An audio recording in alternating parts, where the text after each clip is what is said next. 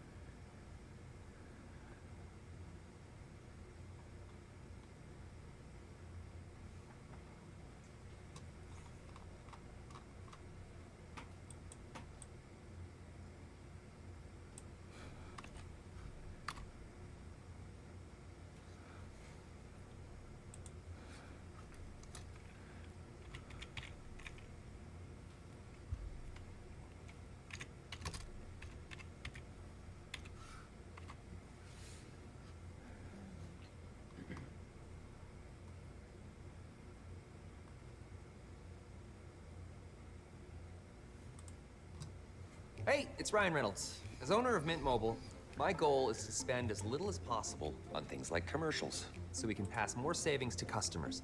When I saw what they're charging for holiday-themed stock videos these days, well, you can see what I decided to do. And that means we can afford to offer 3 months of free service on any plan, including unlimited. So, let's Go.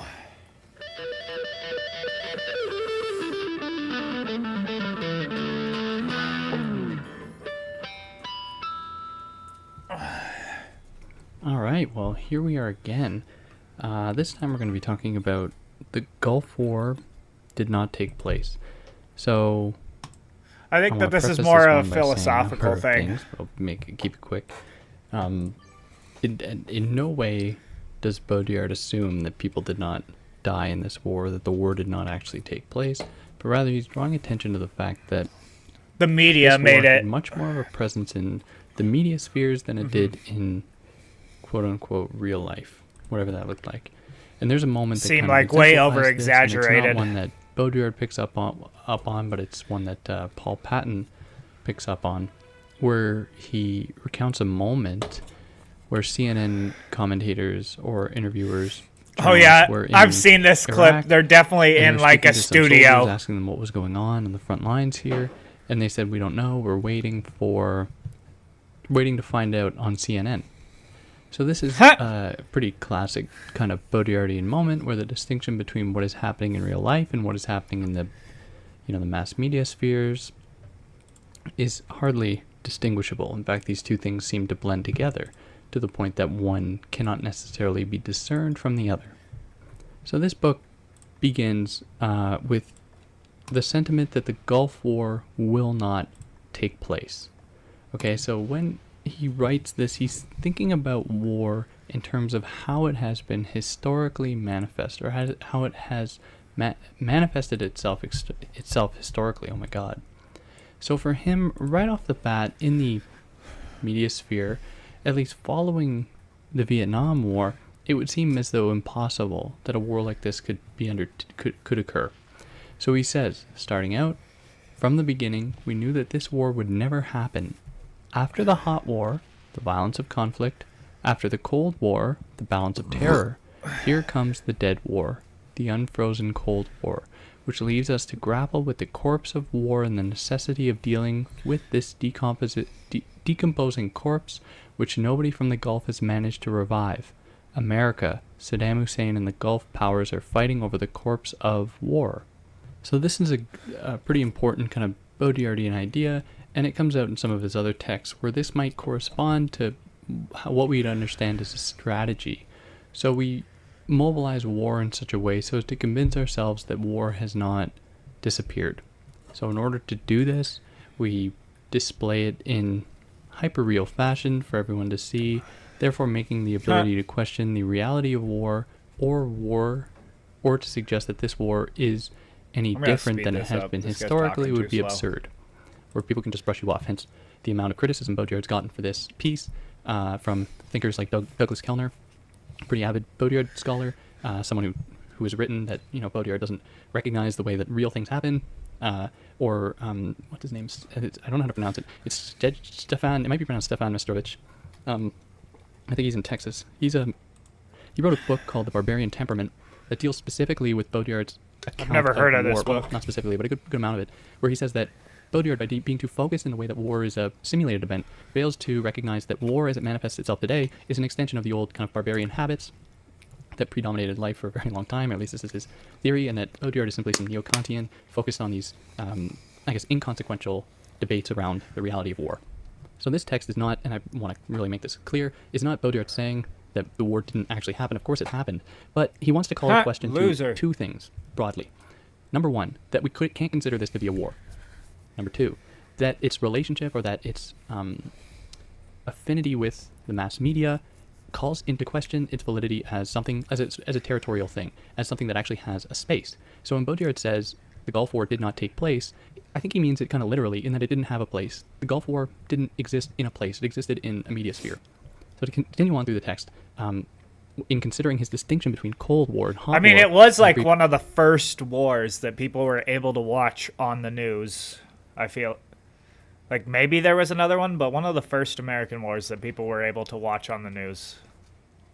I'm pretty sure. This passage that I mentioned, he locates the Hot War with World War II, and then the Cold War with, as we might understand, the Cold War, or the missile crisis, or whatever. Testing used to be simple. It's not anymore. But what if instead of just managing tests, you could put quality first? Welcome to TestRail. Track all your testing across all your projects. Collaborate with your entire team. in one centralized workspace and integrate with the rest All right, there we go. So this concept of war, at least the idea of the Gulf War, can't occur. So the reason he's able to say this is from some of his earlier arguments and earlier texts pertaining to impossible exchange. Now, we actually haven't gotten to that book yet here on this channel, and it follows the Gulf War did not take place. But in Fatal Strategies, he puts forth this idea that in the, I guess, contemporary kind of metaphysical struggle of life, he locates humans becoming correlative with hostages. So he says this because taking into account the, how nations have amassed nuclear weapons to such an extent that the entire face of the planet could be wiped off at the push of Might a as well button. grab Baudrillard another calls into balloon question real quick. quite poignantly how little autonomy people have, how little wiggle room people have to engage in any real kind of political endeavors. Rather, he says that we are, made to be hostages to these national systems that have the power to eradicate us at a moment's notice. So what he says about the Gulf War in relation to this is that non-war is characterized by that degenerate form of war which includes hostage manipulation and negotiation. Hostages and blackmail are the purest products of deterrence. The hostage has taken the place of the warrior. He has become the principal actor, the simulacral protagonist, or rather, in his pure inaction, the protagonizer of non-war. So the reason for that, or at least the idea, is that because we have entered a phase where we become hostages, at least according to Baudrillard, it calls into question and challenges this idea of traditional war, which dealt with this idea of warriors or greatness, if I'm going to borrow from Arendt for a second, thinking about Achilles, and instead you have people that are totally without autonomy in these instances. Now, I think that this can be said of a certain number of wars, or of a number of wars, especially Vietnam, and why Baudrillard focuses on the Gulf War. We might just say because the way that technology has developed up to this point, it really marks a crucial shift in how war has been traditionally depicted. But I think the same could certainly apply to like Vietnam, where it was a war not worth conducting. It was a war that was simply an absurd war, whereas in like World War II, perhaps someone could mount the argument that there was a reason for it. But no, for us today, as he makes clear, we are all hostages of media intoxication, induced to believe in the war just as we were once led to believe in the revolution in Romania, and confined to the simulacrum of war as though confined to quarters. Because we are not expected at any moment to challenge the conception or the notion of war appearing to us on the television, because that we conceive of television as being the universal neutralizer, or that thing that is supposed to present images as they appear in real life. But of course, knowing Baudrillard, he's going to call attention to that, or he has throughout all his other works up to this point, so I won't really go into that. But because of that, or at least because of our willing acceptance of what appears on television, we are, for him, hostages in that way as well. Now here we arrive at one of Baudrillard's more difficult claims to swallow, notably that the Gulf War, if it was counted on the Richter scale, would not reach a 2 or a 3. The buildup is unreal, as though the fiction of an earthquake were created by manipulating the measuring instruments. It is neither the strong form nor the degree 0 of war, but the weak statistical degree, the asymptotic form, asymptotic form, which allows a brush with war but no encounter, the transparent degree which allows war to be seen from the depths of a dark room. So it's clear here that we can, understand some of the critiques leveled against him, that he disavows the real suffering that people have gone through in war. But I want to read another passage that kind of, as a means to kind of curb that criticism right off the bat, which is that he says he is absolutely cognizant of the fact that there are 100,000 dead Iraqis at the end of this war, or that pile up during this war. So for him, that just emphasizes his point, where some people take that to mean that Baudrillard doesn't care about dead Iraqis. Actually, I think that it does further his point, at least for him, because it points to an absurdity, kind of an odd manifestation of war, where it seems as though only one side suffers casualties while the other is left almost untouched. So for him, that's not what a war is. It resembles more of an invasion, more of an assault, more of an imperialistic struggle. I think now so I this have really all three, chimes so in I well, can or at least this recruit resonates well 10. with his earlier theses in Yeah, simulacra and simulation, next one. especially when he's considering the role of the United States in globalizing the world, in a sense, or in being a... Innovation doesn't happen on its own. It needs leaders to drive it. a purveyor of neo-imperialistic efforts in the hopes of rendering the world easily consumable or mappable under the aegis of some kind of American rationality. So this really resonates well with his thesis that he puts forth in this text in the Gulf War, when he's thinking about how one side is losing many more lives than the other. I wonder why that might be. For Baudrillard, it's surely a symptom of this greater struggle that doesn't allow for the possibility of war that would imply a sort of dialectical struggle, that would imply something of an equal response to some extent. But this was just such a deliberate smashing of the other side that it could hardly constitute a war. So this is where the media come in. They perform the function of convincing people that a war did take place, that there was things that occurred on the ground. So they display the same explosions repeatedly. They display the same kind of exciting moments on repeat on CNN or Fox or whatever, in order to convince the viewers at home that there is something to be fought for, at least on the American side. On the other side, of course, there's something to be fought for. America's rolling in with troops, and you have Russia and coming in with tanks and all that. I'm thinking of another time period. Ignore that last part. But you have America coming in at your doorstep. Of course, there's something to fight for on the other side, but they don't have the same kind of media machine that the America does.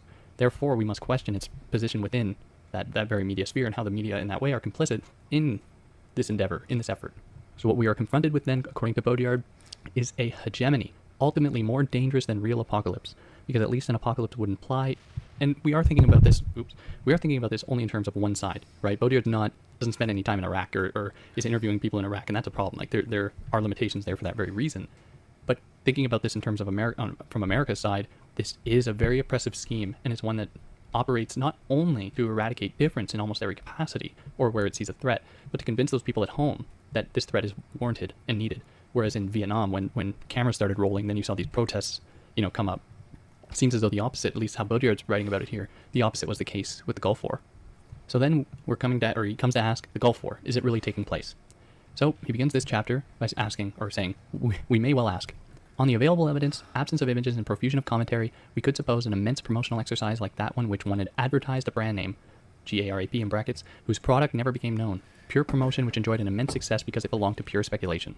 So this advertisement, or at least the idea of advertisements in between media images, is a phenomenon that interests Baudrillard greatly, because it just attests to the kind of, not only the indifference of television itself, where it's prepared to show people dying and then show advertisements for a candy wrapper, but it does also demonstrate the kind of affinity that advertisements have with this, Damn it! with war as it manifests itself in the media. So as he says, the media promote the war promotes the media, and advertising competes with the war. Promotion is the most thick-skinned parasite in our culture. It would undoubtedly survive a nuclear conflict. It is our last judgment. And I think this could go either way, where we could agree with him and say that yes, it does compete with war. It competes for ad time on the televisions between images of the war, but at the same time, it really does cooperate with it. They work as a network, where if we consider this process of globalization or the war as an instrument of this globalizing effort, then it is part of that very, advanced capitalist system of exploitation to some extent that has an indubitable affinity with advertising, with promotion.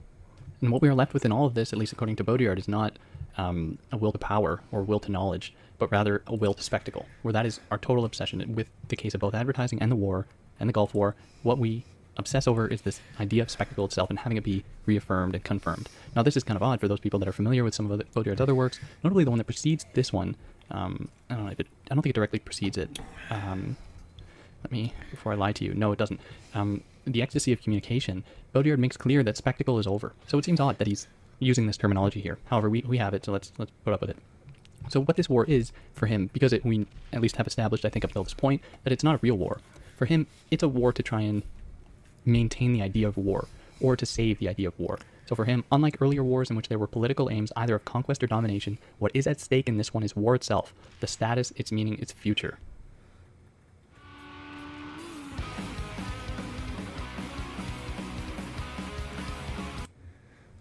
So what that means, it's difficult to say, because we can hardly consider this to be a war in the first place, so it would seem odd that anyone could possibly mount the notion that this was a war in the service of the idea of maintaining war, or keeping war going for its future. So we have to kind of wrestle with that idea a little bit, and in order to kind of solve it, I'll reiterate what I said earlier, where it's not the war itself per se, but it's its connection to the mediated images that bring war to its hyper-real function, to its hyper-real realization. And in that way, we see war being recuperated in some sense. Because, as Baudrillard makes clear in a rather provocative way, World War III did not take place, and yet we are already beyond it, as though in the utopian space of a post-war which did not take place, and it is in the suspense created by this non-place that the present confrontations unfold and the question is posed, can a war still take place? To which the answer, I think, would be no. The global conflict, or the process of globalization by certain nations, make it nearly impossible for war to take place proper. And the nuclear, dropping of the first nuclear bombs on Japan, I think was a precursor to all this, really telling the world as a mode of deterrence that if you step out of line, there won't be the opportunity for war. Thinking about this, the development with, or how the events with North Korea and the United States were unfolding for a few months, where it seemed as though the President of the United States was prepared at the push of a button to eradicate the conflict, to eradicate the tension in a moment, which I think is certainly within his power, not his right per se, but technically the ability was there, where the war wouldn't actually need to take place, and in fact there wouldn't have been place for it when the resolution could come about at the push of a button. So then can it be said that even we have a future in this mode or in this system, to which Baudrillard would, I think, pretty clearly say no, absolutely not, because the future would imply some degree of choice or autonomy, whereas for us, that has been taken from us under this totalizing system, this kind of simulacral system that doesn't allow for people to break out of the boundaries break out of certain boundaries unless it's allowed or allotted for by the system itself. And this is a conversation that goes on really in really interesting ways with like post-feminist thought and how resistance is possible in relation to feminism in current mediated spheres, where it can hardly be said that there can be a redemptive use of the media for feminism to occur, because every single image is essentially attached to a certain profit motive. And this is especially true today if we think about the Nike ad with Kaepernick, where it can hardly be said that was a beneficial or benevolent thing on the deep down. On the surface it appeared as so, but Nike still has sweatshops, and how do you necessarily get out of that is difficult. And for Baudrillard, who often deals with these kind of totalizing systems, that is simulation or America or whatever, there doesn't seem to be a lot of wiggle room. So where there are sites of contestation, where there is the presence of a certain degree of otherness that falls out of the control of the system, Baudrillard recognizes that America, or the global authority of the time, will simply annihilate it. He says, they, notably America, cannot imagine Who is they? Nor, therefore, personally make war upon it. What they make war upon is the alterity of the other, and what they want is to reduce that alterity to convert it, or failing that, to annihilate it if it proves irreducible, which was the case with Native Americans in, the Americas, precisely because they fell outside of however Europeans might understand them, and because Europeans had very sadistic motivations and very sadistic ways of dealing with people. They were very successful at eradicating many of these nations off the face of the earth. And they do that in the same way, or at least the Gulf War, how it was taking place, was with the same motivations, in the effort of eradicating a sort of difference.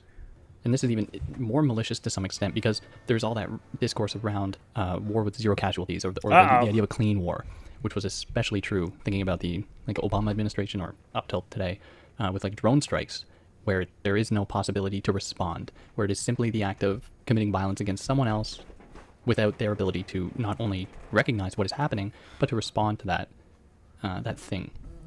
And all this stands in opposition to wars. It has been, or the definition of it that would imply an ability to respond, an ability to react.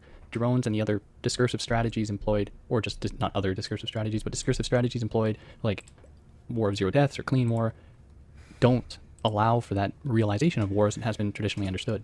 So it's like the war machine, as Deleuze describes it, where the war machine is not something that has any affinity with war as it has manifested itself in the 20th century per se. Rather, for Deleuze, the war machine is that thing that kind of allows states, in a sense, to come into being through sort of as a kind of apparatus of capture. But it is when the war machine, the war machine only becomes oppressive when war occurs for the sake of war's sake, for the sake of itself.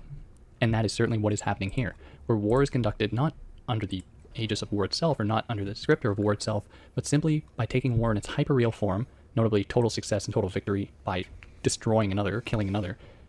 Only when that occurs do we see this really oppressive formation occur, because there is no ability to respond, to react. So this all presents kind of a counterintuitive scenario, where for Baudrillard, as we approach war in its hyper-real form, what we fall into, for him, is the illusion of the virtual. So what he says, the closer we approach the real time of the event, the more we fall into the illusion of the virtual. God save us from the illusion of war. Where it is that illusion of war that is, as I have been saying it, the most oppressive, the scariest one for Baudrillard. Now, this is difficult to kind of wrap your head around, especially if you've read some other Baudrillard texts, especially some of his later ones that follow this. Illusion is something that Baudrillard celebrates to some extent. So it's odd that he uses this language here to describe an oppressive scheme, or a schematic, or a framework, but here we have it. He's not the most consistent, so we have to grant him a privilege that we don't normally grant other people. So he's lucky for that.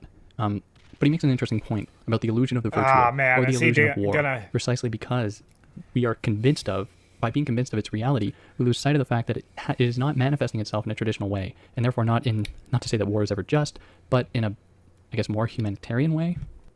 Hey, it's Ryan Reynolds. I know Halloween was a few weeks ago, but right now, the big wireless companies are trying to trick you into signing long, expensive contracts. Ooh, scary. As owner of Mint Mobile, we're not going to do that. No. We're going to treat you to 3 months free service on every plan, even unlimited, less tricking, more treating. 1 second. Hello. Hey, sweetie. No, Daddy's just recording the Mint Christmas ad right now. Don't call here again or Santa won't come this year. Okay.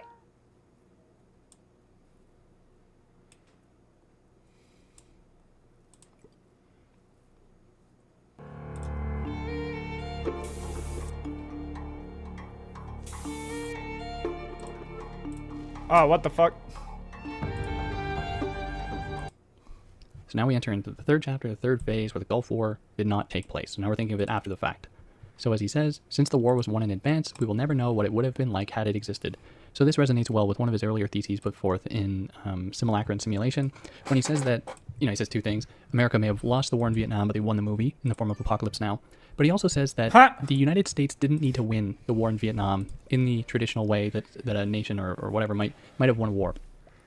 The real goal of the Vietnam War for Baudrillard was to enter Vietnam into the global framework. So the real threat was not communism, at least not for Baudrillard. The threat was the unmappable, deterritorialized kind of guerrilla warfare occurring in the North Vietnamese side.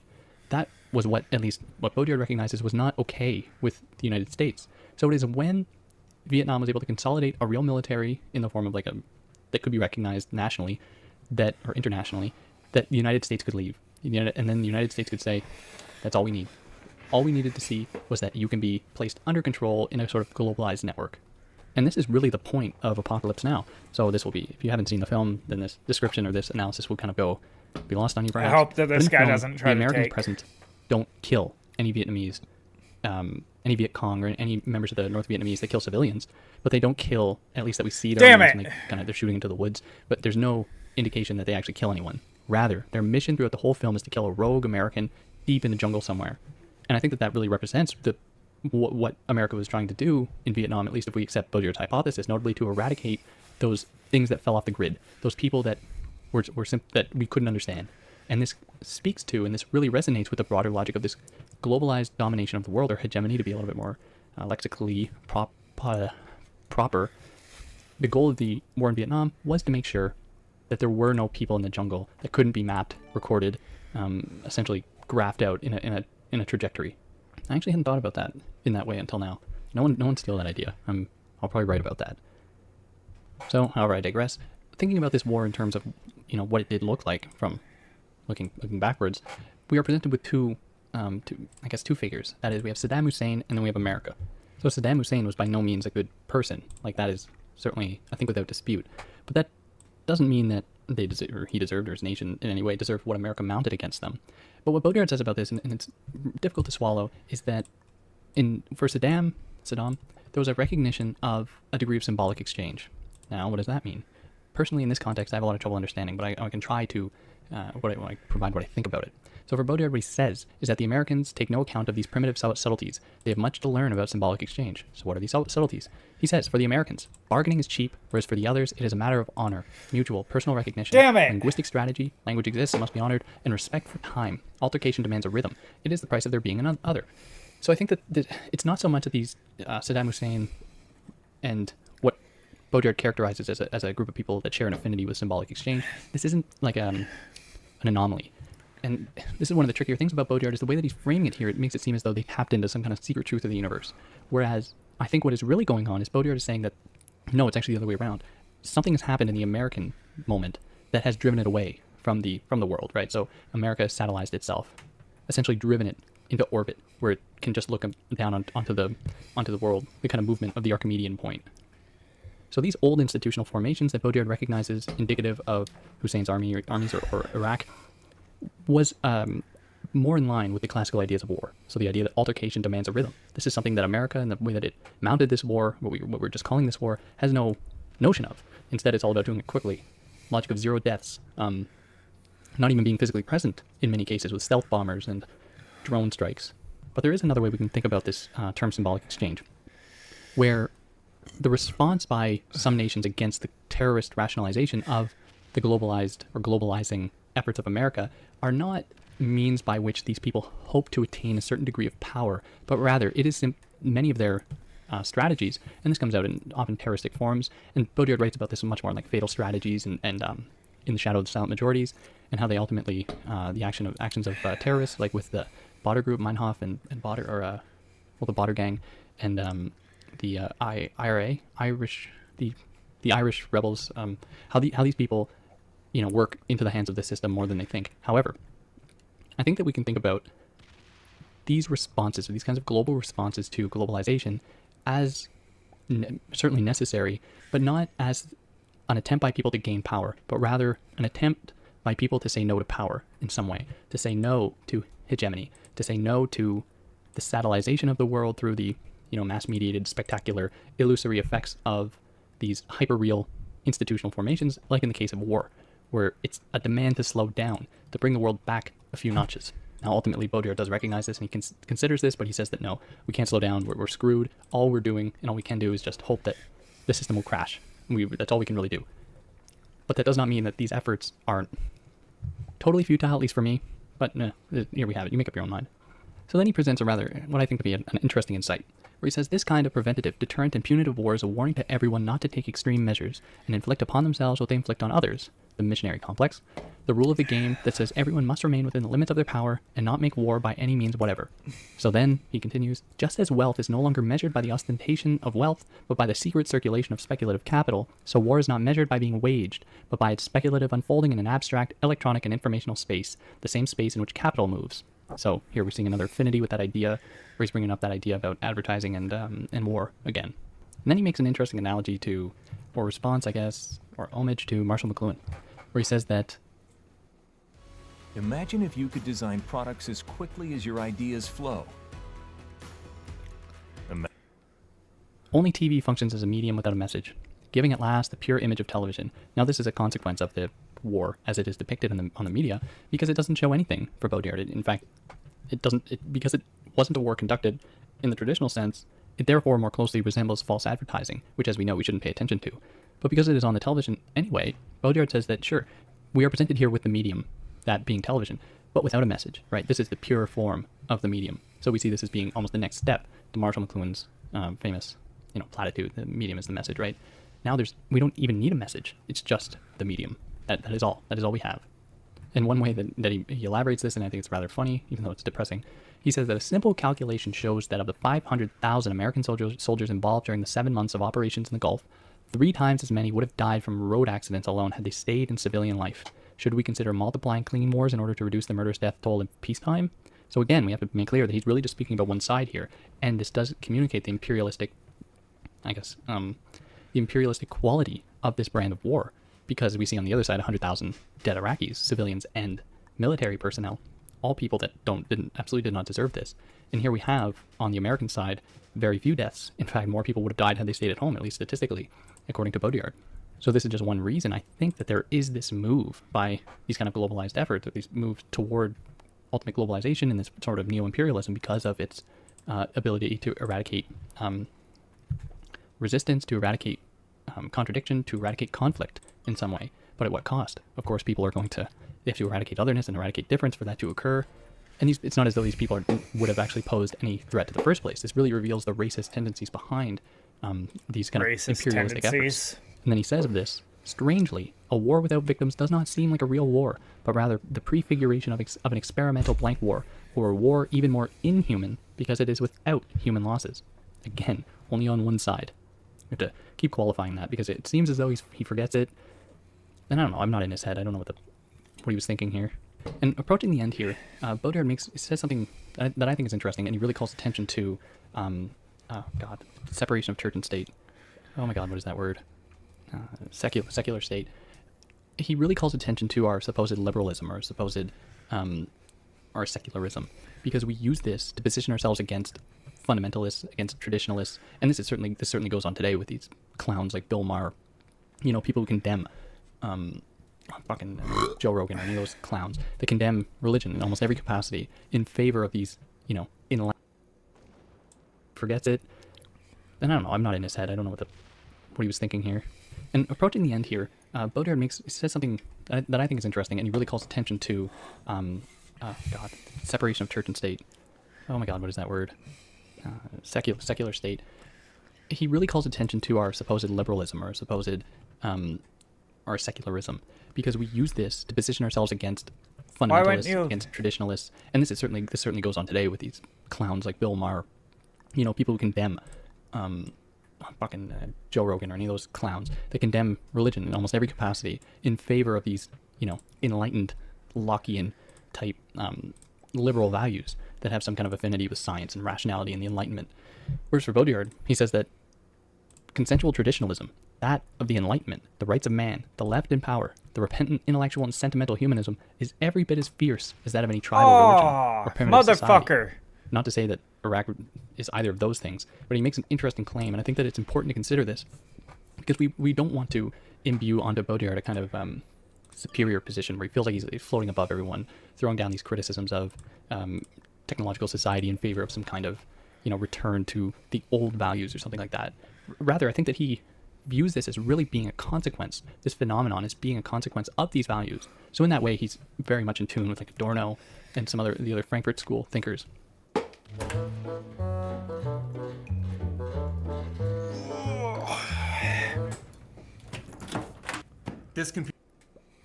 Or perhaps he's not as pessimistic as Adorno, or he's more, it depends which book you read, but he's really considering all of this in terms of that logic, that oppressive logic of the Enlightenment that, I bring up and I'm quite passionate about because it's something that I confront almost daily in the rhetoric that I not only encounter on the internet, but in, my daily life. Like, people love this idea of rationality and truth and science and objectivity, really scary ideas, but they are ideas that work very well with the oppressive modes of simulation that Baudrillard writes about. So in that way, I think we can see him as certainly posing a challenge to that as well. So to kind of round this off, Baudrillard leaves us with a good paragraph. He says that our wars have thus less to do with the confrontation of warriors than with the domestication of the refractory forces on the planet. Those uncontrollable elements, as the police would say, to which belong not only Islam in its entirety, but wild ethnic groups, minority languages, etc. All that is singular and irreducible must be reduced and absorbed. This is the law of the democracy and the New World Order. In this sense, the Iran-Iraq War was a successful first phase. Iraq served to liquidate the most radical form of the anti-Western challenge, even though it never defeated it. And then finally, the last words of this book, or this pamphlet, whatever you call it, are, as a result, the more the hegemony of the global consensus is reinforced, the greater the risk and the chances of its collapse. So this is an idea I won't labor on too much now. The idea of a system collapsing on itself, or rather consuming itself in a cannibalistic fashion, which is an idea that comes up in really one of his last texts, Carnival and Cannibal, where I'll expound upon this more, but there are many other books to get to before that. I'm hoping next time I'll do probably The Transparency of Evil, but I gotta find a copy of it. I read it. I only read it at the library, so I don't have a version of it here with me. So I'll get my hands on that. But for those that listen this far, thank you. And I hope that you're able to get something from this. It's a tricky read, and it's problematic. There's no denying that. But there are some gold nuggets in here as well. And I'd certainly be curious as to what other people think about it, because it's not easy, and there are different ways to interpret it, surely. But on that note, take care. Hello? Will I look in the We've laundry helped for one millions of of your... creators improve their SEO to grow their YouTube channels. TubeBuddy is a platform that helps you save time, get more views, and do more on YouTube. Okay. Wow, that is exactly what I need. Oh, want to put your thumbnail ideas to the test? A/B testing is the way to find out which one works best. And don't get us started on our bulk editing features that will save you even more time.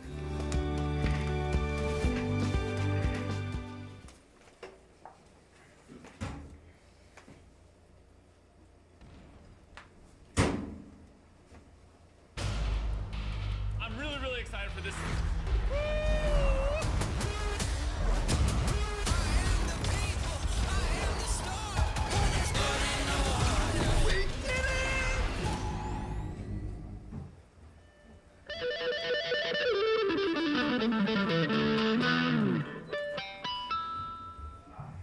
All right, cool. What is up, everyone? So today we're going to go to The Perfect Crime.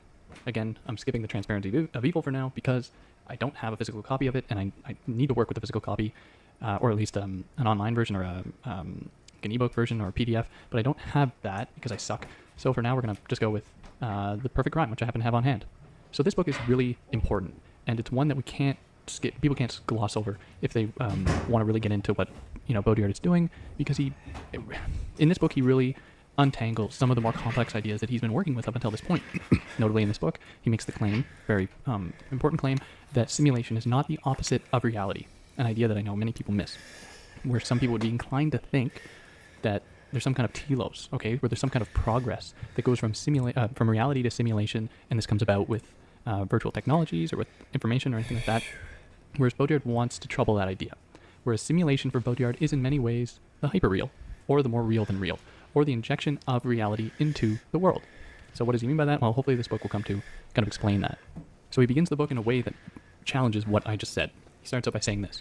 This is a story of a crime of the murder of reality and the extermination of an illusion, the vital illusion, the radical illusion of the world. The real does not disappear into illusion. It is illusion that disappears into integral reality.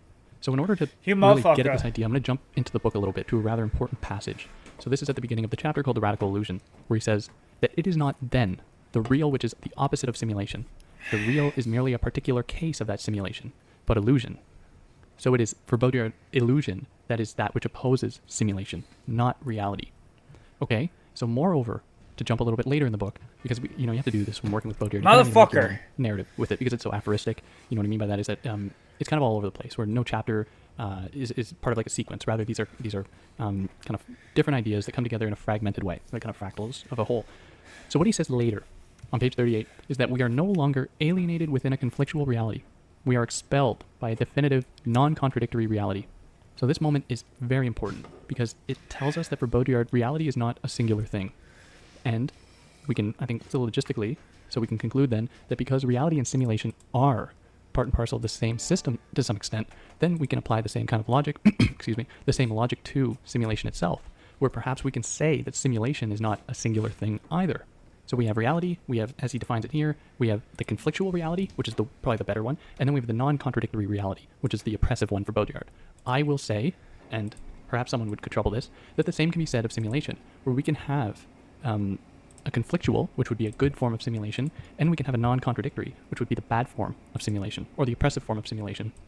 So what that means, or I think what is important, the biggest idea we can take from that, is that Baudrillard's notion of simulation, Baudrillard's notion of reality, or of anything like that, does not have some kind of inextricable affinity with technology, whereas this is part Damn of it. another system. Really, the cultural project of trying to demystify the world through, to put it quite broadly, and to perhaps give it more of a singular locus of temporality than it has, I will say that what Baudrillard is speaking against, or speaking to, is the Enlightenment project, that project that sought to essentially demystify the world. So when Baudrillard is writing about non-contradictory reality, that oppressive form of reality, I believe what he means is that he is really against the idea that there can be this thing called reality, or in other words, this thing called truth, in materialism or in anything like that, that can point us to some kind of realness to the world. A notion that for him would simply be, he would simply ask, well, realness for whom? Who has established this realness? And then with his conversations about war, or theories about war, it would certainly be a project of the West to try and make the world realized. So if we extend this idea over to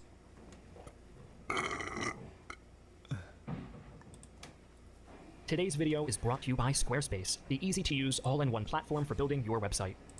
Hi, I'm Griffin Johnson, the Armchair Historian. Today's video, the Persian Gulf War from the Iraqi perspective. Joining me to help narrate is Emperor Tigerstar. Be sure to subscribe to his YouTube channel and watch his map video on the same topic.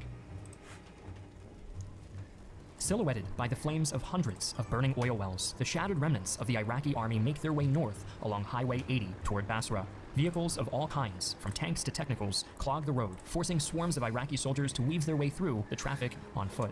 Demoralized, hungry, and exhausted, they have barely escaped Kuwait with their lives. Above them, however, an American AC-130 orbits the area like a bird of prey. Roger, those are Iraqi vehicles. Proceed to engage, over. Only now do they realize they may not have truly escaped safely. Firing.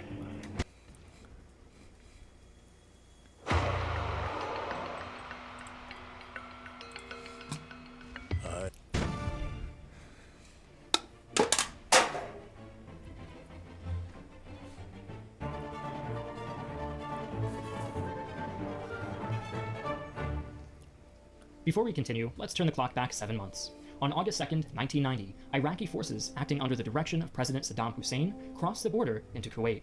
You might be asking yourself why Saddam invaded such a seemingly trivial country. The answer lies mostly in Saddam's own poor decisions, namely the protracted Iran-Iraq war, which had exhausted Iraq's economy and forced the country to take out billions of dollars worth of loans from Kuwait and Saudi Arabia. Unable to repay, Saddam asked Kuwait to forgive the debt. They refused.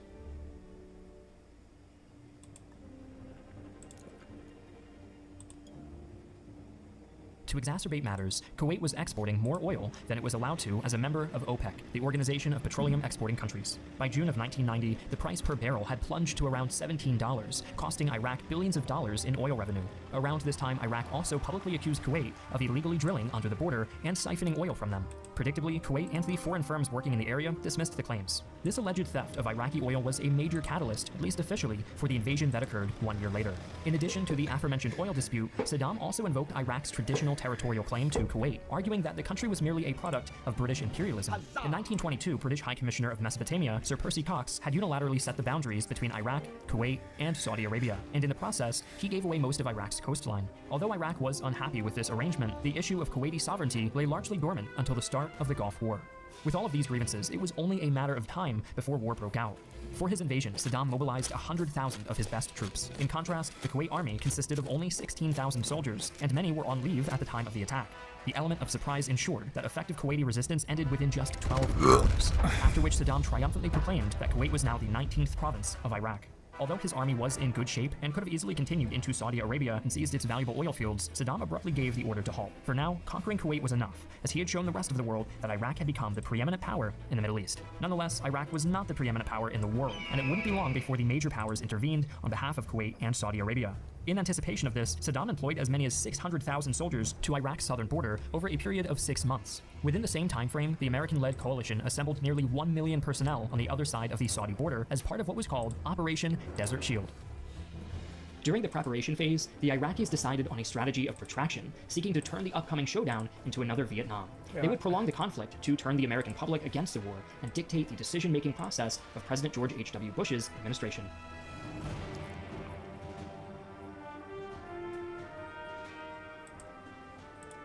From a military standpoint, the Iraqis grossly underestimated the advances in technology since the Vietnam War, and did not consider that many of their Soviet-made tanks, most notably the T-72, were obsolete against the vastly superior American M1 Abrams. Even worse, they failed to correctly predict the nature of the war. According to Norman Cigar, a research fellow at the Marine Corps University, Saddam assumed that much of the fighting would occur at close range, so the coalition advantage in long-range weapons, optics, and electronics would not matter. Meanwhile, I don't feel like... The drone age has begun in the large-scale military online action game War Thunder. Experience completely new gameplay by piloting recon and strike drones to hunt down your enemies from the skies. Also arriving is the iconic Su-25 Frogfoot. The dozens of rockets under its wings won't leave enemy tanks a chance. War Thunder is the highly detailed action game where you fight other players using aircraft, ground vehicles, naval vessels, and helicopters. Destruction effects have also become even more impressive. Ground vehicles explode into individual pieces, and if you land an accurate shot, only a crater will be left in place of your enemy. The battlegrounds in War Thunder span the entire globe, and now you have a chance to wreak havoc at the foot of a huge Indian dam or on the coast of a picturesque city. Top-of-the-line graphics, destructibility, and realistic sounds provide the fullest immersion possible in the genre, and truly bring battles to life. Upgrade vehicles, customize their appearance, unlock new weapons, and win battles. Download War Thunder for free on PC, PlayStation, Xbox, and Mac. How much time do I have?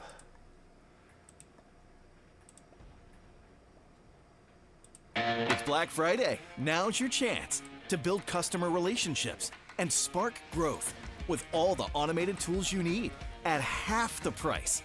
You'll fall in love with Brevo's approachable marketing suite. You'll have to act fast.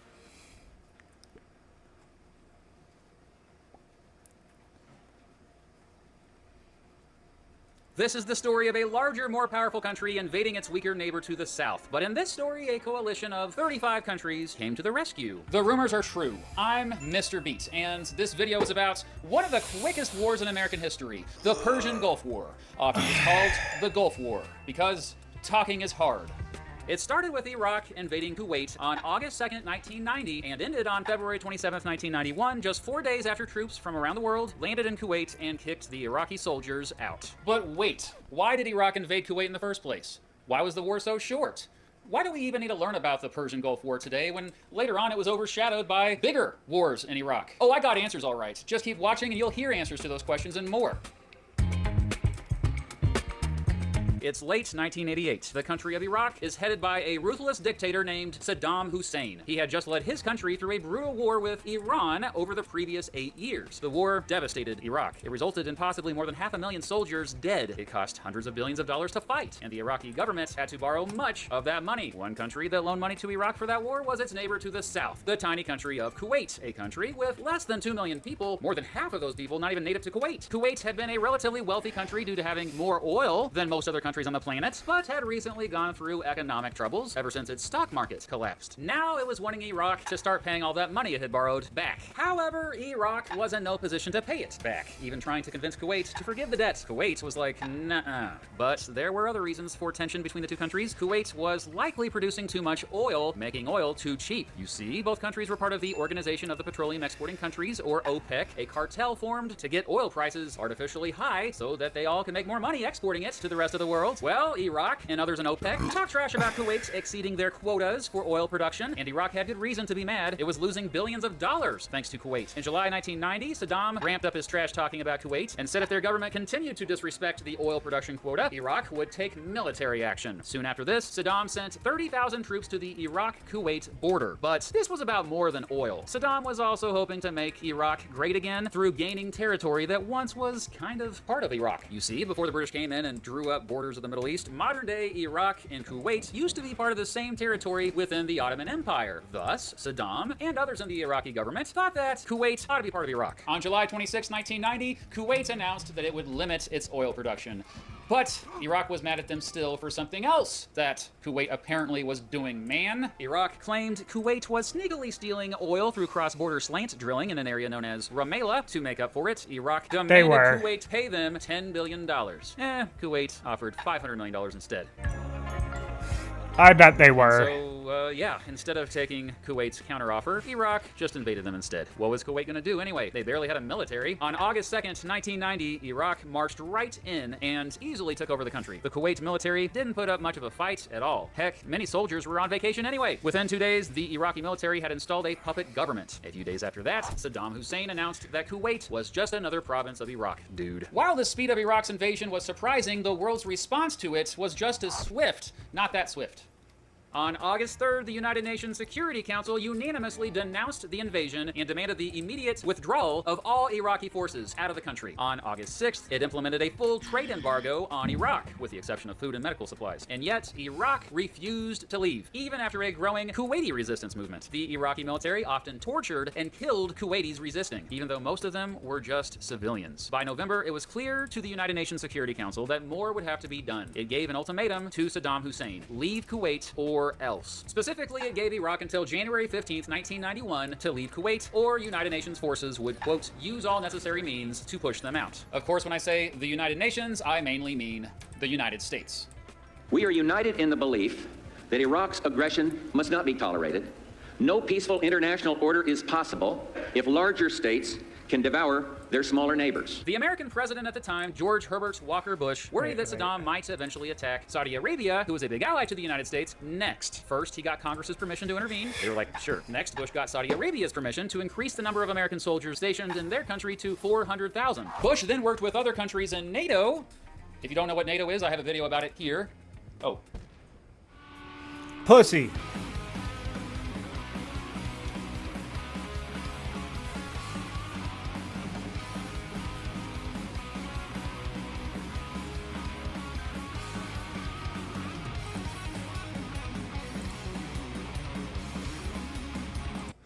Bro, I thought that was the video they was talking about. Getting many NATO countries on board with helping the American military in case they needed to kick the Iraqi military out of Kuwait if Iraq, ignored the ultimatum. By January 15th, Saudi Arabia, the United Kingdom, France, and Egypt had all agreed to fight if needed. And before the war would be over, all these countries offered at least some sort of support. That's quite a team there. Yeah, Afghanistan even helped out. For real. Still, the United States overwhelmingly led this effort. They were the world's lone superpower by that point, after all. As you probably predicted already, Saddam Hussein ignored the ultimatum, and coalition forces started promptly bombing the heck out of Iraq from the air on January 16th, thus beginning Operation Desert Storm.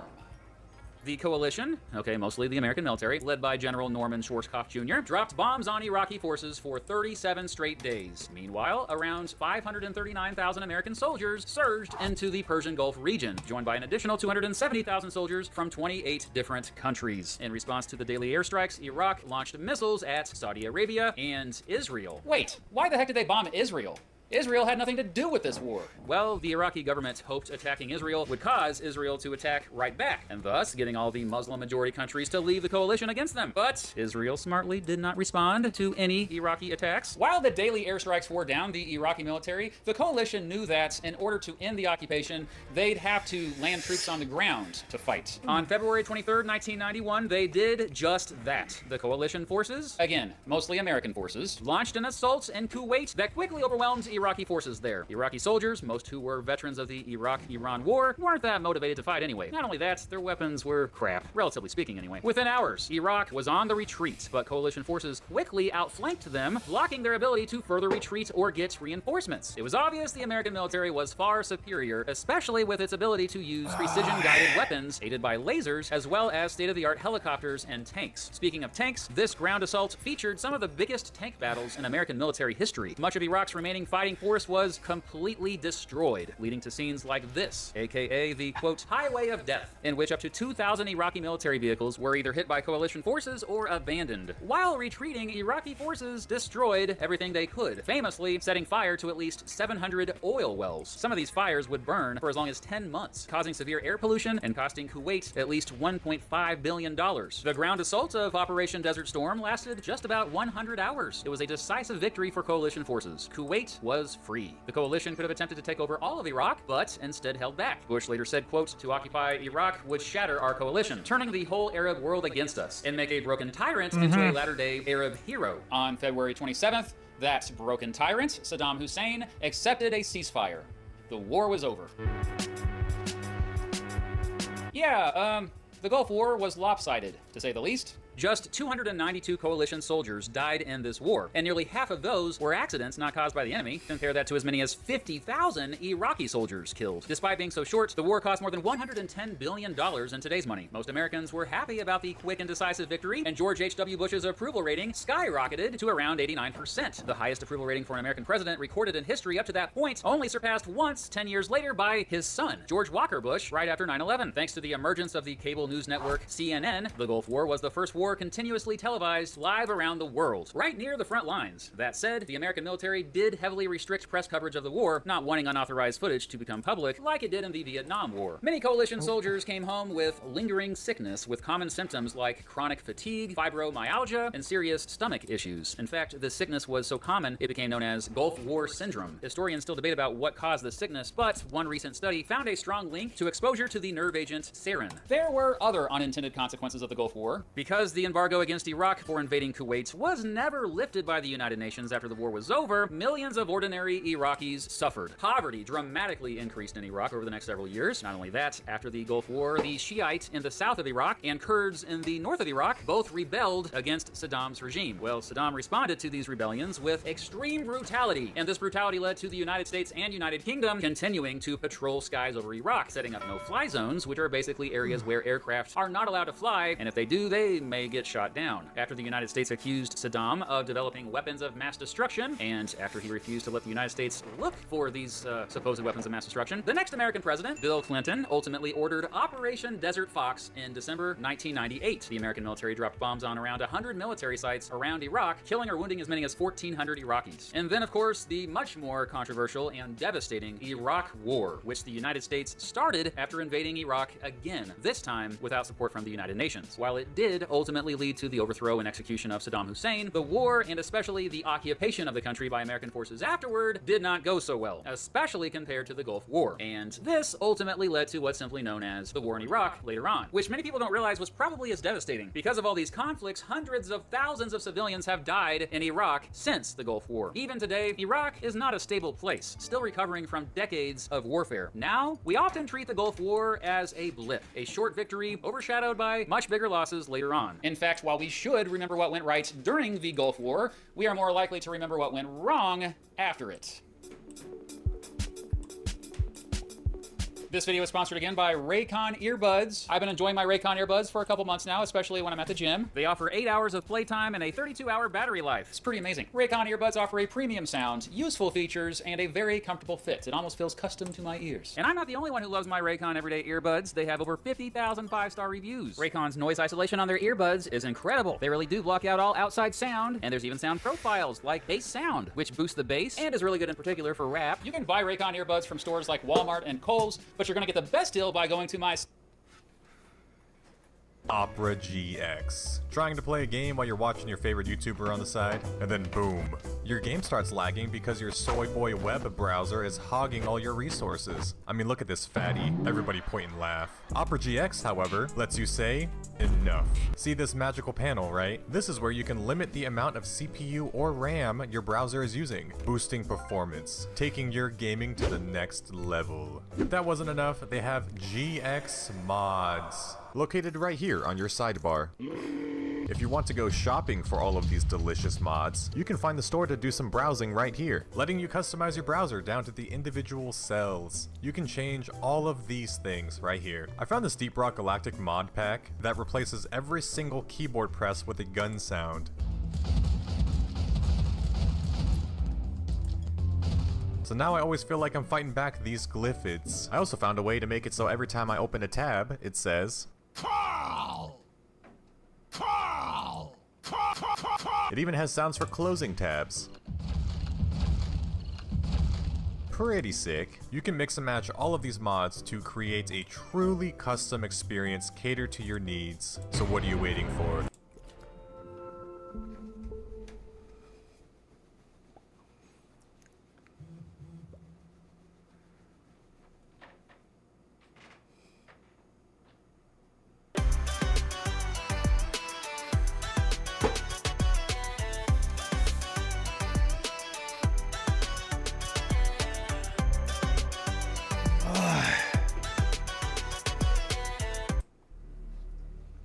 On August 2nd, 1990, the #1 single in the United States on the Billboard charts was She Ain't Worth It by Glenn Medeiros and Bobby Brown. The #1 movie at the box office was Total Recall, starring Arnold Schwarzenegger. American newspapers were focusing on the recent nomination of David Souter to the Supreme Court, especially his views on abortion, which he carefully avoided saying anything about. I don't often bring my own experiences into history videos, but during the summer of 1990, I was working as a day camp counselor, and that week was our overnight camping trip with the kids at a small county park in Oregon. The stars seemed impossibly bright that night out in the woods. Across the world, in the Persian Gulf, that night the military forces of Iraq crossed the border with its small southern neighbor, Kuwait.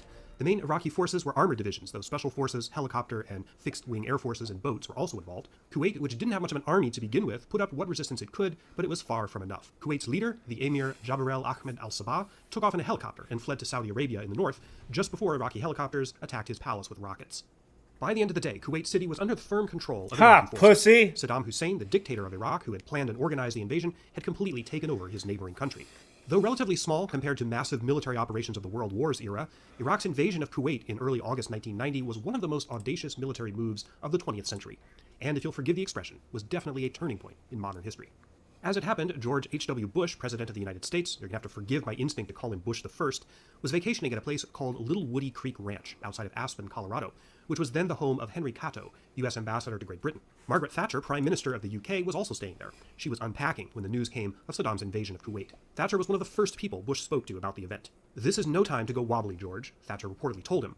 His decision seems to have been made pretty quickly. Saddam's action would have to be reversed, even if it meant direct commitment of American military forces. U.S. forces had been involved in military actions I knew numerous that was times gonna since happen. the end of the Vietnam War in 1973, including under Bush's watch. But if American troops got involved, this was likely to be the biggest military action they'd been involved in since Vietnam. The geopolitics of the situation were also tricky. Saddam's relationship to the United States was best described as frenemy. He and factions of his government, both before and after he came to power in 1979, had received considerable support from the U.S. This video clip, famous for its irony, shows Saddam meeting with Donald Rumsfeld, future Secretary of Defense under Bush II, in 1983. But he was also something of a loose cannon, an unstable dictator who'd slaughtered tens of thousands of his own people, and who 10 years earlier got his country involved in one of the most destructive wars of the 20th century, excluding the two world wars, at least in terms of military death toll. Oil was a major factor. Kuwait was one of the world's richest oil-producing countries, and a fountain of petroleum that bubbled out of Arabia and the Persian Gulf powered most of Western civilization at the growing cost of global warming caused by the burning of fossil fuels. Most alarmingly, at least at first, Iraq's easy absorption of Kuwait signaled a serious threat to the country next over on the map, Saudi Arabia. a staunch American ally and the source of a huge chunk of the oil that Americans relied on day to day. Was Saddam going to stop at Kuwait, or did he have plans on Saudi Arabia too? In early August 1990, no one knew for sure. What was clear was that Saudi Arabia's own army was too small to resist a full-scale Iraqi invasion.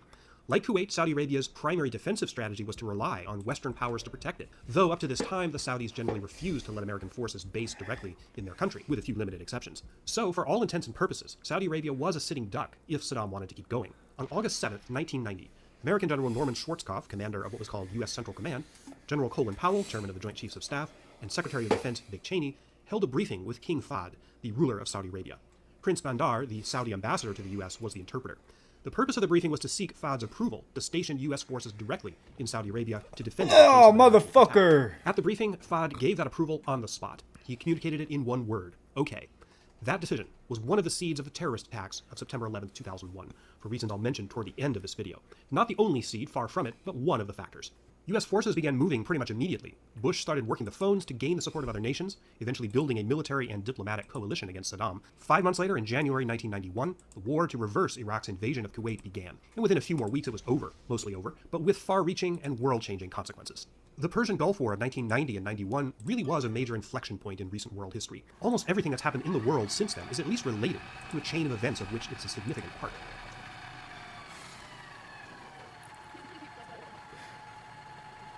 Yet already, after only a little more than 30 years, it's become somewhat obscure in history, vastly overshadowed by later events like 9/11 and the Iraq War that began in 2003. There's something of a generational divide here too. If you lived through the Persian Gulf War, that at the time it seemed like the biggest thing in history, at least measured by the amount of media coverage it got. If you didn't though, it's not the kind of thing that attracts a lot of attention to itself in historical memory, unlike World War II or even Vietnam.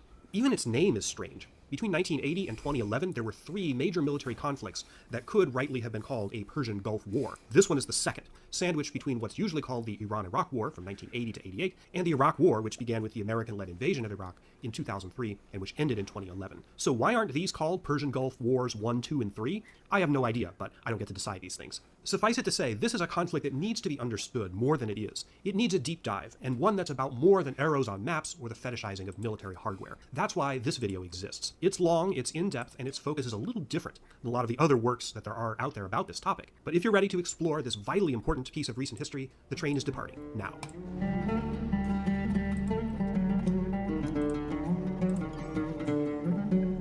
Hello, I'm Sean Munger. I'm a historian, have a PhD in history, and I do deep dive videos on historical topics here on YouTube. I'm also a teacher and author. In 2013, while I was working on my dissertation, I taught a university-level course on the Iraq War. That is the third war, the one after this one. And I didn't get to spend as much time on this specific conflict as I had hoped. A few years ago, I developed an audio-only course on the Persian Gulf War on my website, seanmunger.com, so needless to say, I've got a lot of material compiled on it. This is a very long video, and I want to keep the introductory stuff to a minimum and dive right into the substance. But I do want to say one thing about my approach to the Persian Gulf War. A great deal that's been written and studied on this conflict is heavily weighted toward what you might call the military story. The hardcore history about units, maneuvers, commanders, weapons, hardware, that sort of thing.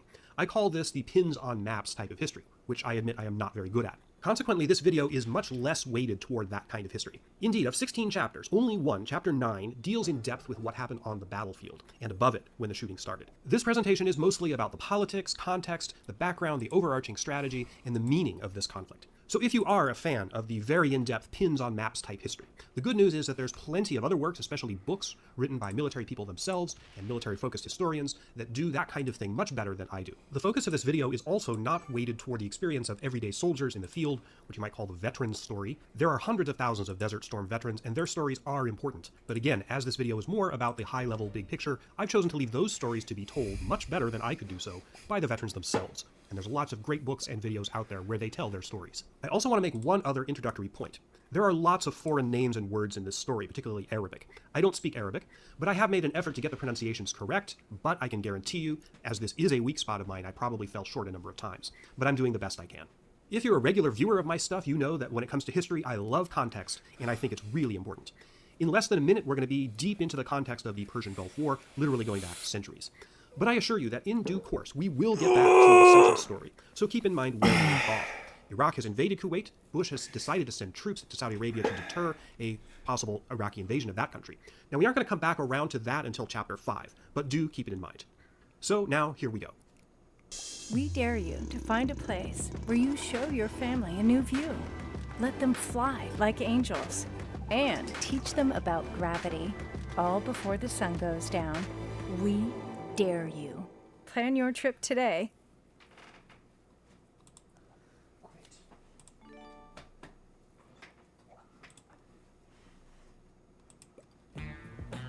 However you do the holidays, do it together in the Chevy that's right for you. The strong and capable Chevy Silverado, the award-winning Chevy Equinox, or the all-new Chevy Trax. This holiday season, do more together in a new Chevy. Get 1.9% financing on all 2023 Silverado 1500 pickups, or use your Red Tag bonus cash to get $5,250 total value on this Silverado. Silverado, the #1 selling truck in Butte Bozeman. This is a map of the modern Middle East. It probably looks familiar to you, but in case you need a refresher, that is Iraq, that is Kuwait, that is Iran, that is Saudi Arabia. It's worth asking the question, how did the Middle East get this way? Before I get to that question, let's take a look at Iraq itself. In the 90s, Iraq's population was about 21 million. The ethnicity of the people of Iraq is important. The majority were and are ethnic Arabs, but the country's second largest ethnic group are Kurds, who live mostly in the northeast. There are also Turkmens, but exactly how many at this time wasn't clear. Saddam may have screwed around with numbers as the census is taken while he was in power. Damn it! Among the ethnic Arabs are a minority group known as the Midan, or marsh Arabs, who live, as their name suggests, in the marshes between the Tigris and Euphrates rivers. This is one of the oldest places of human habitation on the planet. While not ethnically distinct, the marsh Arabs are culturally distinct from other people in Iraq. They'll pop up in our story again, especially right as the war ends. You cannot separate religion from ethnicity in Iraq. A majority of Iraqis, about 60%, were and are Shia Arab. I'll explain the difference between Shia and Sunni Muslims in a moment, but about 20% are Sunni Arab and about 17% are Sunni Kurdish. Sunni and Shia are sectarian groups within Islam. The majority of Muslims worldwide are Sunni. The Shia are a minority, except in only 4 countries. 2 of these 4 are Iran, which is ethnically distinct from Arab countries, and Iraq, where a majority, as I just said, are Shia Arab. Saddam, however, and in fact almost all of Iraq's rulers historically, have been Sunni, not Shia. So he was a Sunni Muslim ruling a majority Shia country. That becomes vitally important in just a minute. The split between Sunni and Shia Muslims is complicated, and it goes back to the time shortly after the foundation of Islam in the 7th century CE. The split developed over a disagreement by the Prophet Muhammad's followers after he died about who should be the next leader of the Islamic faith. Sunni and Shia have developed different religious traditions. There are several pilgrimage sites especially important to Shia Muslims that are located in Iraq, such as the city of Karbala. The place that eventually became Iraq is, of course, one of the oldest societies on planet Earth, with a fabulously rich and vibrant culture. In the Middle Ages, Baghdad, the capital of the Abbasid Caliphate, was one of the world's great cities of art, science, and trade. In modern times, Iraq has produced world-class writers like Muhammad Mahdi al-Jawahiri and Daisy al-Amir, architects like Zaha Hadid, who designed the Guangzhou Opera House. Iraqi music is famous for the oud, one of the most ancient musical instruments still played today. So back to the question, how'd the Middle East get like this? Well, the simple answer is 3 different empires: the Ottomans, the British, and the French. Much of what we today think of as the Middle East was ruled at one time by the Ottoman Empire. Among other things, such as excelling at enormous tulip-shaped headgear, the Ottomans were very good at administration. They divided their empire into provinces and sub-provinces, some of which were pretty autonomous. What became Iraq, the ancient land of Mesopotamia, was mostly 3 Ottoman provinces: Mosul, Baghdad, and Basra. The thing you have to understand about the Ottomans was that it's kind of hard to draw the line between what quote-unquote belonged to them and what was, for most purposes, independent and autonomous. This is especially true when we get to Kuwait, the modern incarnation of which was founded in 1613, and which carried on for much of its existence as if it was an independent city-state, based mostly on trade and shipping. If you looked at a map of the Ottoman Empire in, say, the late 19th century, you would see Kuwait encompassed by the territory of Basra province. But if you asked the Kuwaitis themselves, who had their own rulers, many of them would claim that they were, and always had been, independent. This ambiguity is going to become important in 1990, as we'll see. World War I shook up the entire region. The Ottomans, whose empire was in severe decline, sided with Germany in the First World War, a big mistake. The British tried to buy support of various Arab peoples in the region against the Ottomans by making promises to those people that they'd be independent countries after the war.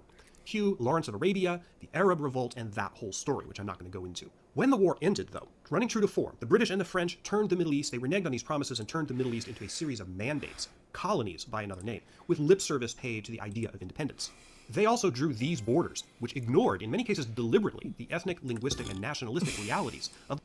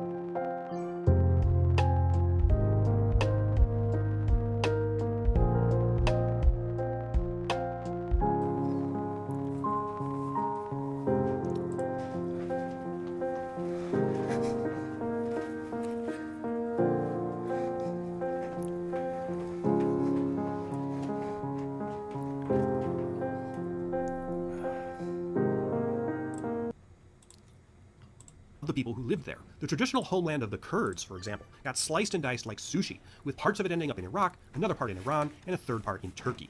Iraq became a British mandate in 1920, and the British pretended to honor their pledges of independence by letting Faisal, who had been the leader of the Arab revolt, one of the leaders against the Ottomans during World War I, he became the king of Iraq. Faisal and his family continued to rule Iraq off and on until 1958, interrupted by a brief coup of right-wing generals during World War II, and also by British direct occupation during part of that period. The Iraqi monarchy was also heavily supported by the United States. You knew oil was going to come into this, here it is. During this period, oil became a major factor in the region. Petroleum first started getting pumped out of Iraq in 1927. Notably, all the oil companies were controlled by Western countries, principally Britain and the United States. Vast oil reserves were discovered under Saudi Arabia in 1938, a country which had only recently become unified under the rule of King Abdul Aziz, sometimes known as Ibn Saud. President Franklin Roosevelt famously paid him a visit in 1945 on Roosevelt's way back from the Yalta Conference, and this meeting helped establish the close relationship between Saudi Arabia and the United States, which would become important in the Gulf War. Anyway, back to Iraq. The monarchy was overthrown by a surprise coup in 1958, and Iraq's new prime minister, Abdul Karim Qasim, proved a little too friendly to socialism for the United States, who hated him. In the late 1950s, a new political party arose in Iraq. This was the Ba'ath Party, and they were an Arab nationalist secular party. The idea of pan-Arabism, that Arab nations should stick together in a common front and de-emphasize the political differences between them, this idea was powerful in this period. Saddam Hussein, who became a member of this Ba'ath Party, was a dedicated pan-Arabist. In 1959, the Ba'ath Party tried to assassinate Qasim by shooting up his car. Saddam, then aged 21, was one of the gunmen, and the assassination attempt was apparently co-sponsored by the CIA.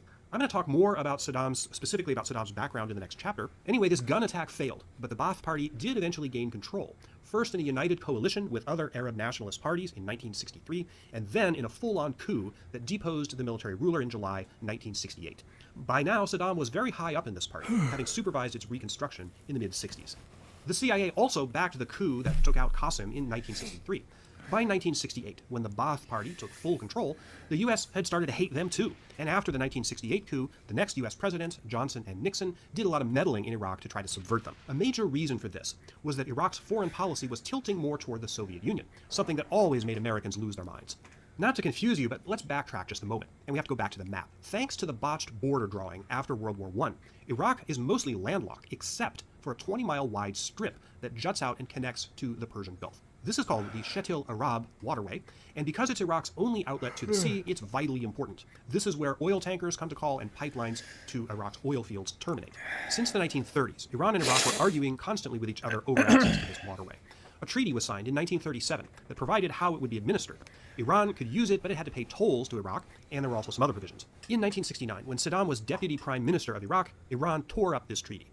Not long after, the Kurds up in the north became restive. Iran, then ruled by Shah Reza Pahlavi, a stooge of the United States, started supporting the Kurdish rebels. However, the Shah didn't want to risk all-out war with Iraq. The CIA and everyone's least favorite meddling Machiavelli, Henry Kissinger, were also covertly supporting the Kurdish rebels. In 1975, Iran and Iraq negotiated a compromise over the Shetil Arab waterway. Iran and Kissinger promptly withdrew their support for the Kurdish rebels, and the Kurdish rebellion collapsed. The Shah was unpopular and a revolution was brewing in his country, Iran. One of the main Iranian revolutionary leaders, the Ayatollah Khomeini, I described him in one of my earlier videos as Santa Claus from hell, had been living in exile in Iraq. Saddam distrusted Iranian opponents of the Shah. He was afraid that they would stir up similar trouble inside Iraq, which, as you recall, had a majority Shia population. Saddam and the Ba'ath Party were Sunnis. In October 1978, the Shah of Iran demanded that Iraq expel the Ayatollah Khomeini. Saddam granted their wish and kicked him out of the country. Khomeini went to France, but then returned to Iran in early 1979 as the Iranian Revolution swept away the Shah's regime. The revolution in Iran was one of the things that forced Saddam's hand. Basically second in control of Iraq, he feared that the Iranian Revolution would embolden those Shia dissidents in Iraq that he was afraid of. So in order to prevent this destabilization, and also to forestall a political union between Iraq and Syria, neighboring Syria, which was in the offing, Saddam decided to take over the country. He mounted a coup in July 1979, took direct control of the government, and more importantly, purged the Ba'ath Party of any perceived enemies. Again, more detail on this in the next chapter. So what was going on with Kuwait all this time? During the 20th century, Kuwait developed very differently from Iraq. Kuwait was firmly under the control of the British, even long before World War I. Despite how good the sea and shipping trades had been in earlier times, Kuwait was largely impoverished, until they found, guess what, oil in 1937. The question of whether Kuwait was or should be part of Iraq was contested throughout this whole period. There were political movements within Kuwait to stick it onto Iraq, or stick it back onto Iraq, depending on whether you believe they had ever been attached in the past. In 1961, Britain's mandate ended and they granted Kuwait full independence. Iraq protested. British troops guaranteed Kuwait's independence, which was also guaranteed by the Arab League, an organization that had existed since the 40s. Indeed, troops from Arab countries, mostly Egyptians and Syrians, replaced British troops in Kuwait, humiliating Qasem, then the leader of Iraq. Kuwait, which then grew extremely rich on oil exports, became a cosmopolitan and generally prosperous country. Although the status of women there was pretty regressive by Western standards, they did have considerable rights as compared to other Islamic countries. But contrary to claims made by Bush I during the Gulf crisis, Kuwait was not a democracy, far from it. It was a monarchy ruled by a royal family, the Emir, the Sabah family. Throughout the 1980s, there was a lot of wrangling over its constitution and the scope of the Emir's powers. Also, most of the wealth in Kuwait was concentrated in the hands of a few very rich families. A significant portion of the middle and lower class labor that was done in Kuwait was done not by Kuwaitis, but by migrant workers, especially Palestinians, but also people from India, Pakistan, and other countries. Palestinians, who generally had Jordanian citizenship, were ineligible for citizenship in Kuwait. So sorry for how confusing this all must be. As I often tell my history students, if I could make it simpler, I would. But I think we have to have all this background to understand why the Gulf War happened and what was at stake. Of course, I've been dancing around one of the main personalities in this story, that being Saddam Hussein. He gets his own chapter, and it's just about to start now. What about rights? That is one term that everyone loves in America. The right, the left, the wokies, the libertarians, there's a broad consensus that in America we have rights. One of the founders mockingly put it, what are we going to put in our Bill of Rights? The right to get up when you want, go to sleep when you want? You can't list all the rights. That's all the possible things that human beings could do. What you don't have, though, you don't have a right to welfare. You don't have a right to health care. You don't have a right to self-esteem by making other people praise you for whatever you're doing. This is not the sanitized version of, the founders with powdered wigs talking about abstract principles. This is Tom West exposing the whole of the founding, including the parts of it that make us uncomfortable.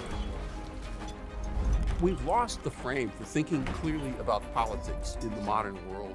I can do anything. I can become a cat. I mean, this is one of my favorites, these people today. Like, if you had told George Washington, that's what you're building and that's what you're standing for, he would have just looked at you like, I don't know what kind of a rock you crawled out from under. The founders thought their own enterprise is worthy, is noble. They thought what they were doing was something grand, to establish and create a society that protects the common good. We are going to discuss what the founders thought about natural rights, immigration, foreign policy, sex, marriage, going beyond the mere presentation of the abstract principles. They're contrasted with the way of life of a contemporary America to accentuate the differences so as to bring it all to life. The Republican government. That's What the best fuck, way to organize bro? politics. If you can do it, that's only possible if you have a healthy American people. And what do you do when you don't have a healthy American people?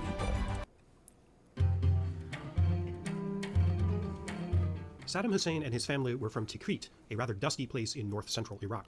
His biological father died shortly before he was born. As a kid, he was sent to live with his uncle, a member of the Ba'ath Party, and then back with his mother and an abusive stepfather. He was raised as a thief and a petty crook. If they had the mafia in Iraq, Saddam would have made a great mafioso. An important fact to know is that Iraqi society functions largely on a patron-client model, where people advance through clan and familial ties, and basically if you become prosperous or powerful, it's your responsibility to get jobs for and to help out your kin and others from your hometown. This is what happened with Saddam, and also what he did for others from Tikrit, especially his family. Saddam got into the Ba'ath Party through his uncle. He was also a cousin of Ahmed Hassan al-Bakr, who was president of Iraq from 1968 to 1979, and whom Saddam pushed out. Al-Bakr thought that because Saddam was a blood relative that he wouldn't turn on him. Sorry, buddy, we're dealing with Saddam Hussein here. The Ba'ath Party started out small and was mostly linked to revolutionaries in Syria. I already mentioned Saddam's involvement in the assassination attempt against Qasem in 1959 when he, Saddam, was wounded in the leg. Saddam's fortunes rose as the party increased in their power throughout the 60s, and he was a loyal party man, given increasing responsibility, in part because his relatives were high up in that party. He didn't really have an allegiance to a well-developed ideology in the same way, for example, that fascist or communist leaders did, although the Ba'ath Party did resemble fascism in many ways, and some people classify it as a fascist party. Saddam was a pan-Arabist, and he greatly admired the rule of Abdel al-Nasir in Egypt. In 1972, while he was rising in Iraq's government, Saddam oversaw the seizure of foreign oil interests, essentially nationalizing Iraq's oil industry. This made Iraq different from other oil-producing countries in the Gulf region, whose industries were still heavily intertwined with Western companies, Saudi Aramco, for example, in neighboring Saudi Arabia. Oil revenues in the 70s made Iraq surprisingly prosperous, though they were never as rich as the Kuwaitis, who were rolling in money. By 1979, al-Bakr was sick and ineffectual, but he was making some moves to bring Iraq closer to Syria, which was ruled by the ruthless Hafez al-Assad, also a Ba'athist. There was talk of a unification between Iraq and Syria, which would have reduced Saddam's importance in the new government. This, plus the urgent problem of Shia dissidents getting all stirred up by the Islamic Revolution in next-door Iran, a majority Shia country, all of these things spurred Saddam to push out al-Bakr and to take over the country himself. This happened July 16, 1979. A couple of days later, Saddam presided over a convention of the Ba'ath Party. At this meeting, he claimed to have found out a treasonous faction within the party that he said was planning to sell Iraq out to Syria. He read the names of 68 supposed conspirators, whom his thugs then removed from the convention hall one by one. Some of these men were spared, but 21 of them faced a firing squad. Saddam videotaped the executions and widely distributed the tape all around Iraq. Kind of like the Night of the Long Knives within Germany's Nazi Party in 1934, this mass execution was essentially Saddam's purge of the Ba'ath Party, of elements that he thought might oppose him.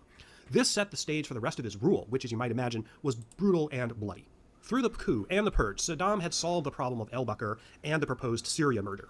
But those Shia within Iraq continued to bother him, particularly as the new revolutionary government of Iran came into increasing conflict with the United States. Saddam feared that the Shia in Iraq would start looking up to Ayatollah Khomeini for spiritual leadership. The state that Saddam wanted was secular and pan-Arabist. He also had reason to fear that the Iraqi military might try to overthrow him. Above all, he wanted Iraq to be the big dog in the Middle Eastern region. Iran was a thorn in his side in a number of ways. The best way, he figured, to eliminate all these problems, or at least most of them, was war with Iran, which would unite the military behind his regime and offer an explicit reason to act against those Shia dissidents who liked Iran too much. He could accuse them of collaborating with the enemy. So remember this, the Shatt el-Arab waterway, that small neck of land on the Persian Gulf? In 1975, there was a settlement between Iraq and Iran about how this was going to be used. In 1980, Saddam abrogated this agreement, tore it up, asserting that Iraq should have exclusive control over the waterway. One element of Saddam Hussein's personality should be coming clear by now. He was a gambler. He thought that the Khomeini regime in Iran was weak, but Saddam's biggest gambles, like this one, often turned out to be completely wrong. On September 17, 1980, Saddam held a session of his puppet National Assembly where he announced he was tearing up that 1975 agreement and asserting sovereignty over the Shatt el-Arab waterway. 5 days later, Iraqi forces conducted airstrikes against Iran's military airfields and invaded Iranian territory along the border. The Iran-Iraq War was on. So what about those Shia dissidents? Well, Saddam soon had a chance to make a very public example of some of them. In July of 1982, Saddam visited a prominently Shia town called Dujailah, where a group of dissidents tried to assassinate him. Outraged, Saddam ordered a brutal crackdown against the Shia of Dujailah. A total of 148 of them were executed on his orders. This bloody massacre, incidentally, was the specific crime for which Saddam was tried and executed in 2006. The war against Iran did not go well for him.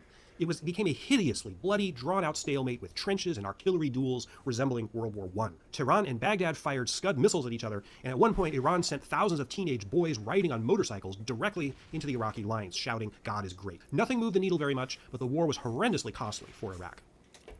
See everything from miles away with this powerful US Special Forces device. This new military monocular is basically a $3,000 telescope that fits in your pocket. It's so powerful that it can zoom into objects tens of miles away.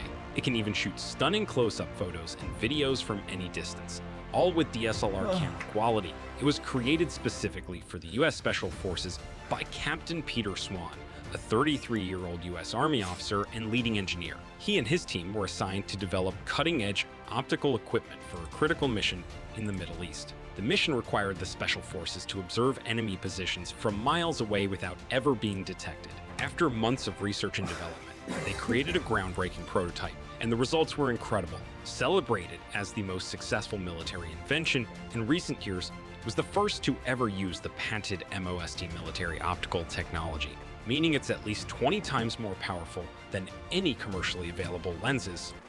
During the 1980s, Saddam did have one thing going for him. Western countries, particularly the United States, suddenly liked his regime because it was at war with a country they hated even more, namely Iran. The extent of CIA, US military, British, French, and even West German aid to Iraq during the war will never be known precisely, probably by design. But suffice it to say that Saddam, while not exactly a client of the US, did receive significant help, including by receiving military intelligence about Iran directly from the CIA. Furthermore, the Reagan and Bush I administrations constantly pushed for the extension of American loans to Iraq, especially agricultural loans. And this policy continued until literally the eve of the invasion of Kuwait in 1990. To an extent, Saddam was playing both sides of the Cold War. During the 80s, he also bought lots and lots of Soviet military hardware, which would come into play during the Gulf War. And this is particularly important. Saddam took out vast amounts of loans from Kuwait to help pay for the war. Remember, the Kuwaitis were loaded. In many ways, Kuwait was Iraq's most important ally, which is something that makes the 1990 invasion even more ironic. Saudi Arabia also supported Iraq financially during the war. Iran managed to take over that little spit of land that connected Iraq to the Persian Gulf, which forced Iraq to rely on ships from other countries, principally Kuwait, to get its oil to market. Iran started to target these tankers in order to hurt Iraq economically. In 1987, the United States got involved, sending Navy ships to protect those tankers. Two major incidents resulted from this. Iraqi fighter jets attacked a U.S. ship in May 1987, and in July 1988, just before the end of the war, a different U.S. ship shot down an Iranian airliner, thinking it was an attacking military plane. I did a video about that incident. Specifically, it was in the history of the ship that was involved, the American ship that was involved, the USS Vincennes. Another tactic Iran used was to try to stir up Kurdish rebels in the north of Iraq against Saddam's rule. To make an example of them, in March 1988, Saddam ordered a monstrous attack against the Kurdish town of Halabja, using chemical weapons. He'd used gas before against Iranian troops. Significant amounts of his chemical weapons and delivery systems were developed from materials he bought from Western firms, including many in the United States. But with over 5,000 people dead at Halabja and ghastly pictures of dead children on the evening news, which I cannot show you here on YouTube, the world was outraged. During the Gulf crisis, the Halabja massacre would typically be Exhibit A in the Saddam is Hitler argument. This despite the fact that via back channels, the United States had privately assured Saddam that anything they said publicly about his atrocities would not undermine the covert support that they continued to give him.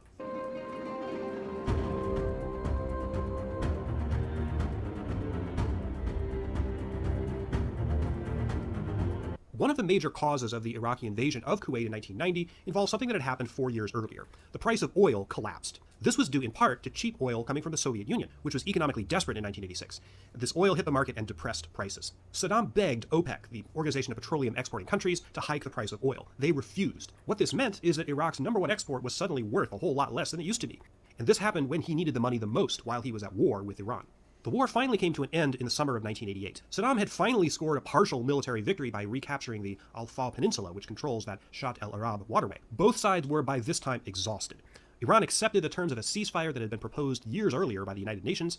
Saddam declared victory, but it was far from clear that he'd actually won. His archenemy, the Ayatollah Khomeini, died of natural causes less than a year later in June of 1989. After the war, Iraq was broke. His quality of life had declined precipitously, jobs were hard to find, and Saddam's government owed $130 billion to other countries, $67 billion of that to other Gulf states, principally Kuwait. In 1989, he tried an economic reorganization of Iraq. That didn't work. He begged Saudi Arabia and Kuwait to recharacterize their loans to him as grants. That didn't work.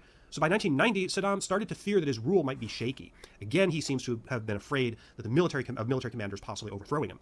So you can see where this is going. 10 years earlier, provoking a war had solved the military coup problem, and it might work again. But more importantly, if Saddam targeted Kuwait, a rich country swimming in cash with an ineffectual rinky-dink army, not only could he loot its wealth and drag it back to Iraq, but perhaps more importantly, he could cancel those billions in loans that he owed to Kuwait. So that's ultimately what this invasion was about: money. It was a robbery, pure and simple.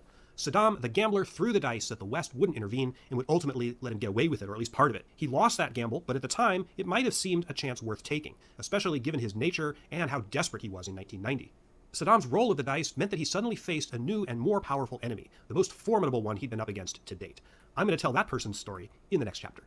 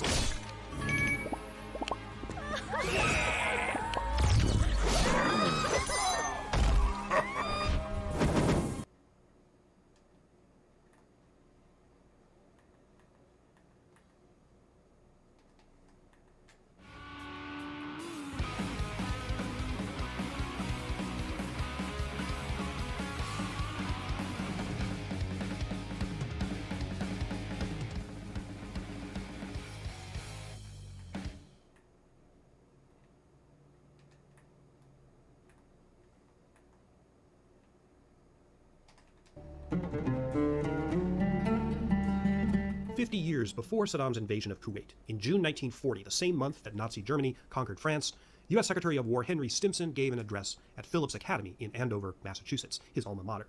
In the address, Stimson talked about what was happening in Europe and the importance of standing up to international aggression, like Hitler's. Sitting in the audience that day was a tall, lanky, 16-year-old sophomore, George Herbert Walker Bush. This address and the other events of World War II that were going on during his prep school years clearly made an impression on the young Bush. As soon as he graduated in 1942, he joined the Navy and became a torpedo bomber pilot. He was shot down by the Japanese in combat in 1944. His radio man was killed in that attack, but Bush survived. He was the last veteran of World War II to sit in the White House. Bush was born to privilege. His family were Wall Street bankers and sometime politicians, and he was the embodiment of old New England money, the kind of people that use summer as a verb. After the war, to strike out on his own, ostensibly out from under the umbrella of his family's wealth, sort of but not really, Bush moved to West Texas to get into the oil business. Of course, his wealthy family back east bankrolled his early ventures. In the 1960s, he started to drift into Republican Party politics in Texas. At this time, Texas was a solidly Democratic state. Bush was elected to the House of Representatives in 1966 and defeated in a race for the Senate in 1970. After that, his rise in politics would be through appointed, not elected office for the most part. Bush was among the last of what used to be called country club Republicans, conservative and pro-business, but without much interest in the Christian, evangelical, or culture war stuff that would come to increasingly dominate the Republican Party after the 60s. In the 1970s, Bush was given increasingly important jobs by his political patrons, mainly Richard Nixon and Gerald Ford. Ambassador to the United Nations, 1970, de facto ambassador to the People's Republic of China, 1974, director of the CIA, 1976. But when Jimmy Carter defeated Bush's latest patron, Gerald Ford, in the 1976 presidential election, the gravy train stopped abruptly. Bush managed to convince himself that he had a chance at the Republican nomination for president in 1980. Maybe he would have if Ronald Reagan hadn't been in the race. Reagan and Bush detested each other. But at the 1980 Republican convention in Detroit, when Reagan's campaign fantasy of getting former President Ford on Reagan's ticket as vice president collapsed, they had no plan B and were forced to scramble at the last minute for a new pick. Bush had come in a distant second in the 1980 Republican primaries. Reagan and his campaign manager, Bill Casey, settled on Bush in as little as 3 minutes. Few decisions with such wide-reaching consequences have ever been made so hastily. Bush, suddenly and miraculously saved from political oblivion by yet another powerful patron, joined Reagan's ticket and was inaugurated vice president in 1981. Bush almost became president himself 2 months later when John Hinckley nearly killed President Reagan. I made a video about that event, specifically what might have happened if Reagan had died. As it was, Bush remained a loyal and quiet vice president for the next 8 years. His role in the Iran-Contra scandal, and potentially in earlier negotiations with Iran to delay the release of U.S. hostages in 1980, a long-standing speculation which has recently been bolstered by newly discovered evidence, that always remained unclear. When Bush ran for president in his own right in 1988, he was by no means a shoo-in. The hardcore fans of Reagan, principally devotees of supply-side economics, and those who were in or who sympathized with the Christian evangelical right, were not sold on Bush as the natural successor to Reagan. He was particularly incensed by this 1987 Newsweek cover, which summed up rather crudely the doubts about whether he had what it took to sit in the big chair. Fortunately for Bush, the Republican Party coalesced around him, for there really weren't any alternative candidates who wanted to take on the man that Reagan had anointed as his successor. Even more fortunately for him, the field of Democratic candidates in 1988 was extraordinarily weak. The one who fought his way to the nomination, Massachusetts Governor Michael Dukakis, was a significantly weaker candidate than Bush and proved completely incapable of capitalizing on any of Bush's weaknesses. The 1988 campaign really wasn't about issues, with one notable exception, which I'll get to in a moment. Bush outlined no bold vision and no compelling plans for his presidency. The themes of the campaign revolved around patriotism, especially the ad nauseum repetition of the Pledge of Allegiance, and stale critiques of doctrinaire liberalism and the Democratic Party that Republicans had campaigned on since the Jimmy Carter era. A racist TV commercial run by a Republican dark money organization tried to tag Dukakis as responsible for a sexual assault committed by an African-American convict. Because it was a dark money ad, the official Bush's campaign fingerprints weren't on it, at least not directly, but the damage was done. The one pledge that Bush did make in 1988 that everyone remembered was this famous one. And the Congress will push me to raise taxes and I'll say no, and they'll push and I'll say no, and they'll push again and I'll say to them, read my lips, no new taxes. This is going to come up during the Persian Gulf crisis, so hold that thought.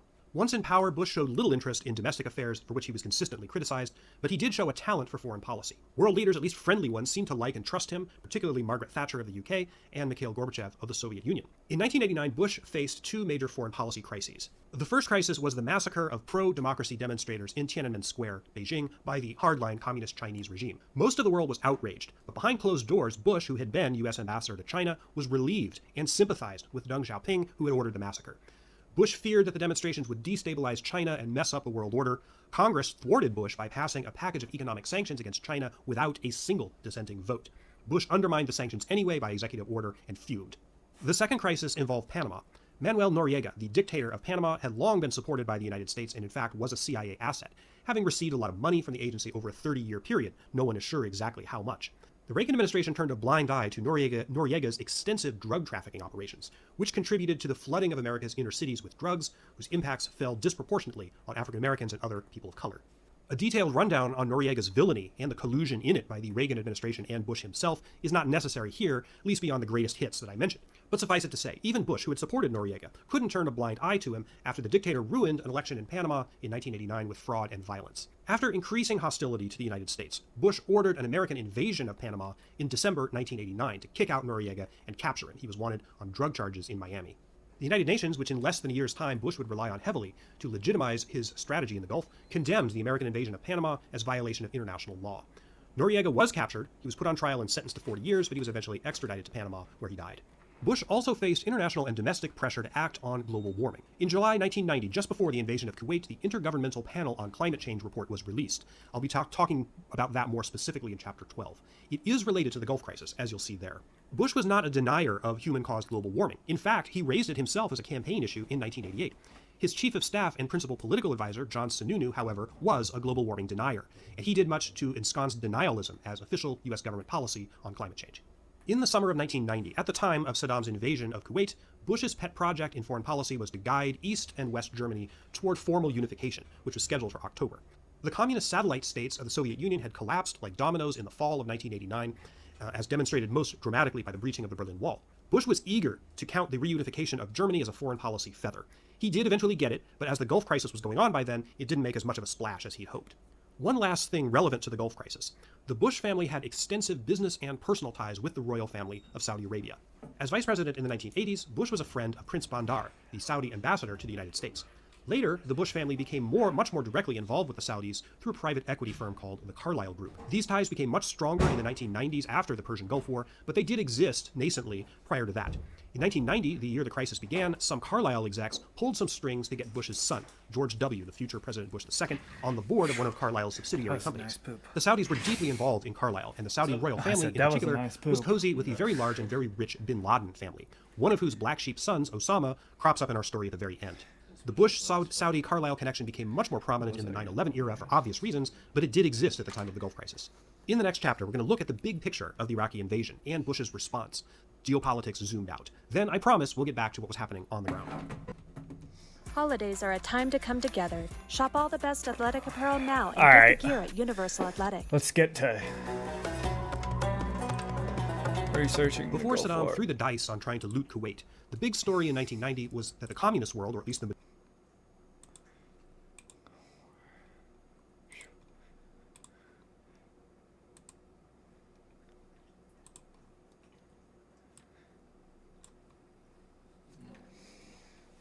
Lucy, watch out, dude. What are you doing? Go.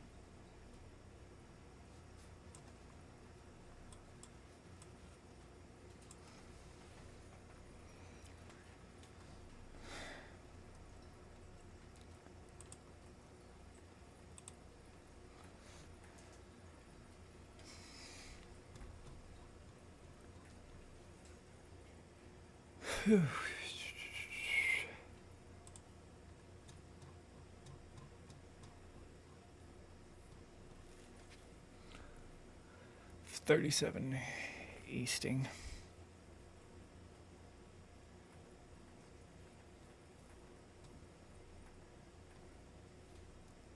I mean, what the fuck?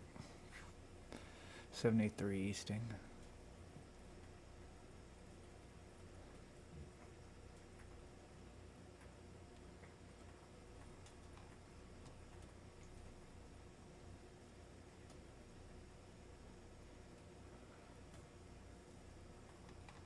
Where was I?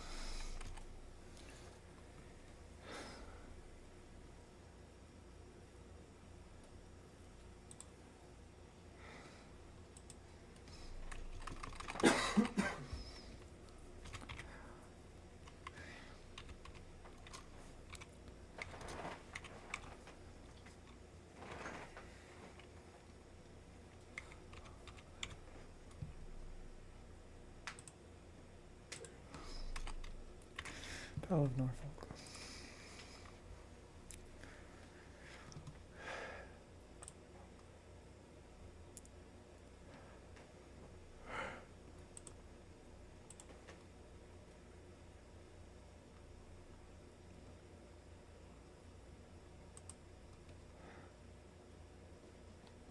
With Fiverr, you can hire top-rated freelance experts in a variety of AI services.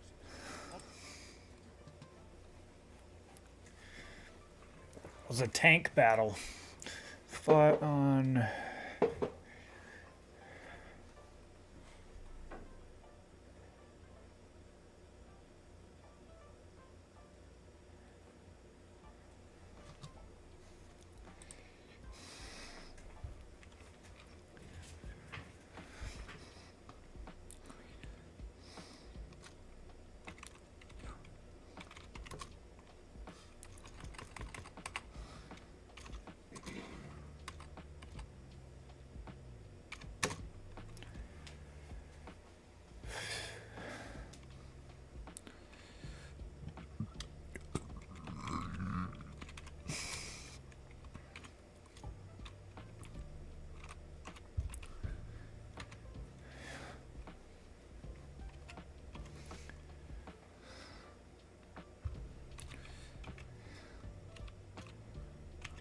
$1991.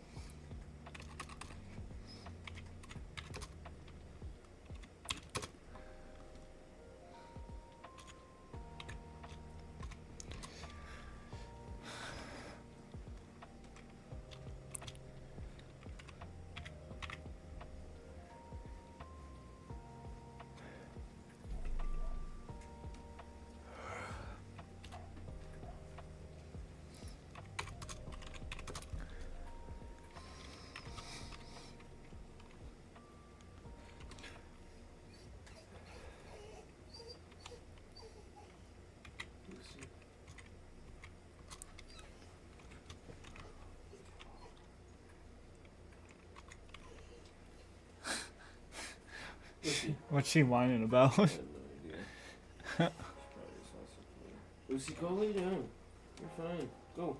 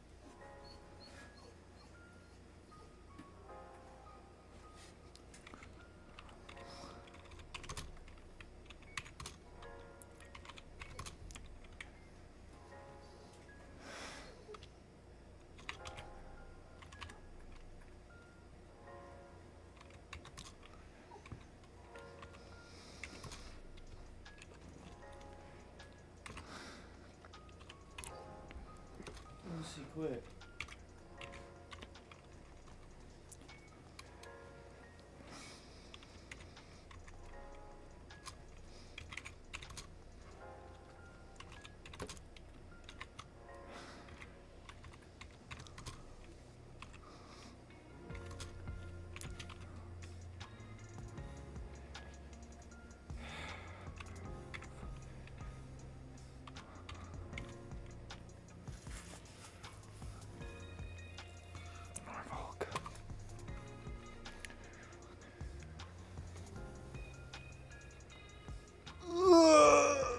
Oh shit.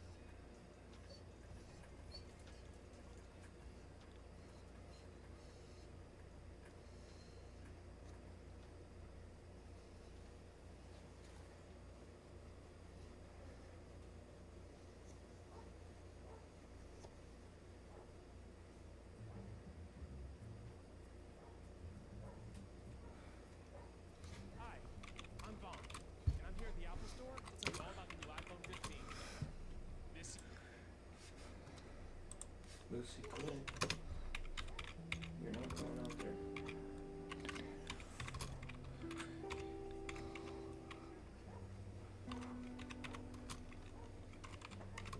Quit.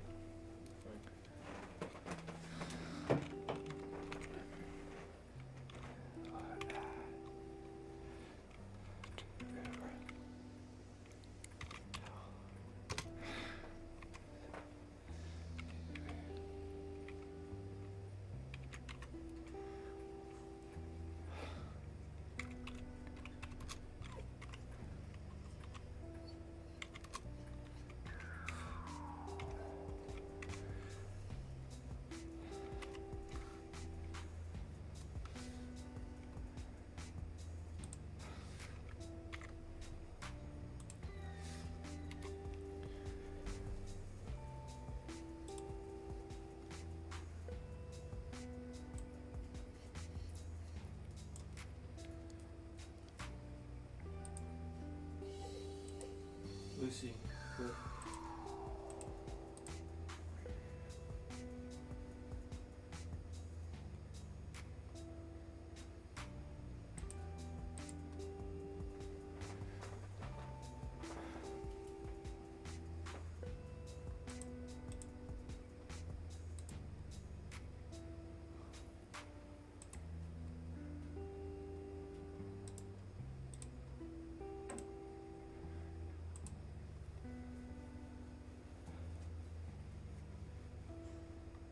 What the fuck? Where? What the fuck? Where am I?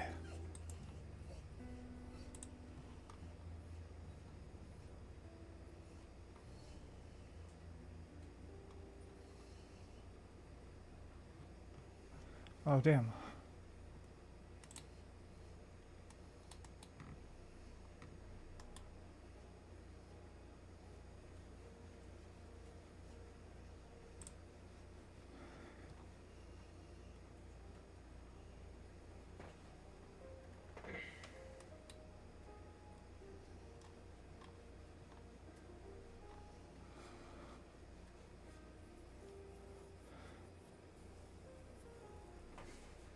This dude's a Russian terrorist, and now I just get to fuck him with the whole thing. Huh? What war is this that you're fighting in? This is World War III. Oh. What does it say how World War III happens? So far it's just been the Russians are invading like fucking Urzikstan. Is that even a real country? I don't think they put real countries in this. I don't know. What did you say? Urzikstan. Urzikstan? So the fucking Russians steal a bunch of. I think that is a real country. Yeah, the Russians steal a bunch of like U.S. bombs and shit, and then like pin it on them. Urzikstan. No, wait. How the fuck would you spell Urzikstan?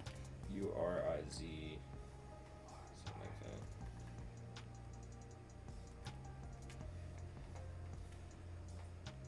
But so far, the Russians steal a bunch of U.S. bombs and. Oh no, it's just it's a fake country. I kind of figured. I don't think they would like put real shit in this. Well, they said Russia. Yeah. Well, also like the U.S., but they're not trying to blame people for being terrorists. That's what a lot of this is. Maybe that bad, isn't it, bitch?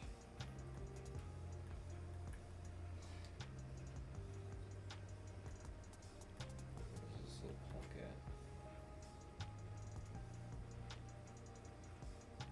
Come on, bitch. Let's go.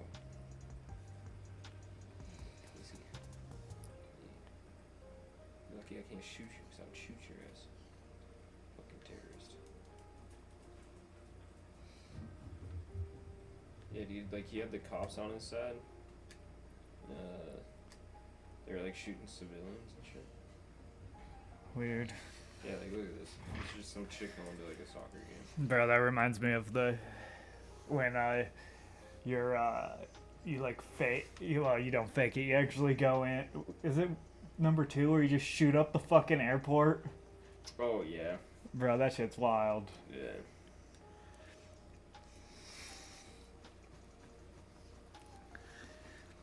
I don't even remember why you shoot up the airport. Terrorist attack, I think. Yeah, you have to act like you are a terrorist. Yeah. You know that the fucking military actually goes in every single time that they make a Call of Duty game, the military has to okay it. Really? Yeah, bro. Like, they have to get the okay from the military to make these games. Isn't that fucking crazy? Yeah, that's insane. So that they're...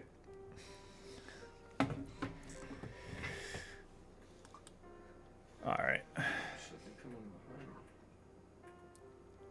behind. Jesus. Oh, damn.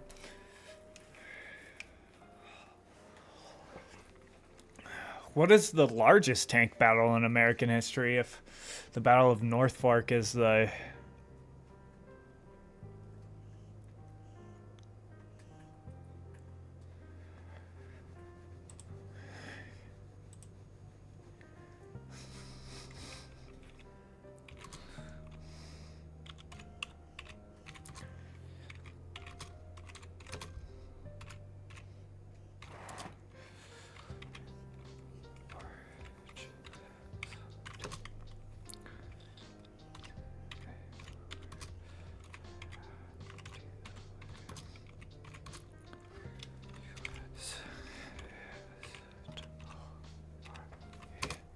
U.S. history.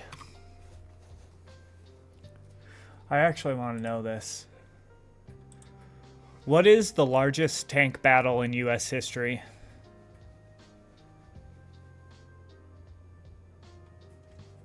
The Battle of Bull Run.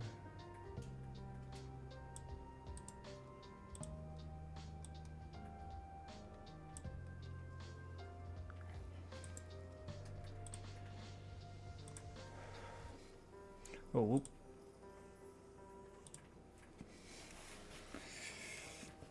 Yeah, I figured that it was World War II.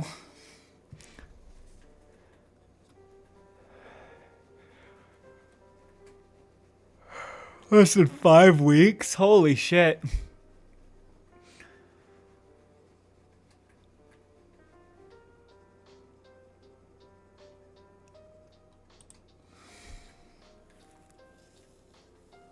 That's a long-ass tank battle.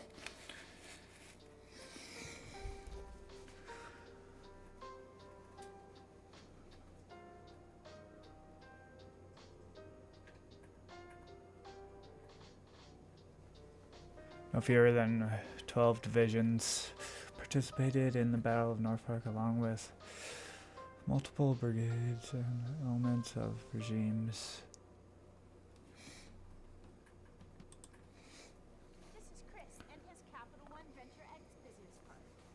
Fuck you, Chris.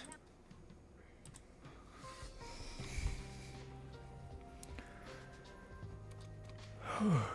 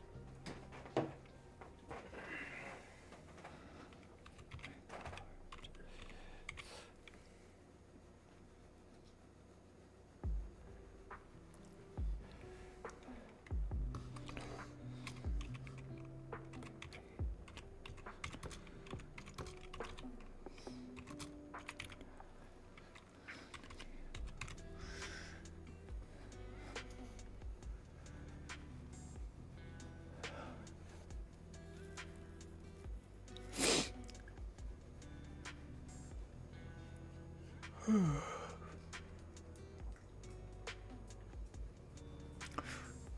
Holy shit. 850 Iraqi tanks. Damn, dude, this guy just blew up an airport. Blew up a what? An airport. Bro, they should do one about the Gulf War. That'd be sick. Now that I'm reading about it. I wonder if there is any where it takes place, where the Gulf War takes place, and I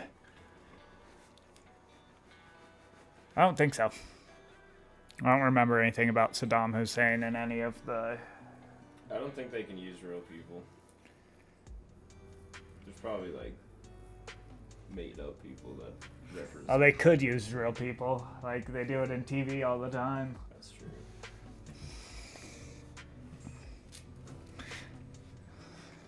Lucy. You look funny.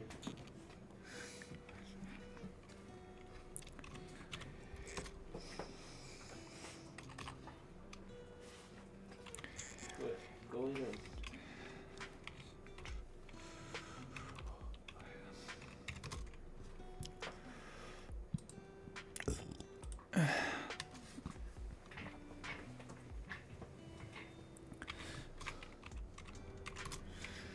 Um.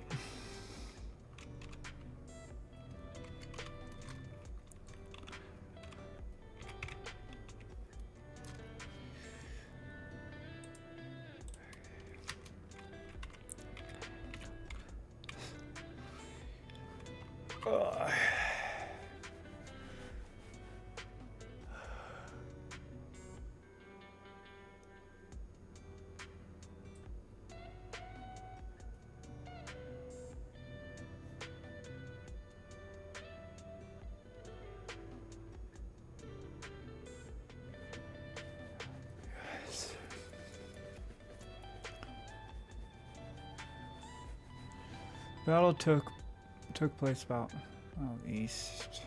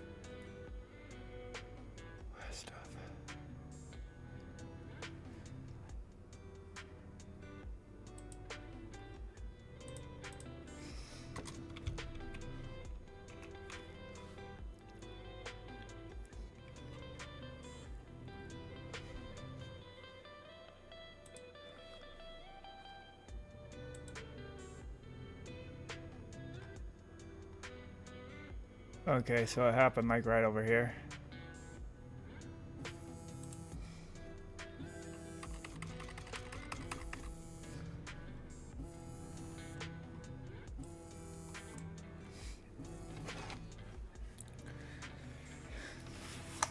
Yellow. Streaming. What are you doing? Oh, nice. Where at?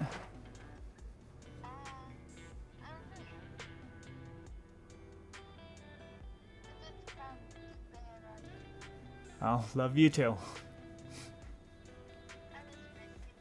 Yeah, miss you too.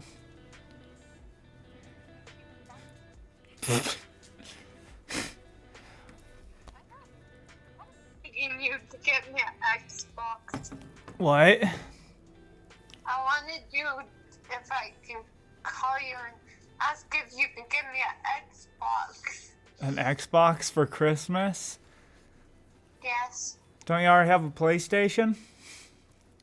I just want an Xbox at the house and I can play with you. Yeah, I don't have an Xbox. I know.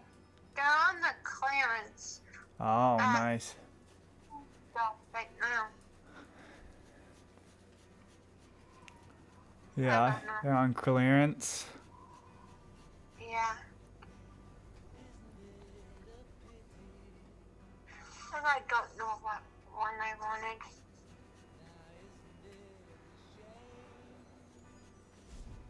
Huh. Yeah, I was wondering if we could get one for Christmas or on my birthday. For my Yeah. present. Just come here.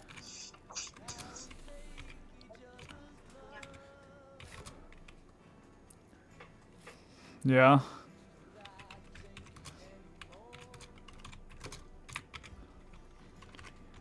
I wanna. Yeah? Okay. Can I call you back in a few minutes? Yeah, sure. Okay, I'll call you back.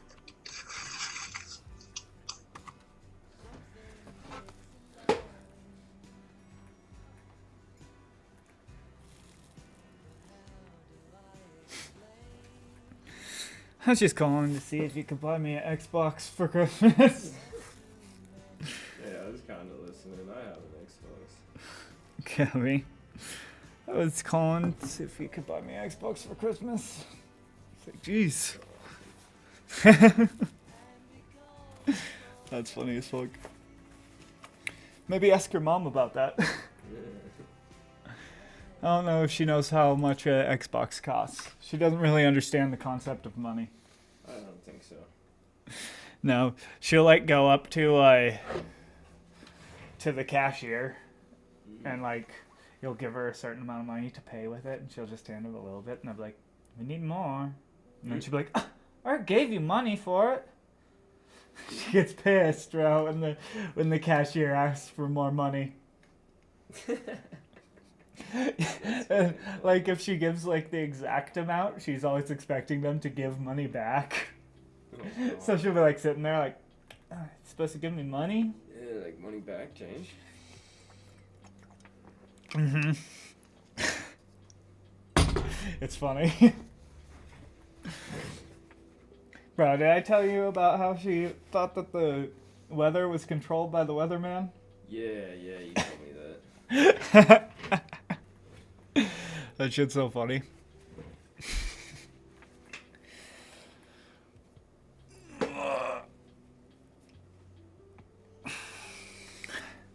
I thought about just being like, no, Gabby, it's not controlled by the weatherman, it's controlled by the Jews. The Jews. Just run around just like, yeah, it was the Jews. That's horrible.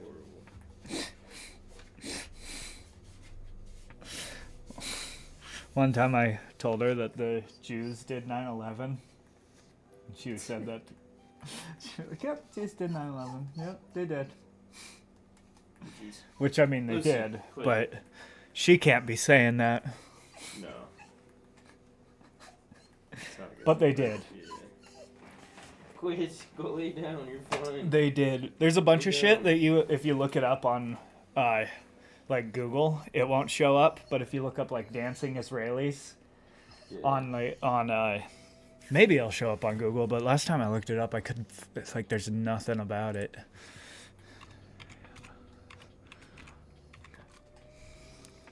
You guys are really gonna make me pick up a shotgun? Hold these nuts.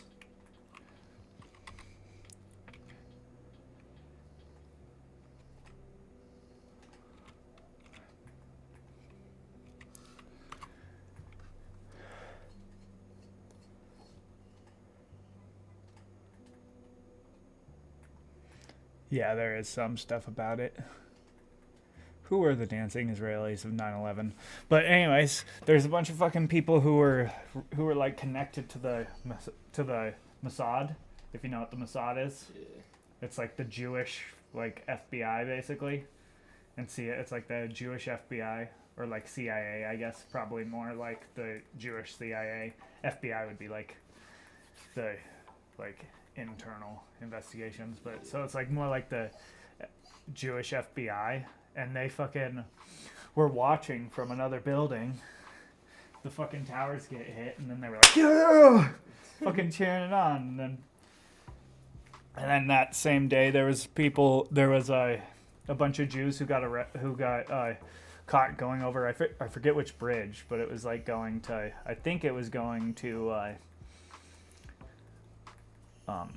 what's it called, island? Alcatraz? What? Alcatraz? No, not Alcatraz. Alcatraz is on the other fucking side of the country, bro. Shit. Fucking on oh, what the fuck? I meant to answer that. It was going to Staten Island, I'm fairly sure, across the bridge. Oh, okay. And they caught him, and they had a bunch of fucking explosives and shit. A bunch of fucking, like, people who were related to the Mossad. And this happened after 9/11. What? Yeah, bro. So a bunch of fucking Israeli, like, Mossad members were fucking, had a bunch of explosives leaving in a plumbing van. There's so much shit about how there was a bunch of Mossad members in New York at that time, all doing some sketchy shit, bro. Yeah. I can see it. And, like, who do you think benefited the most out of 9/11 happening? Obviously Israel, because it made America go in and attack their enemies, you know? Yeah. Like, one of their biggest enemies during that time would have been, you know what I'm saying? So it made us go in and attack them. It would, I don't know, kind of suspicious, Israel. Yeah, it is kind of suspicious. Like, I'm not anti-Semitic, but I definitely don't think that Israel's this great. Like, a lot of people think that it's like this great beacon of freedom and shit. Yeah. Nah, bro, it's fucking. It's not. It's. And what the I hate when people are like, oh, they're our greatest allies. It's like, no, they aren't, bro. What the fuck have they done for us? Like, I guess that we put our military bases in there so that it helps us, like, strategically to fight wars and stuff. But we wouldn't be over there fighting wars if it wasn't for Israel. Yeah. You know what I'm saying? We wouldn't be fighting all of these wars in the Middle East if it wasn't for Israel. So, like, no, they're not our greatest allies. I don't know who I'd consider our greatest allies, but it's definitely not fucking Israel.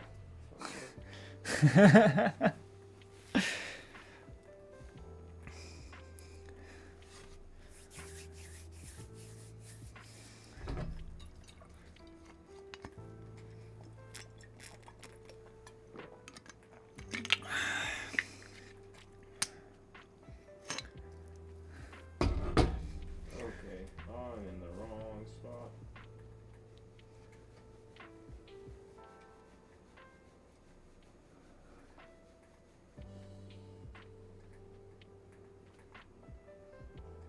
There was more than 300,000.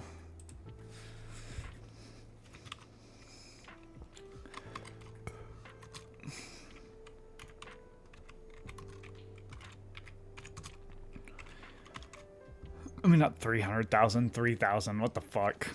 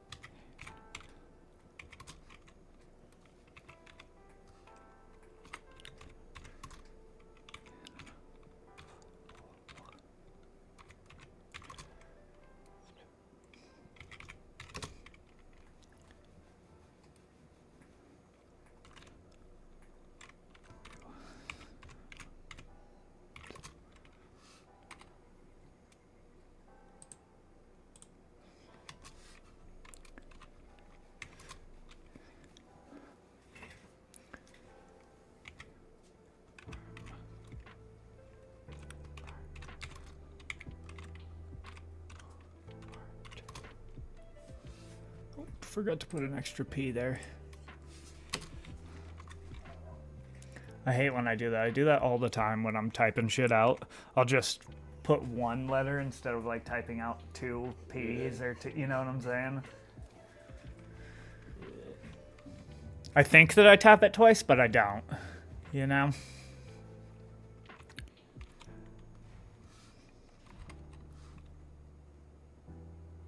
Someone coming inside the house? I just heard the door slam.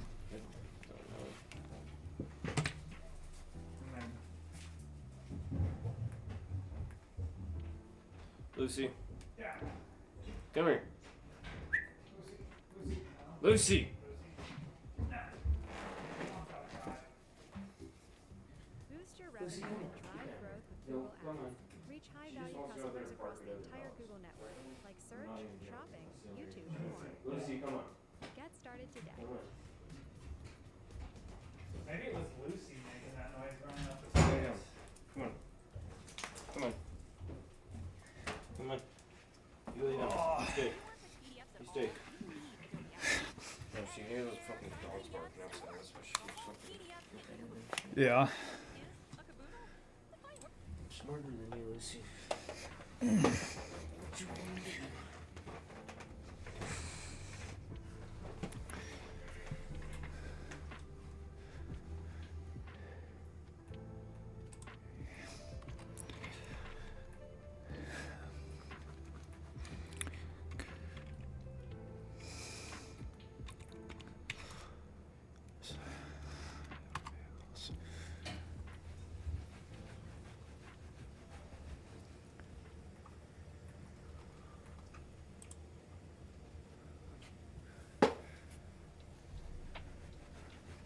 Whoa, what the fuck? Hey. Do I have to sign into this to... Damn it, I have to get a fucking National Geographic subscription to get on that. I don't want that. The Battle of Norfolk... First Gulf War.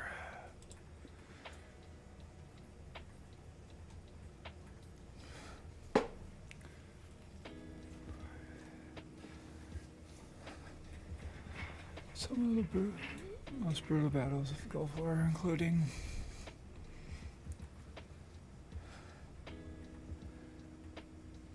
which it was watched on.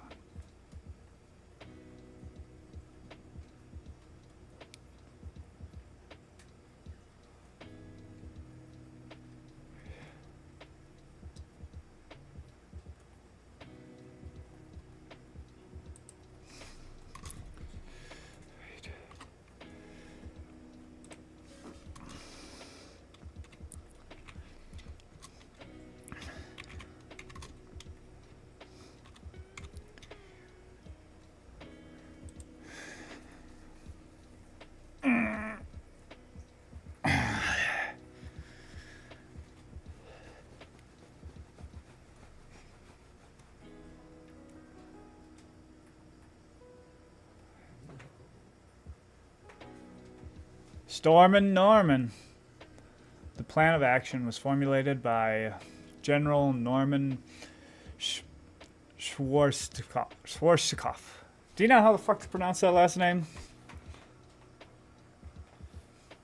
think like that, Schwarzkopf. Schwarzkopf. No way I'm this far back, bro.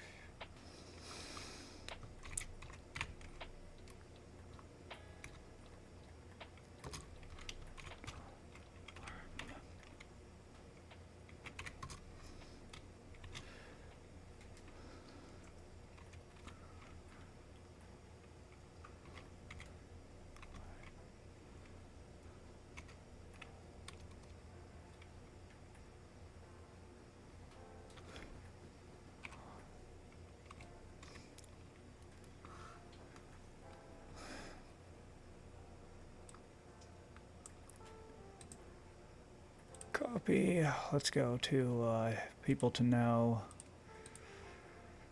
New folder. Or not new folder, fuck. Can I delete this folder? Delete. Delete. New note. There we go. Paste. After I get done doing this, I'll write a little bit about Stormin' Norman. I know a little bit about him. Calling it the left hook.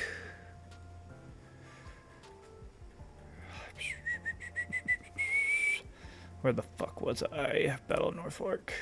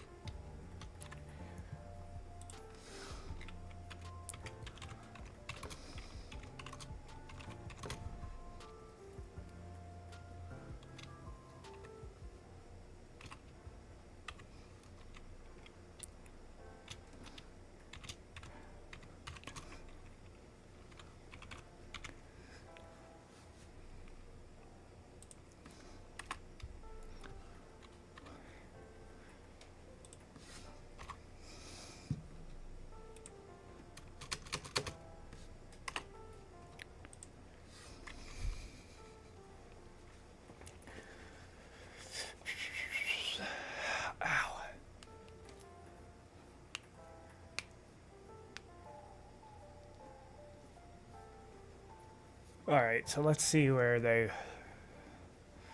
The aim was to have the coalition force rush north into Iraq. Force rush north into Iraq. So then, they were in here.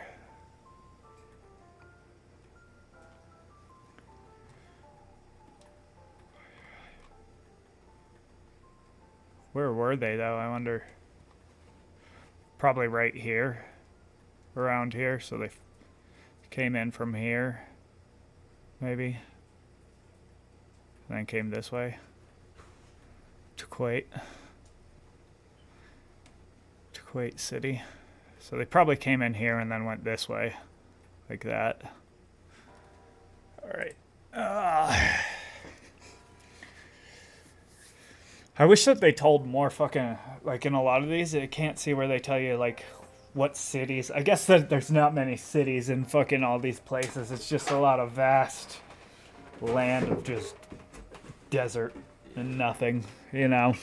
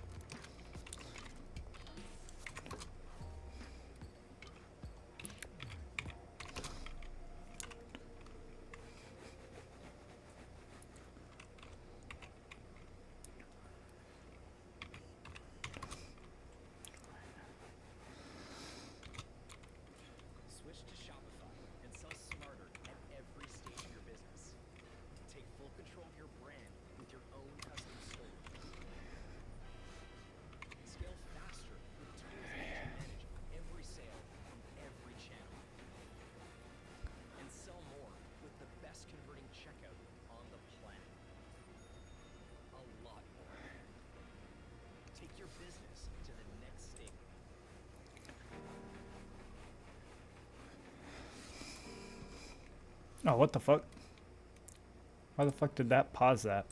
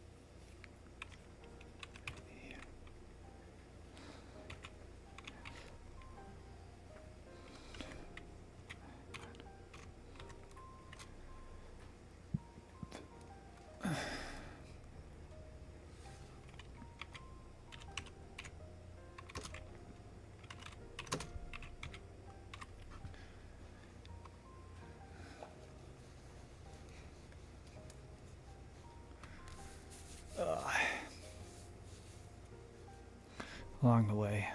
Bam.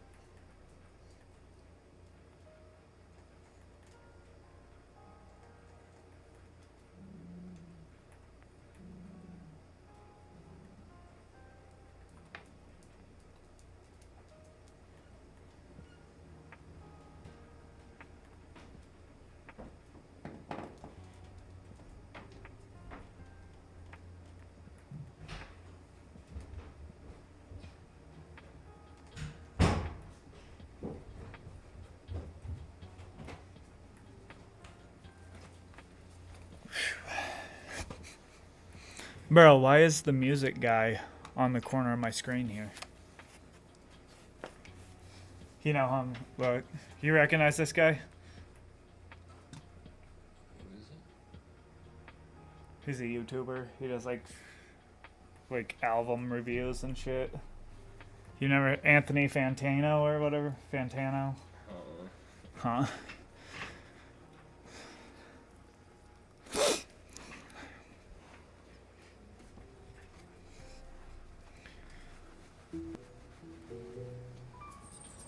What the fuck? Quit! Fucking ad?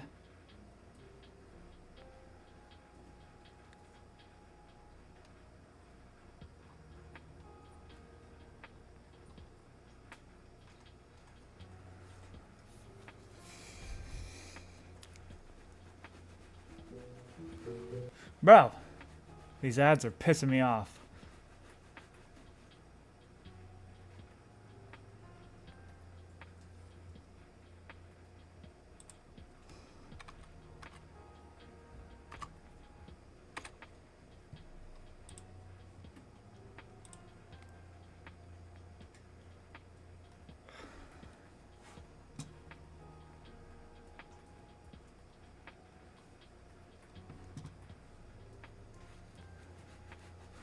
Alright, let's go back to Battle of EC.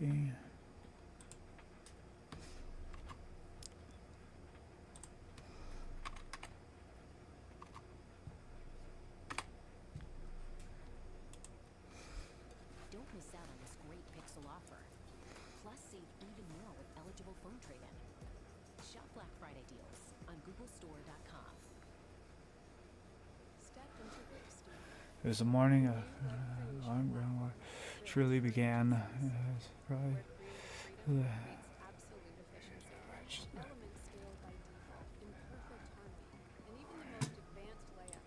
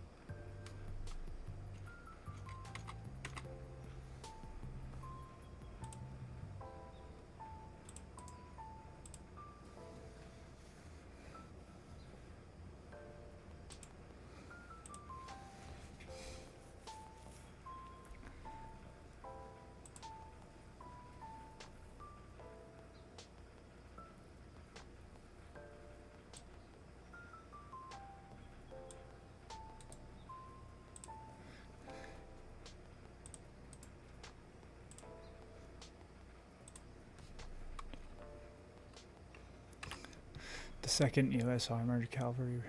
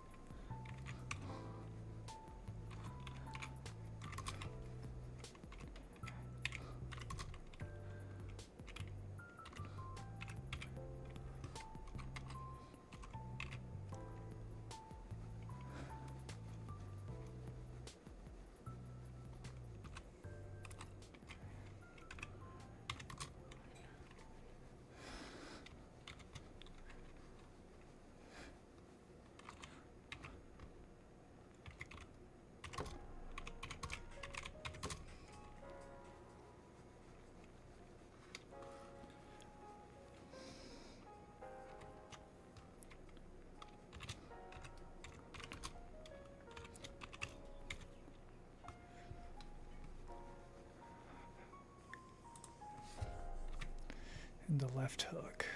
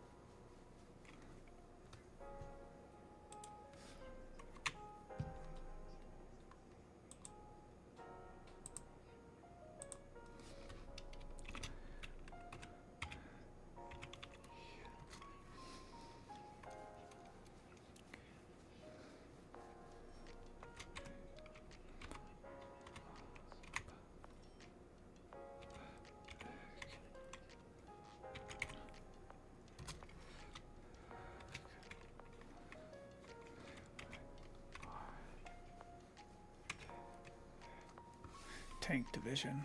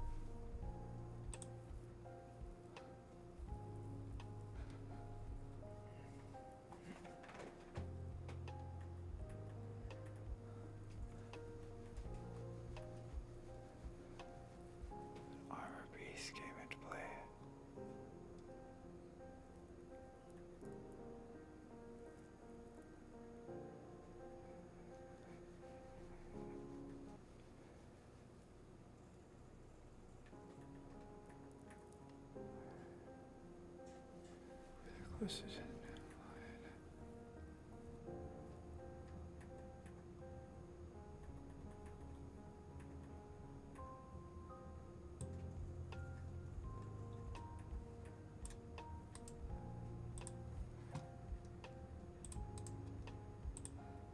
Named after General Houghton Abrams.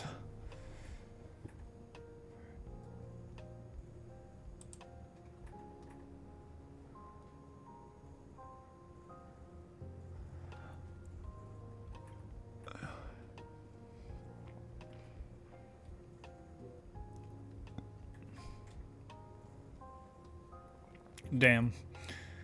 Shit weighed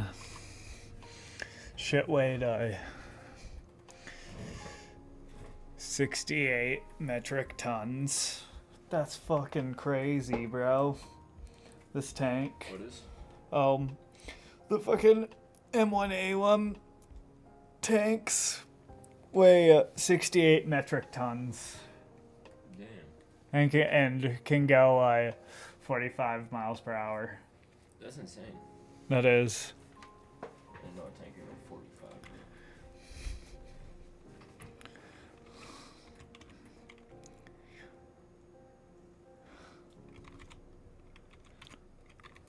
I just received a marketing plan from a freelancer on Fiverr. It's great.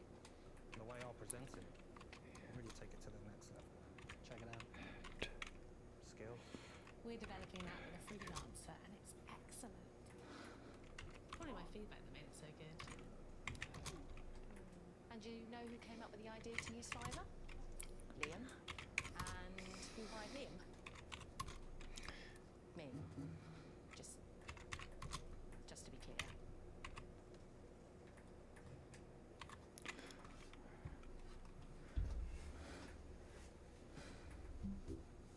Boost your revenue and drive growth with Google Ads. Reach high-value customers across the entire Google network, like search, 15,000 horsepower.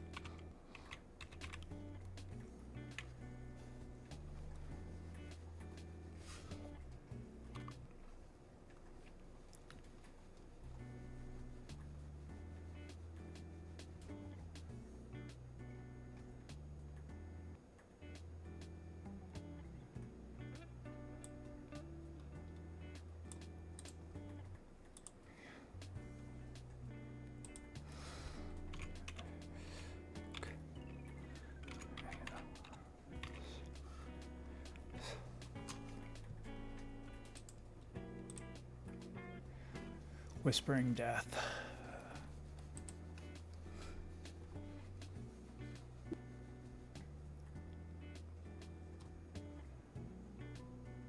Bro, I fucking hate being on websites like this. What is it? I hate being on websites like this with this many fucking ads. Oh yeah, that's insane. It's so annoying. That's kind of the reason why, one of the only reasons why I like using fucking Wikipedia. Is because there's no ads like that, you know? But they tell you, like in school and shit, that you shouldn't use Wikipedia. Yeah, because you can change this shit. Because like anyone can go on there and just change it to whatever.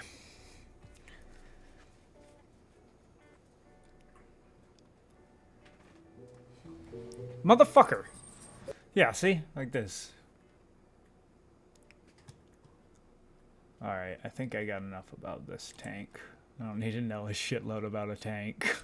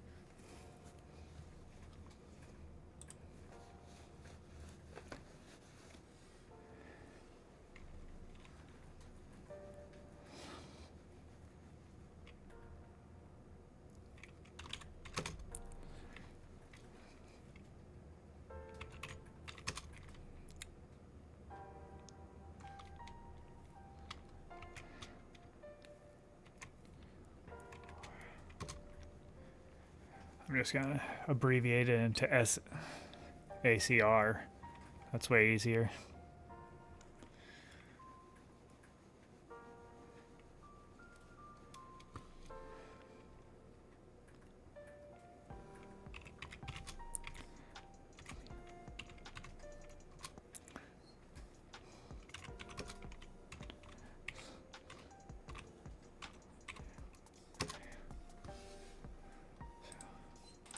Destroy.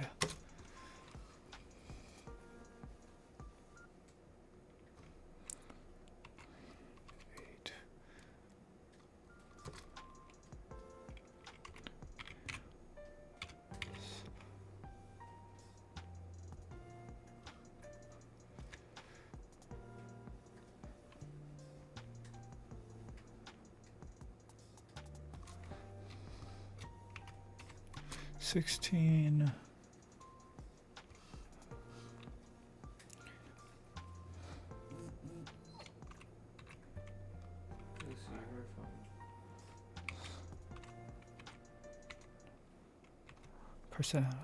Personnel.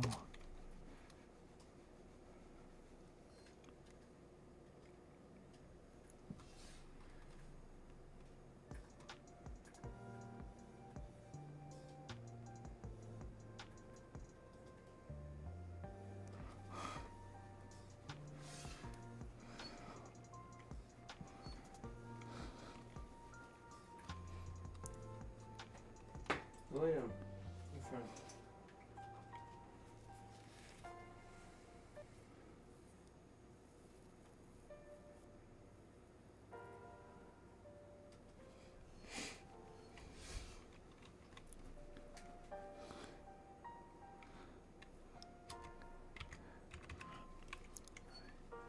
Lucy, shut the fuck up. It's so fun.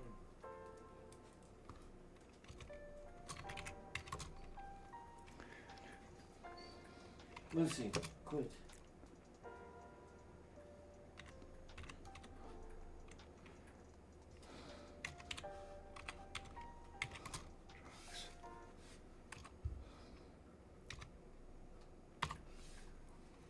Damn it.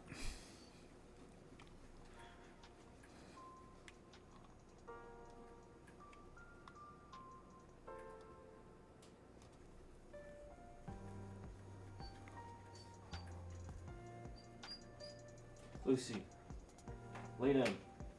Pissing me off, dude. Be quiet.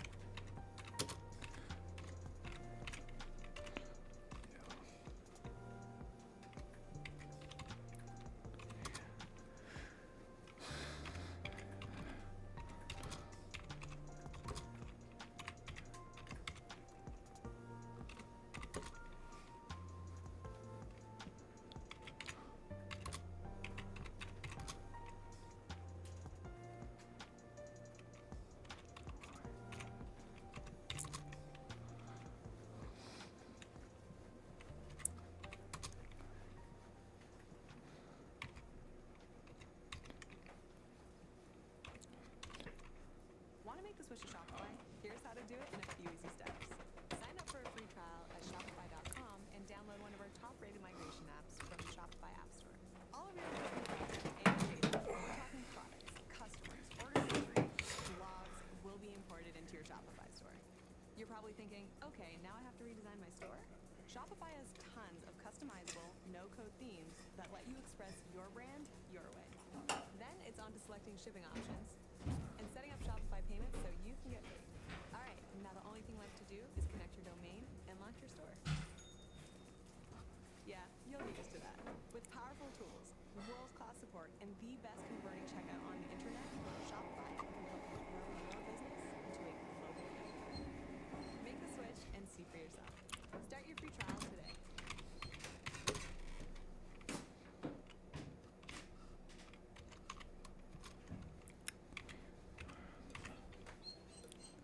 Don't miss out on some of the biggest savings of the year. Shop Black Friday deals on GoogleStore.com.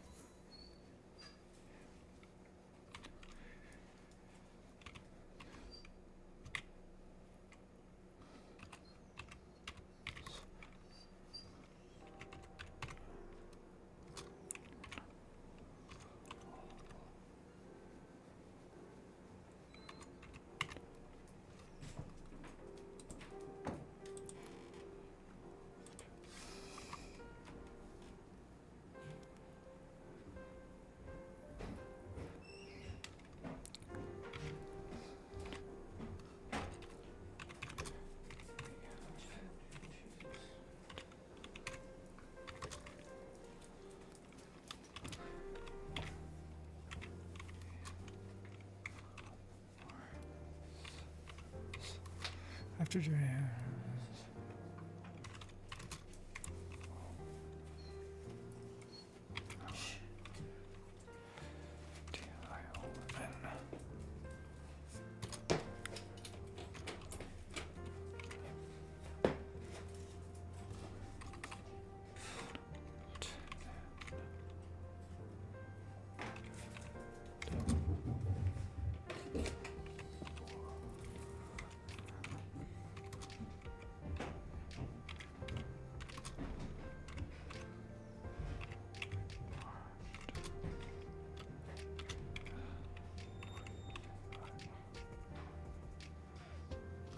Wait, oops.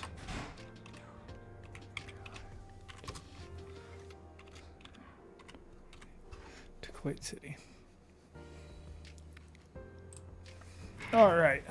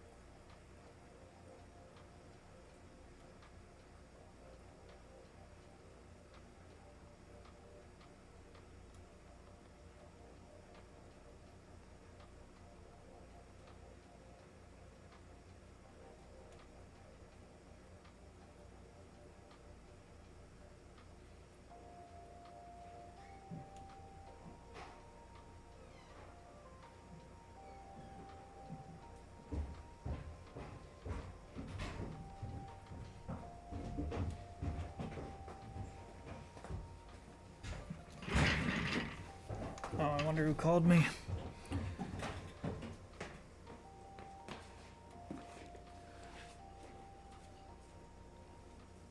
That was my mom.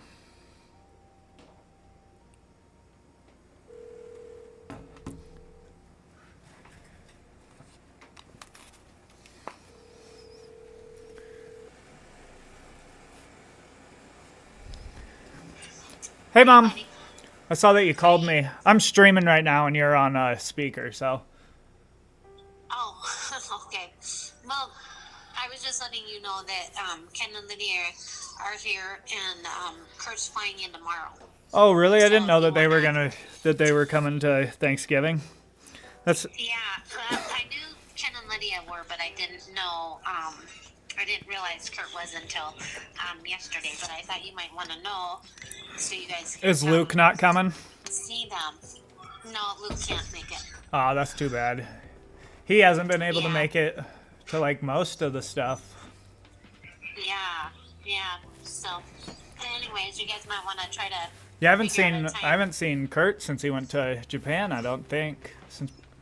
Well, were they at Grandpa's spreading of the ashes? No, they weren't. Can't remember.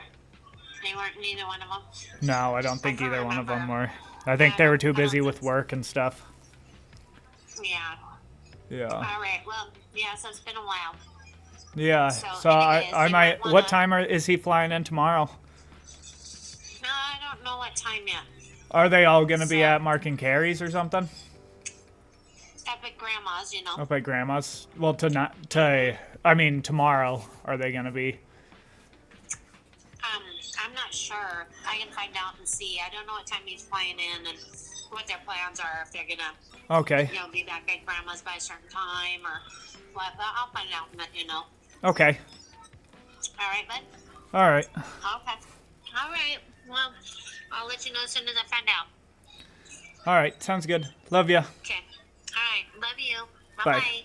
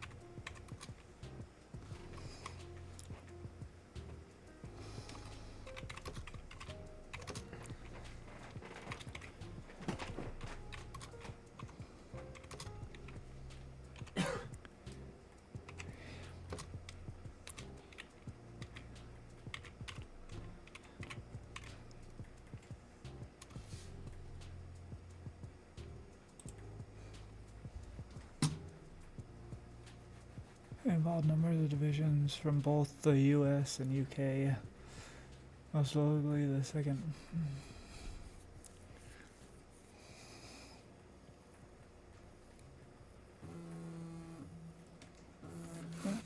My Mahjong again.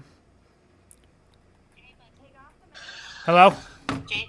Hi, Jace. Hey. Yeah, they'll be there tomorrow night. They'll be there. Flies in during the day, but they'll be there Okay. in the evening. Okay. So, I don't know. Does Dad want to go take that truck out of the mountains tomorrow or nah? He said that he might, but he didn't tell me he didn't tell me yes or no on that. oh, okay. Just a second. Hey, Larry, are you doing that tomorrow? Do you need Jace tomorrow? Getting that truck out? Well, I mean, if he's getting it out, he'll I'll go there. If he's getting it out, I'll go there. Wondering if you need him for sure tomorrow. He's not doing anything, is he? No, I didn't say that. I didn't say if he needed me to get it out. I was saying if he was, because obviously I'll go get it out with him. Yeah, he said that he's planning to. Okay. What time do you think that he's gonna be doing that? Okay, just a second. What time, like?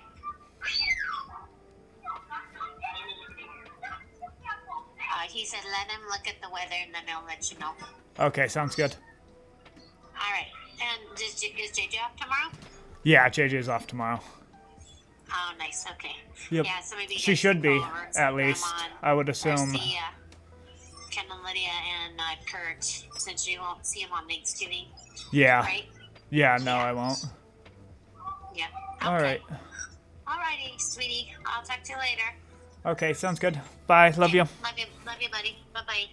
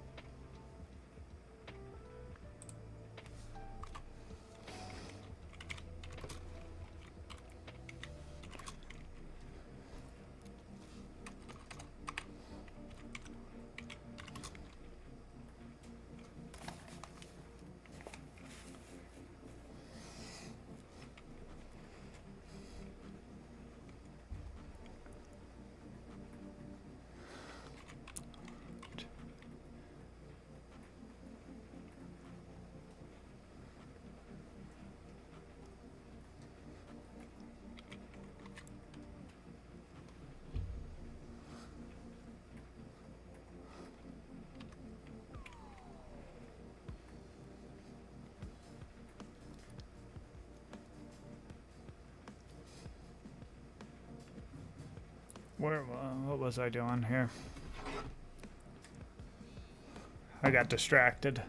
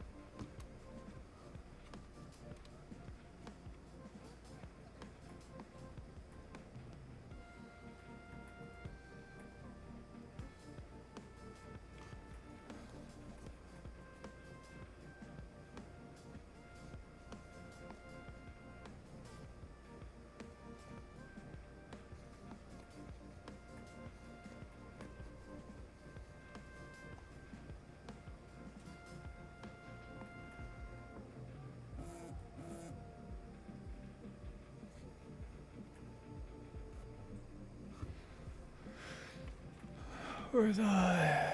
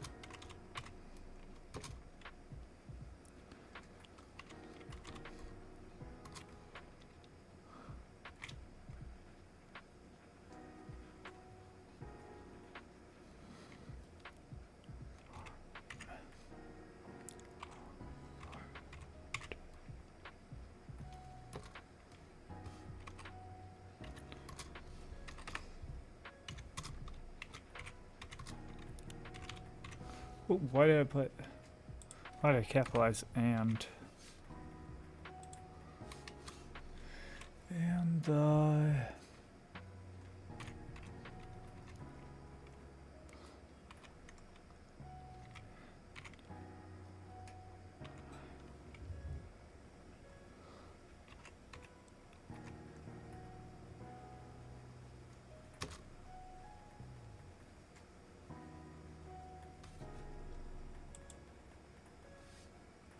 or 18th.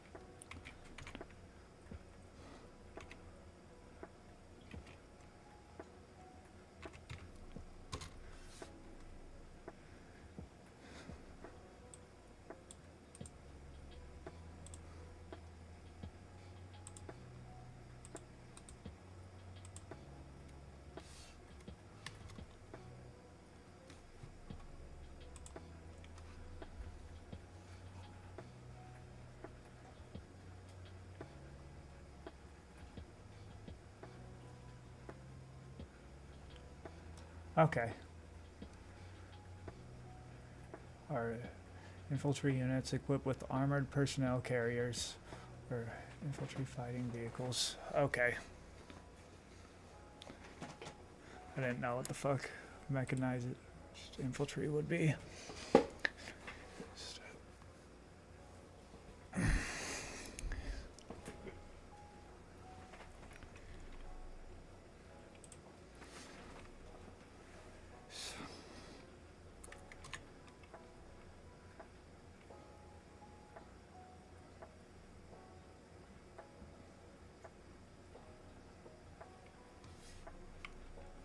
Ooh.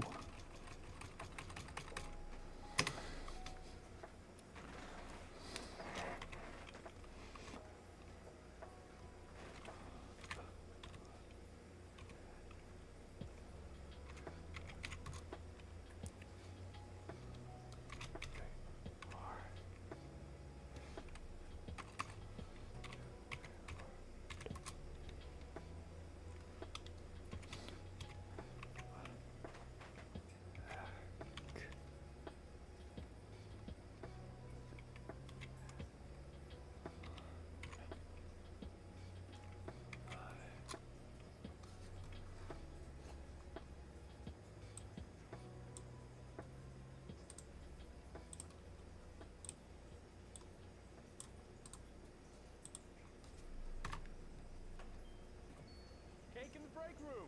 Cake in the break room! Cake in the break room! Going away party for Marco! Who's Marco? Marco. The moment I found you on Fiverr 8 days ago, I knew I'd found more than just a freelance web developer.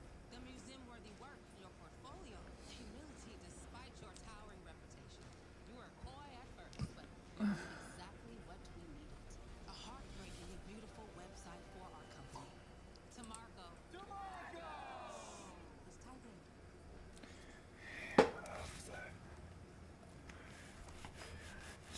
Last Marco. Expand your team with a Fiverr freelancer.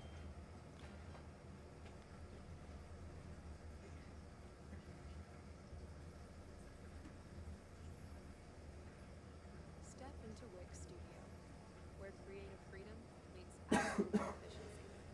Intelligent by default, and even advanced layouts adapt with responsive AI. Insert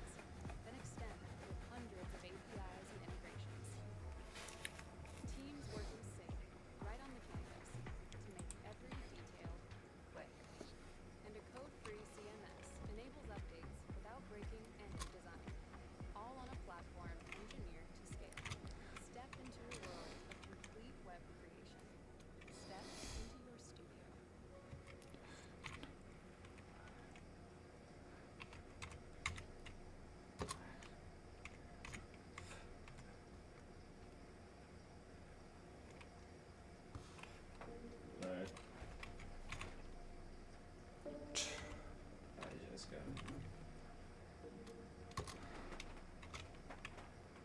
Oh shit. Yeah, my ping's at 170 right now too. Whoa. 400, holy shit.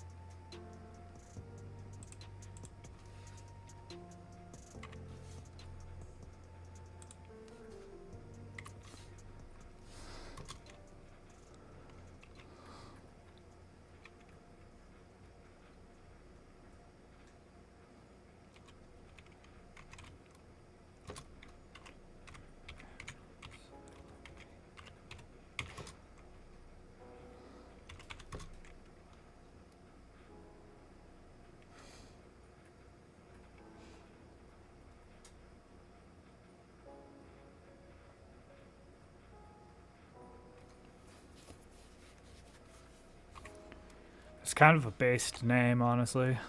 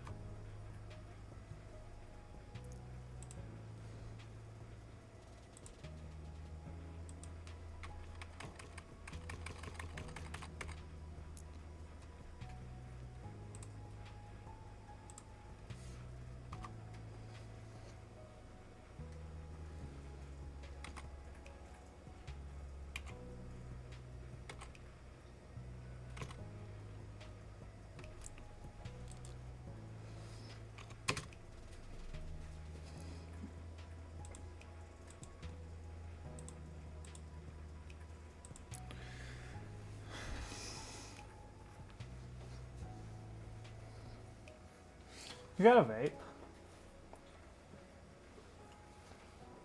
Based.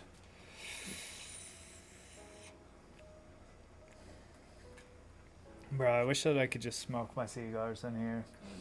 Although, I feel like I would be smoking way too many cigars while I was streaming. You know what I'm saying? I'd be just chiefing on them the whole time. It'd become like my thing to just always be smoking a cigar. While I was streaming.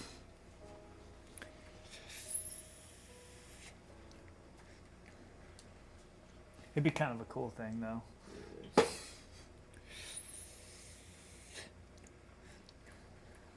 Maybe one day when I can like just afford to get a studio to do it in. Yeah.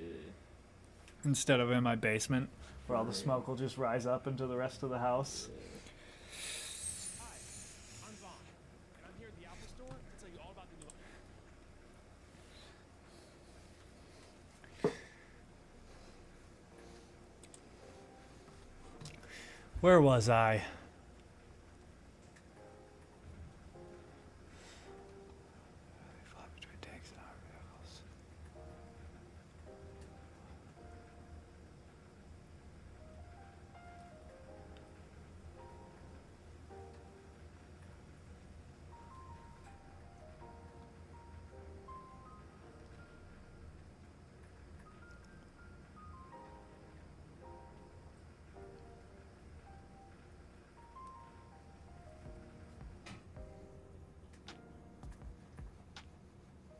The aim of the battle was to progress.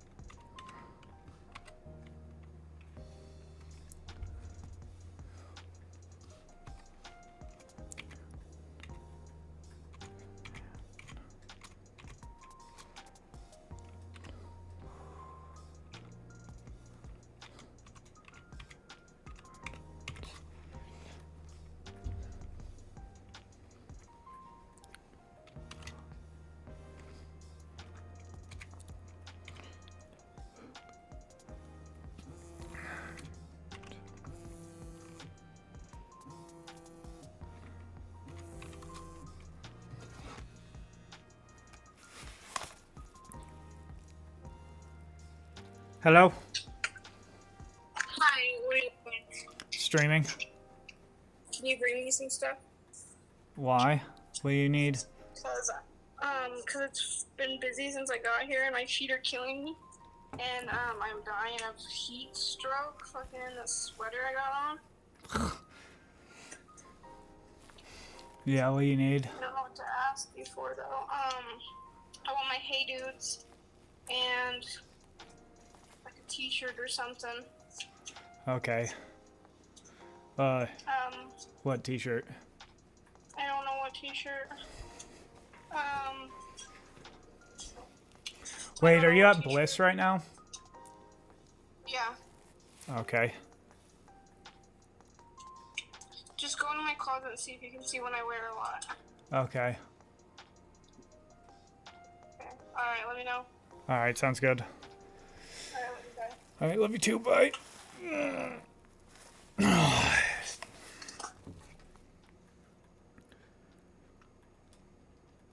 Why did I know that she was gonna call and ask me about for something, bro? She always be doing that. It's like, jeez. Figure it out. Figure it out. Come prepared for stuff, jeez. For real? It's like Erica the other day calling me when she was at Walmart. I don't feel good. It's like, okay, then go home.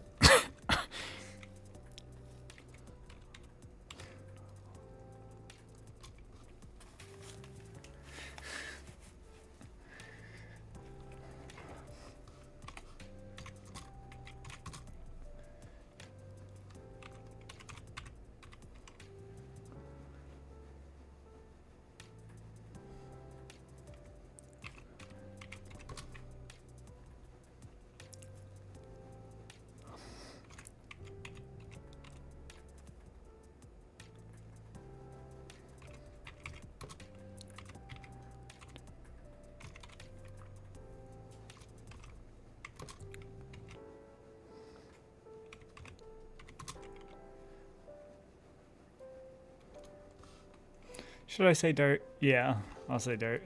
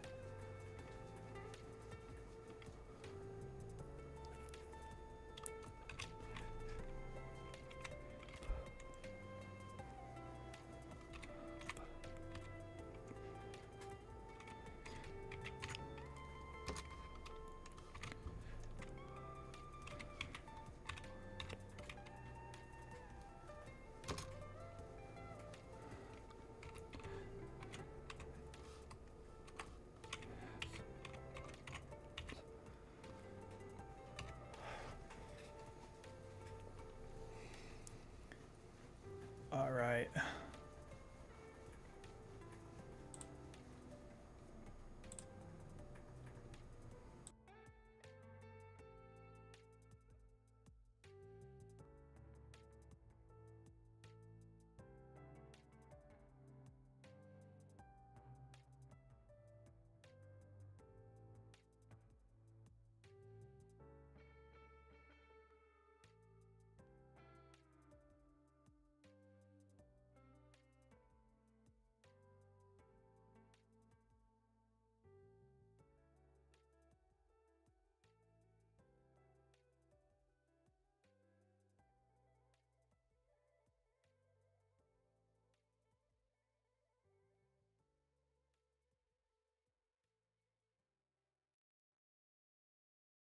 Here's how Fiverr saved my website. Hi, I'm Lauren McGowan. I'm a content creator and owner of tiny bakery Violet Bakehouse.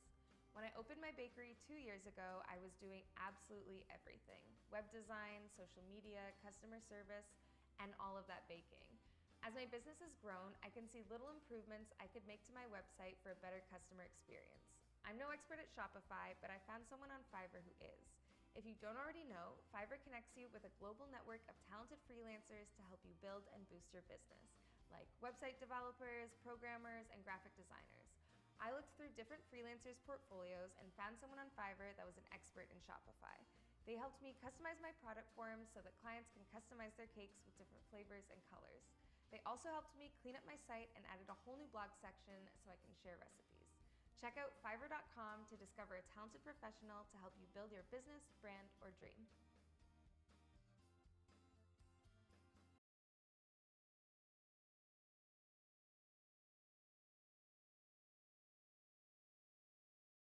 Switch to Shopify and sell smarter at every stage of your business. Take full control of your brand with your own custom store. Scale faster with tools that let you manage every sale from every channel. And sell more with the best converting checkout on the planet. A lot more. Take your business to the next stage when you switch to Shopify.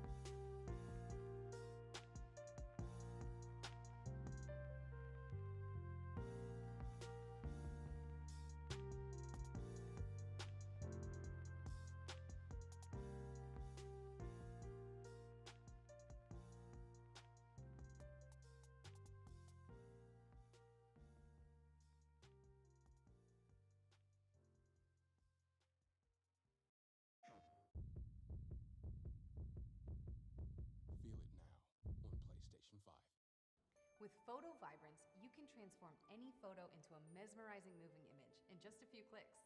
Simply drop your image into Vibrance and choose the effect you want to create. Then select your preferred resolution. Inside the editor is where the magic happens. Click around the parts of your image you want to remain still, then choose the motion arrows to add movement to areas in your image you want to bring to life. It's really that simple.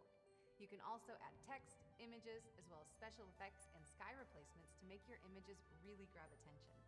In our advanced editor, you can also create incredible 3D parallax animations. Control the path and rotation of the camera, adjust the easing of your animations, and even add real 3D particles to your images. Once you're ready, choose your file format and hit publish. That's it. Get started transforming your images into breathtaking motion pictures with Photo Vibrance.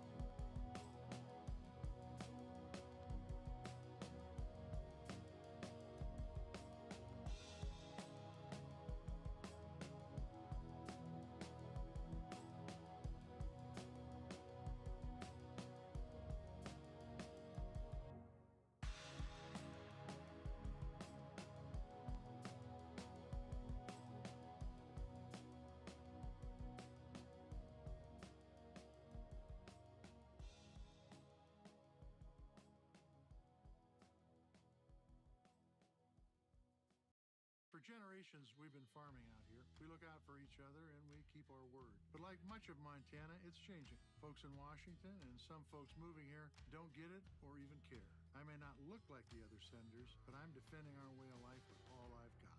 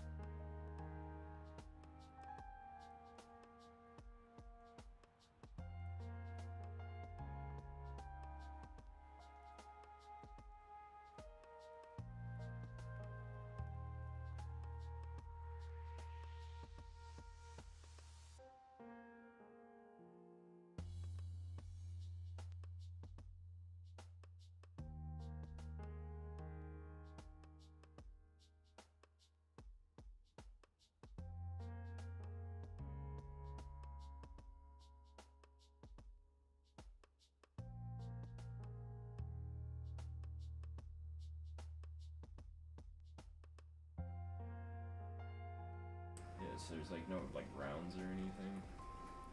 Yeah. I wonder how many points I have on Risk. Dude, it's bullshit. You have to level all the way up to level 25 just to be able to change your guns.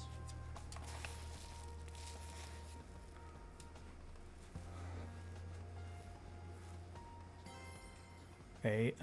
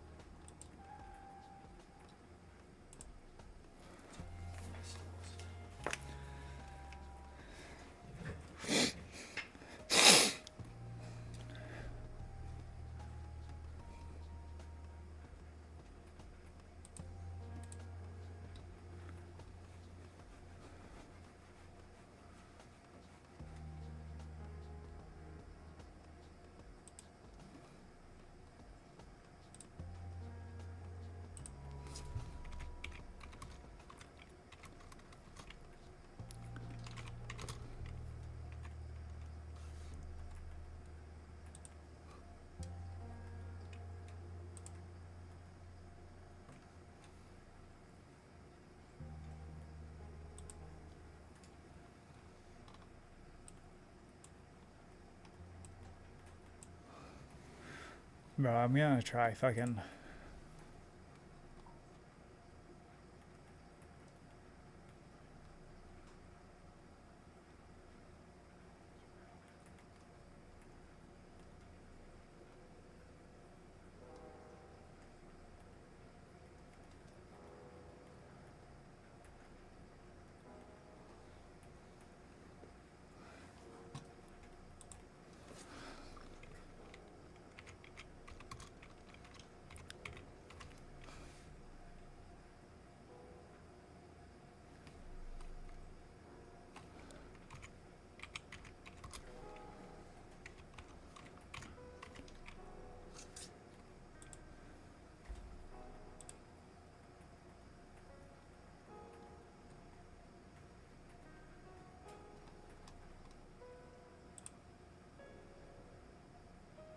Oh, you just type in all the names of the countries. That's fucking gay. I wanted to play the one that I saw,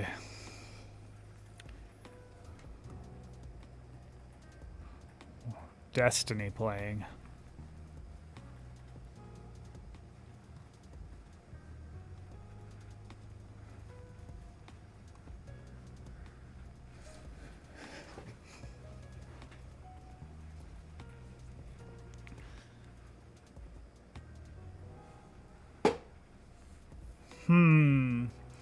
Alright. Let's continue. Yeah, I want to see that, though. The coalition advance was led by the 2nd Army Division Task Force. I think I already put that in here.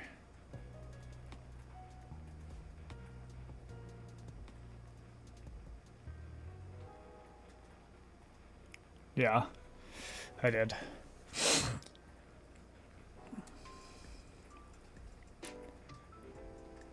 Which served as a spearhead for the U.S. Lone Corps. The British first protecting the right flank. The 1st Armored Division.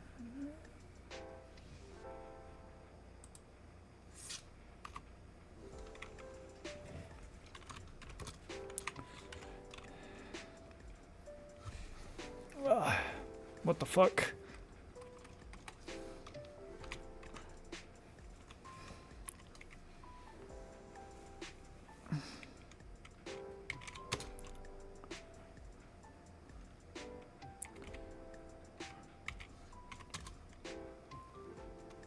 Yeah, I'll put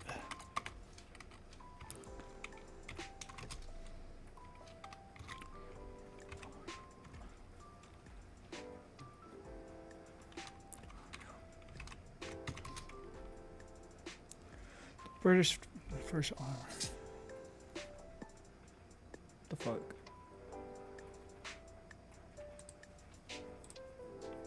Huh, they spelt it wrong on there. That was weird. I was just following what they had. I thought that was wrong.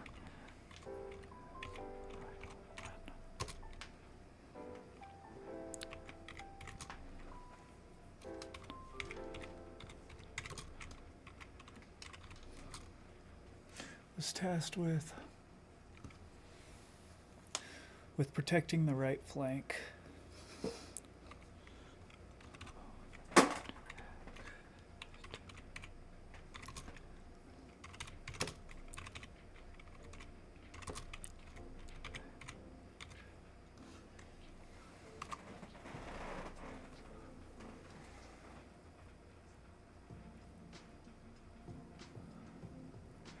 As they made their advances, they drove by Iraqi tanks and had been shut off for the night. While the coalition forces had been able to attack via the surprise element, that was the only thing working in their favor. Only were they in battle at night, but it was rainy and the air was in smoke. This meant that many fired on friendly tanks and personal. Whoa, that's fucking shitty. They fired on friendly tanks and shit. Huh.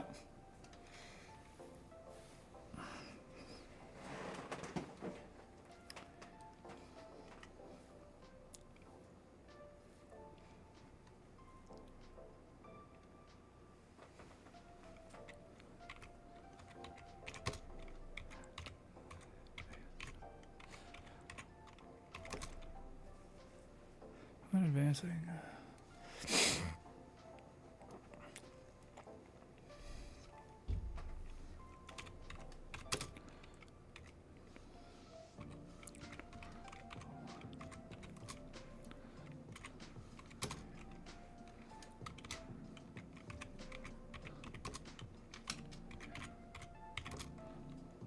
They drove by Iraqi tanks.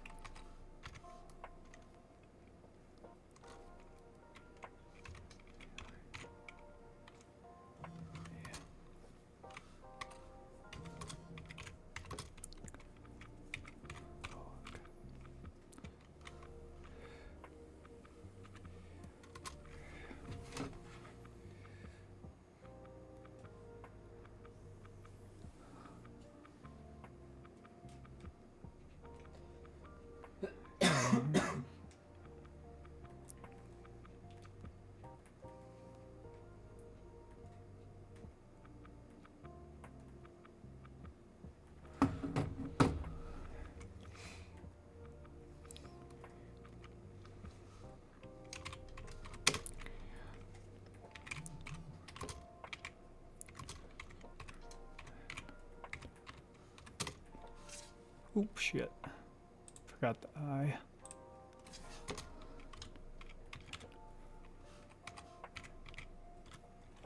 What the fuck?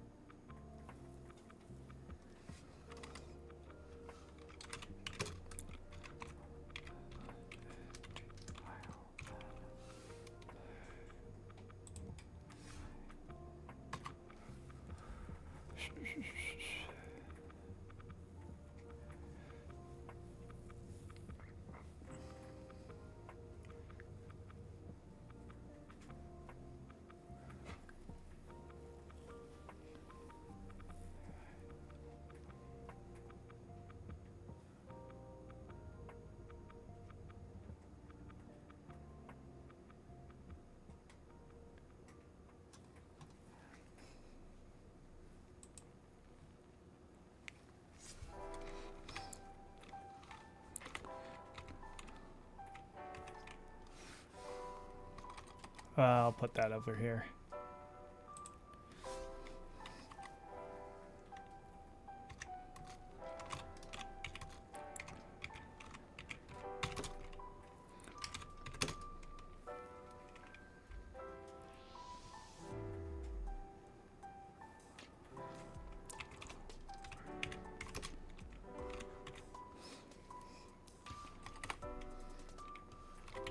This caused the worst U.S.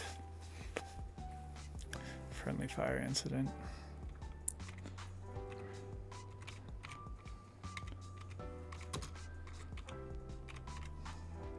That's so crazy. I didn't even know that friendly fire happened that often in wars anymore.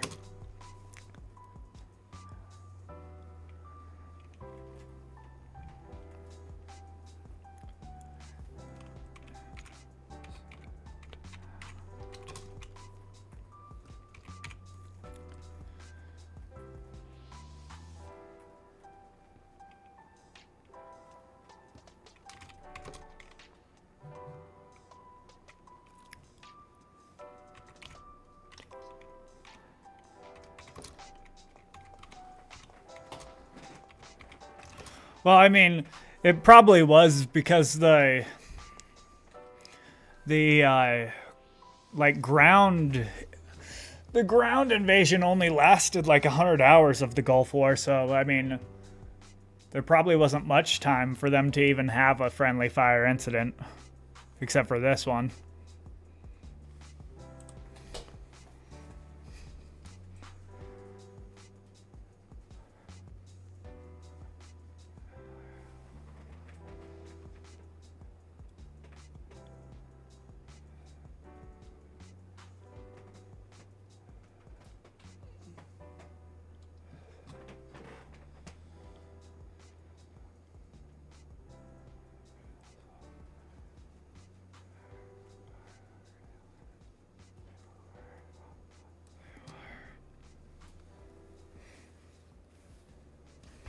Those two were stopped by coalition fire. I don't even know if I should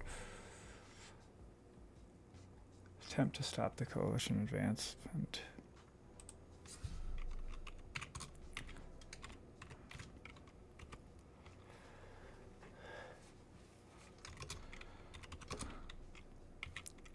What the fuck? Forgot to put 2 T's again.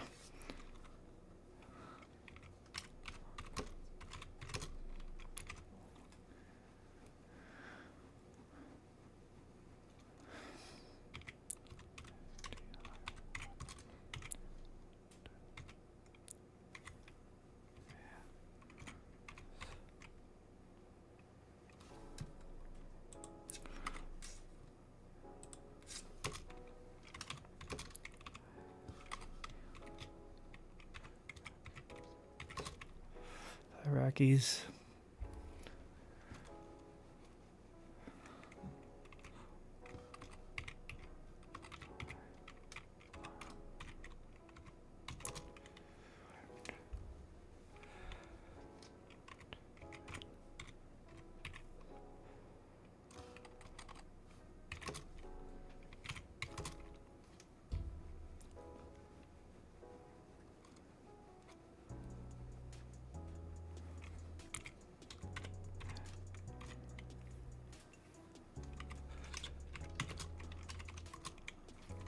Attempted to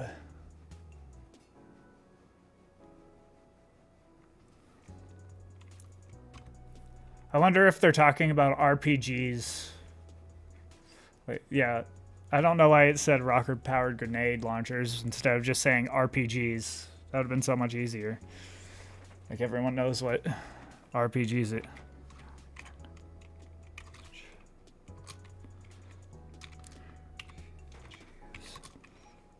I should have.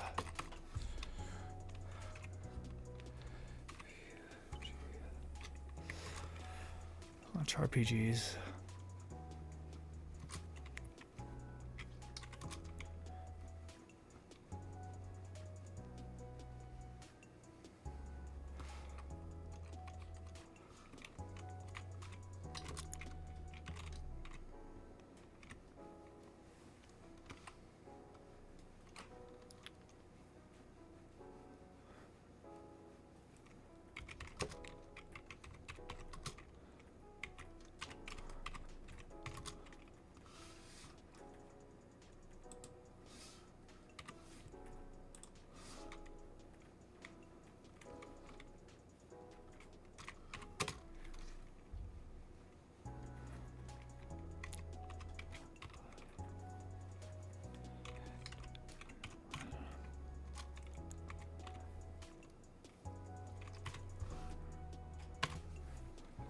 Enter. Aftermath of the Battle of Norfolk. The coalition forces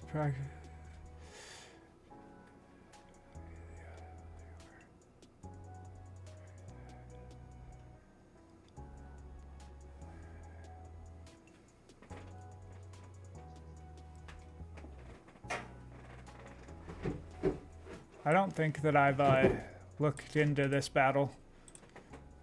I'll put that up here and then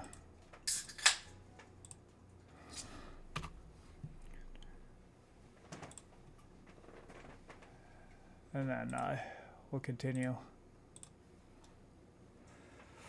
We'll continue this, but after this I'll look into the Battle of Medina Ridge. Medina Ridge? I think that's probably how it's pronounced.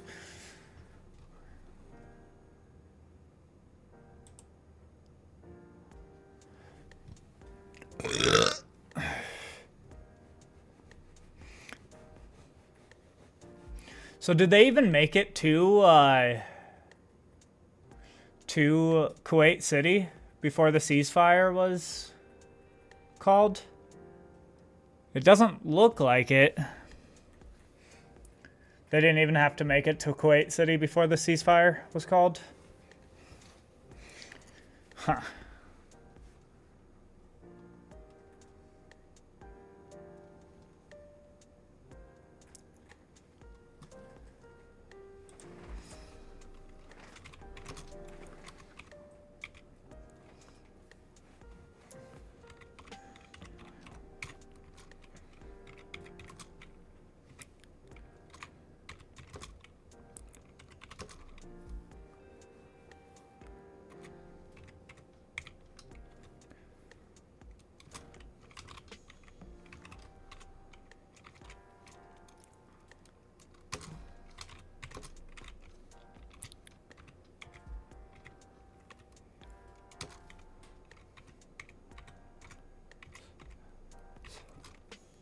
Defenses.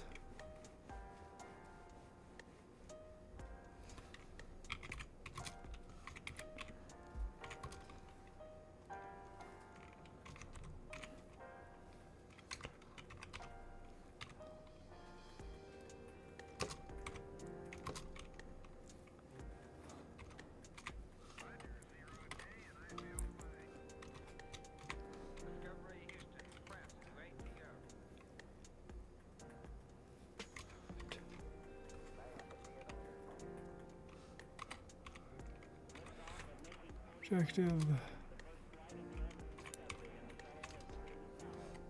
Oh man.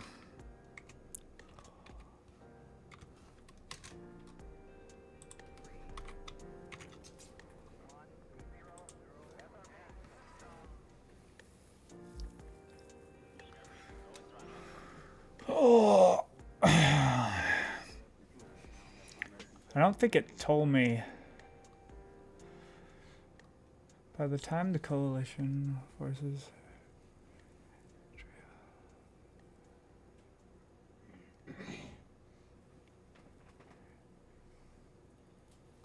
Did I already put how many? I think I did already put how many tanks were destroyed. Did I?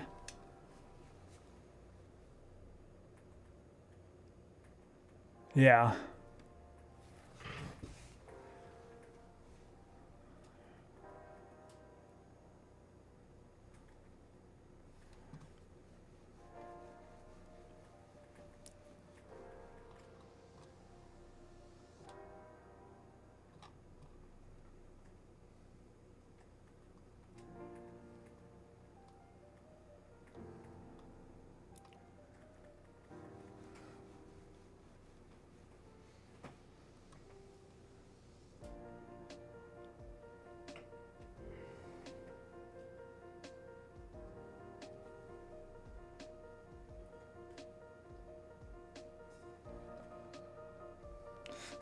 That's fucking crazy. They took out 850 to 1,100 Iraqi tanks, and all that Iraq took out was around a dozen combat vehicles.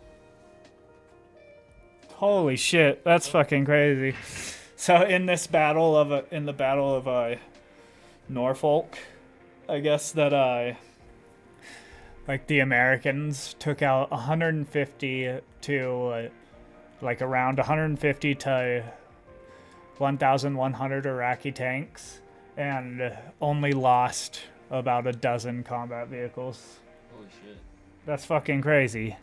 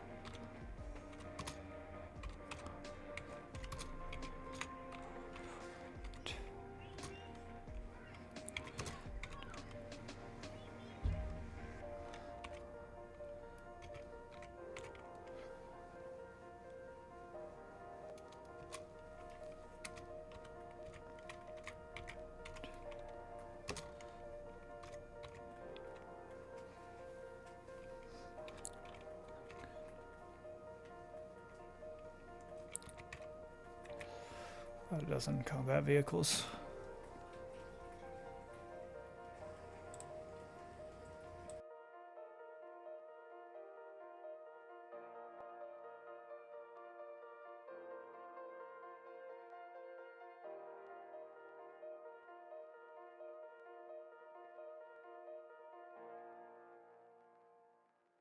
I knew that it was gonna be a way better fucking it would get way more people to watch than any of the other ones. I should have done it a long time ago. Yeah. Dude, that's awesome. Yeah. That's fucking crazy. Alright, so I guess we're done with that. With this battle, I guess we can go to the Battle of Medina Ridge.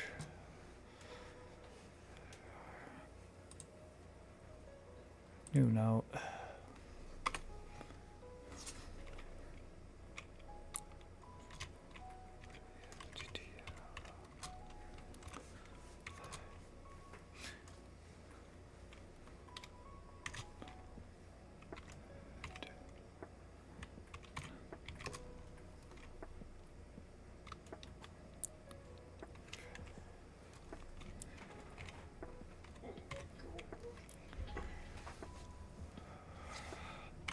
It was another tank battle. Actually, I'm gonna go to somewhere else to... maybe I'll start here.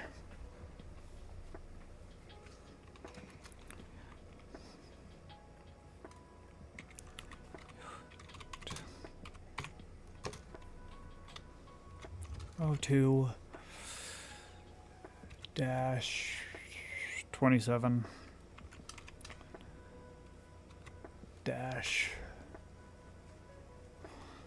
1991.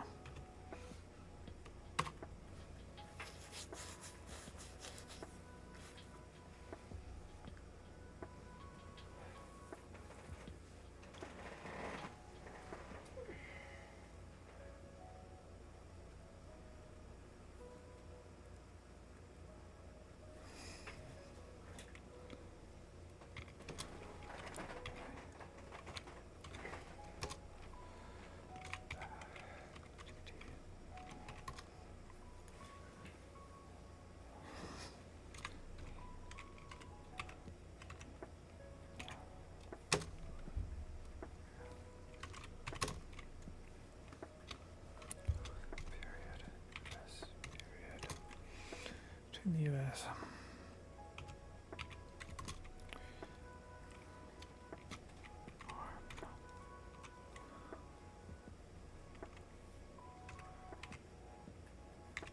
Aw, damn.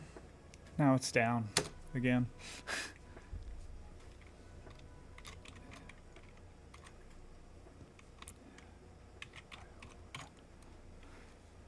Armored division.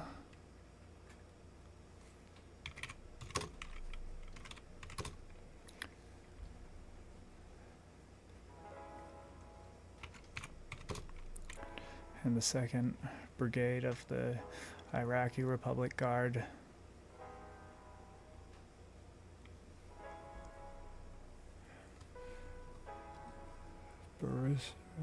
Iraq. Let's look at the map and see if we can find where it was. Right over here. Oh, what the fuck? So it must not have been from the same...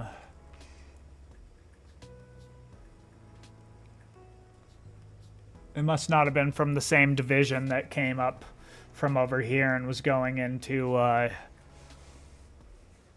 that was going into... There, it must not have been Task Force 141.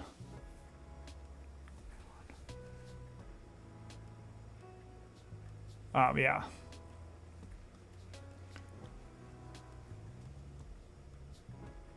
Task Force 470 armored. Okay.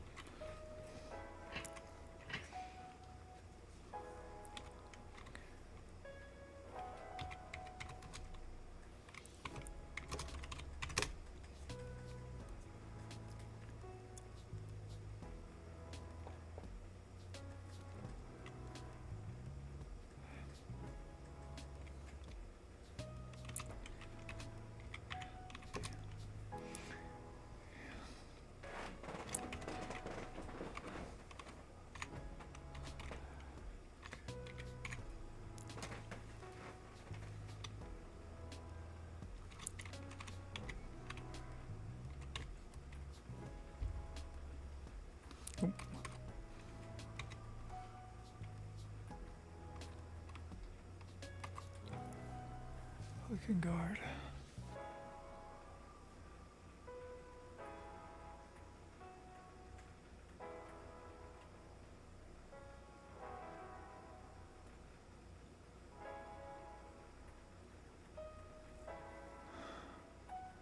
I'll finish that actually.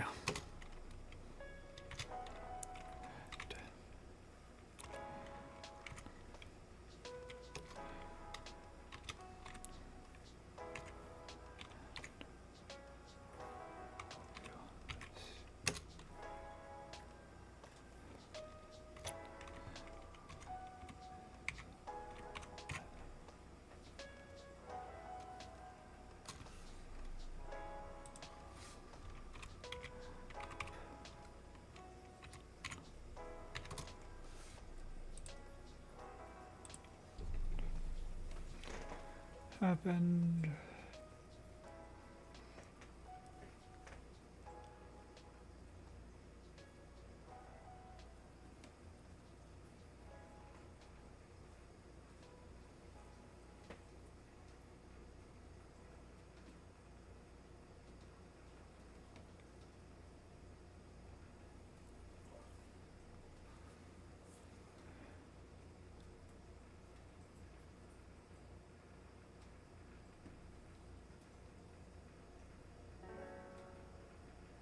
Roughly 7 miles long.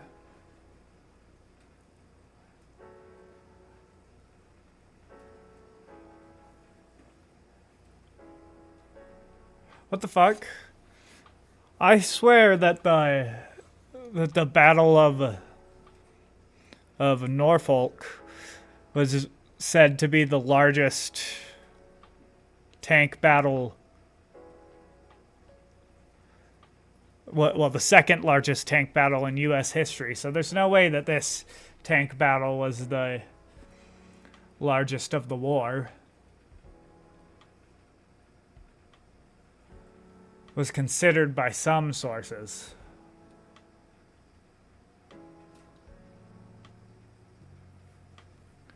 Yeah, no. The Battle of Norfolk was definitely Norfolk was definitely the biggest battle of this. I don't know, I guess we can look and see what the numbers are, but we'll see.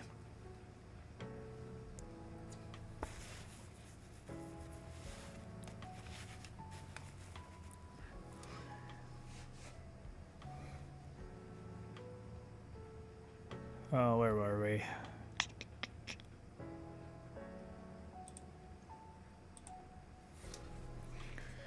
Happened.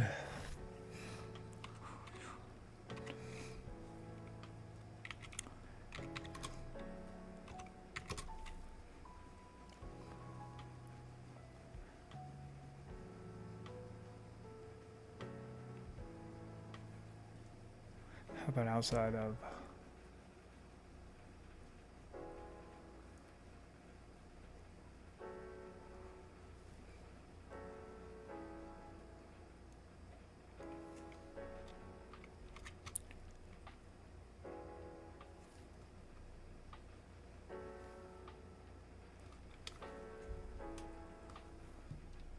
Wait, are these the same places?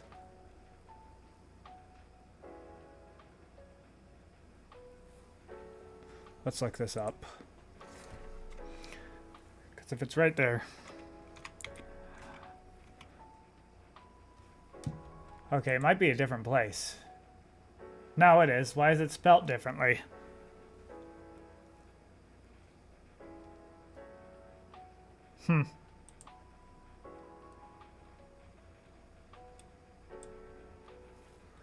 Weird.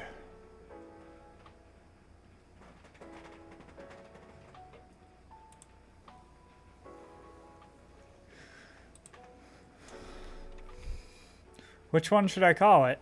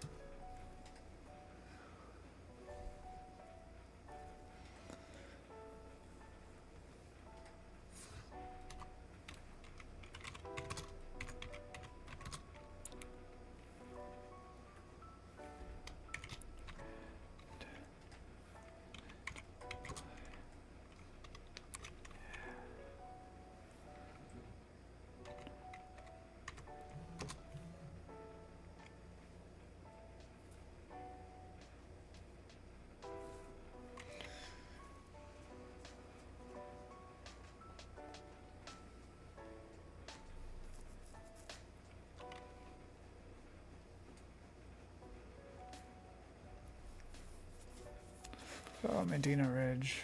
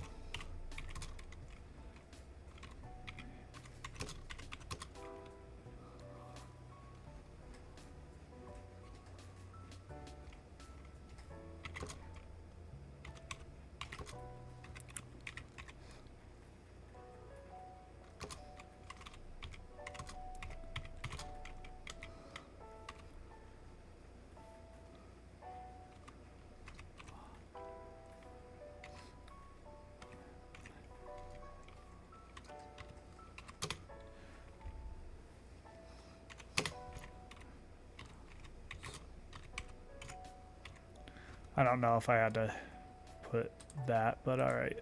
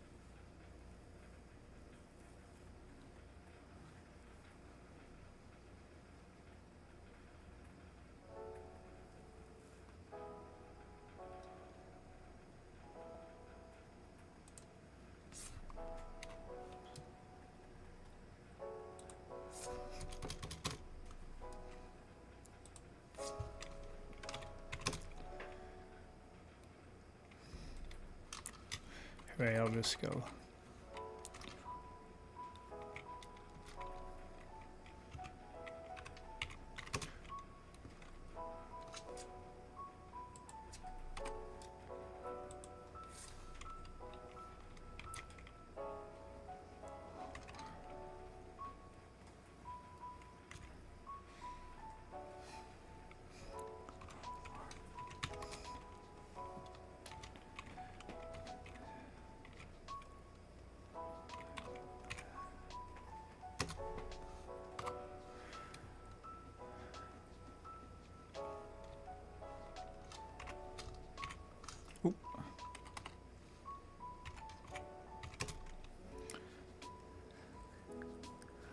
Second.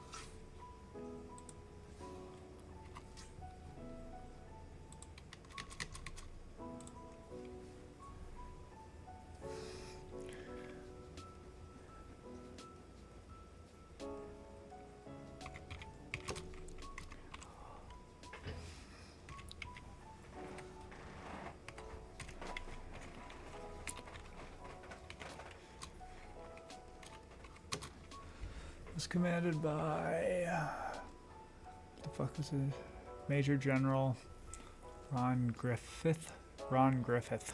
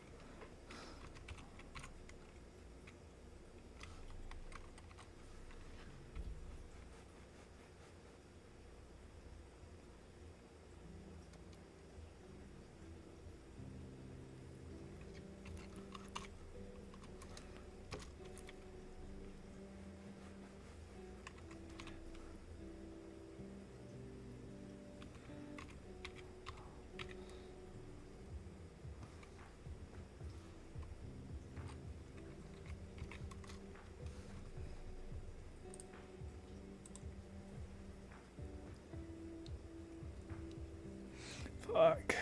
Getting tired.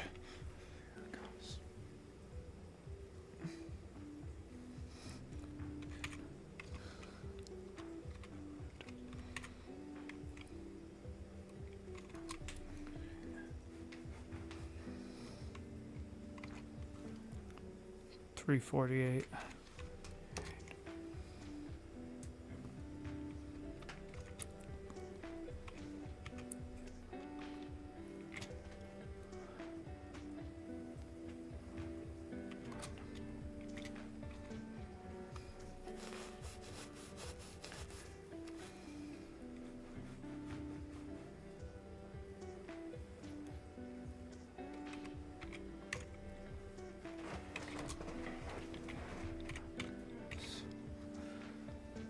Tanks.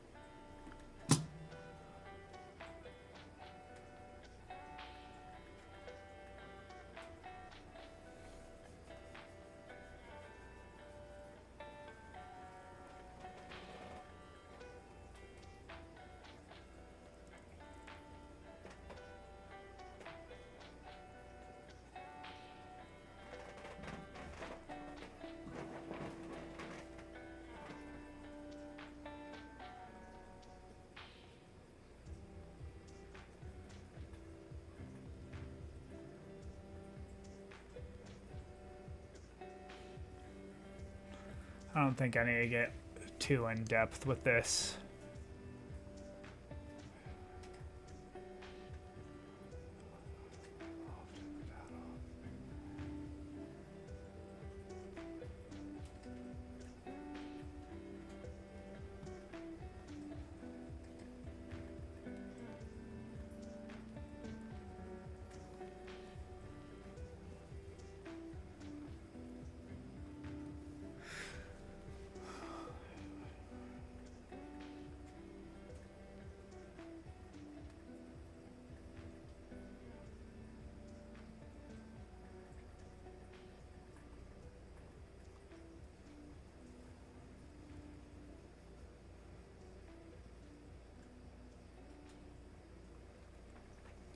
Fighter vehicles.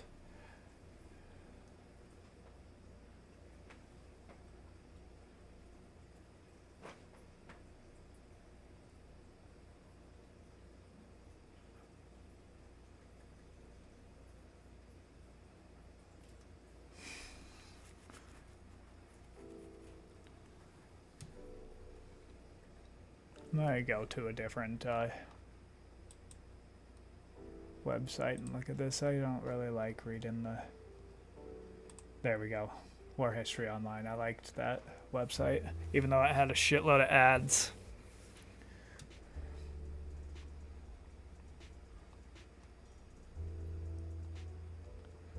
Okay.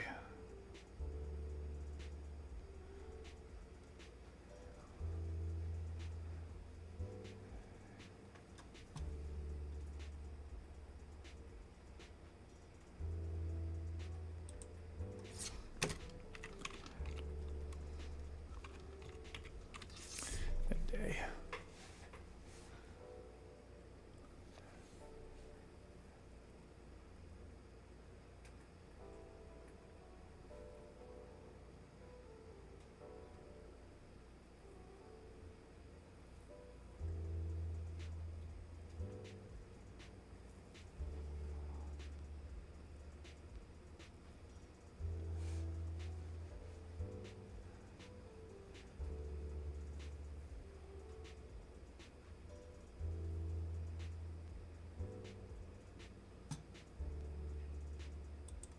Reverse slope defense position.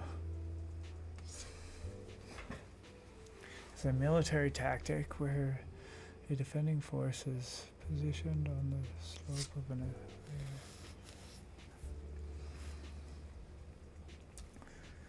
I'm gonna go to the bathroom real quick.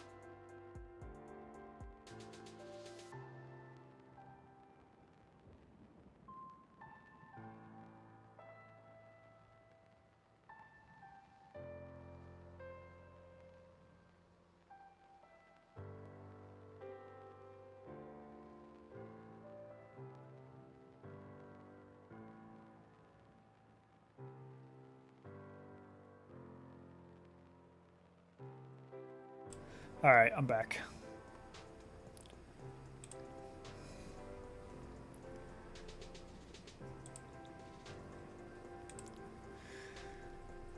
I actually might play a game of Risk real quick and then continue this.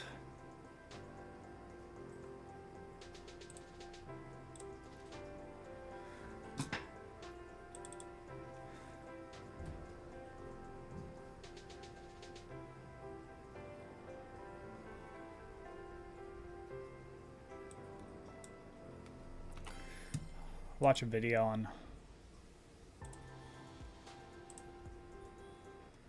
this if they have a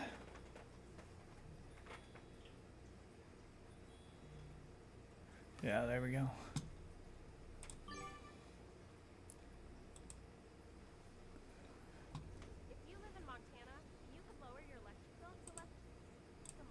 How? First, you need. I live in Montana.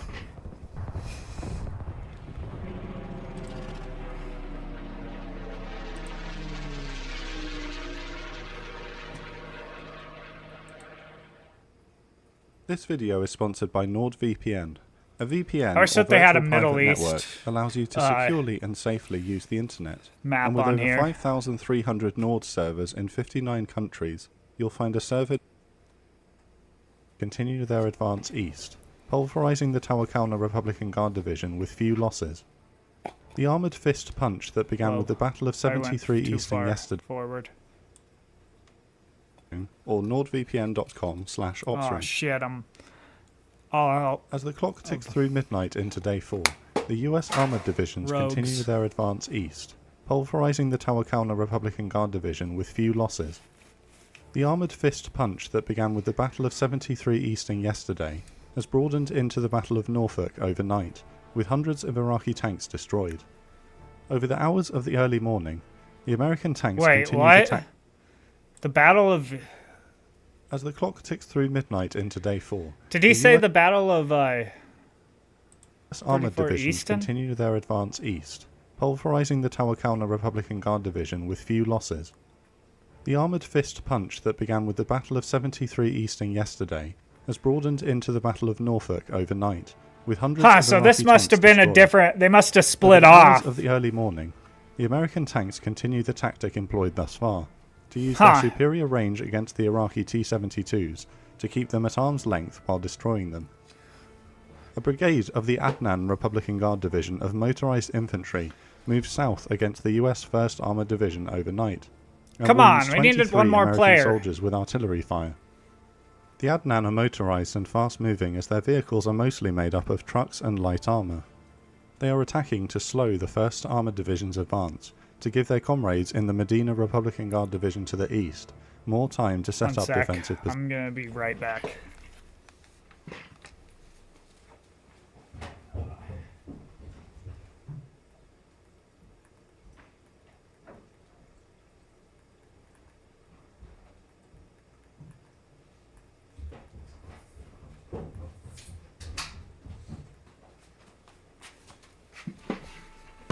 There we go. I'm back. They still haven't started the fucking game?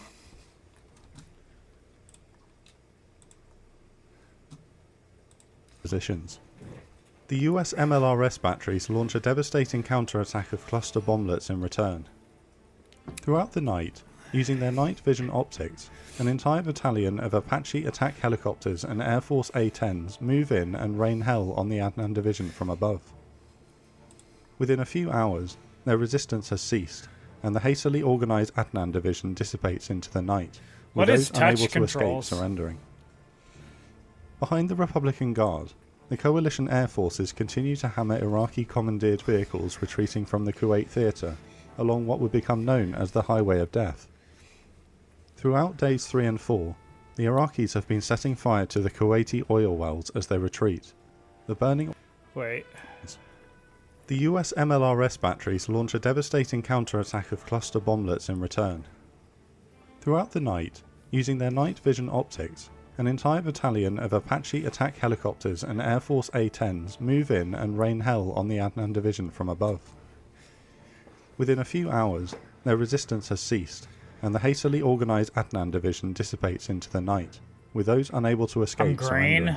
Ooh, I'm not really set Behind up the that Republican good, Guard, that well. the coalition air forces continue to hammer Fuck. Iraqi commandeered vehicles retreating from the Kuwait theatre, along what would become known as the Highway of Death. Throughout days 3 and 4, the Iraqis have been setting fire to the Kuwaiti oil wells as they retreat.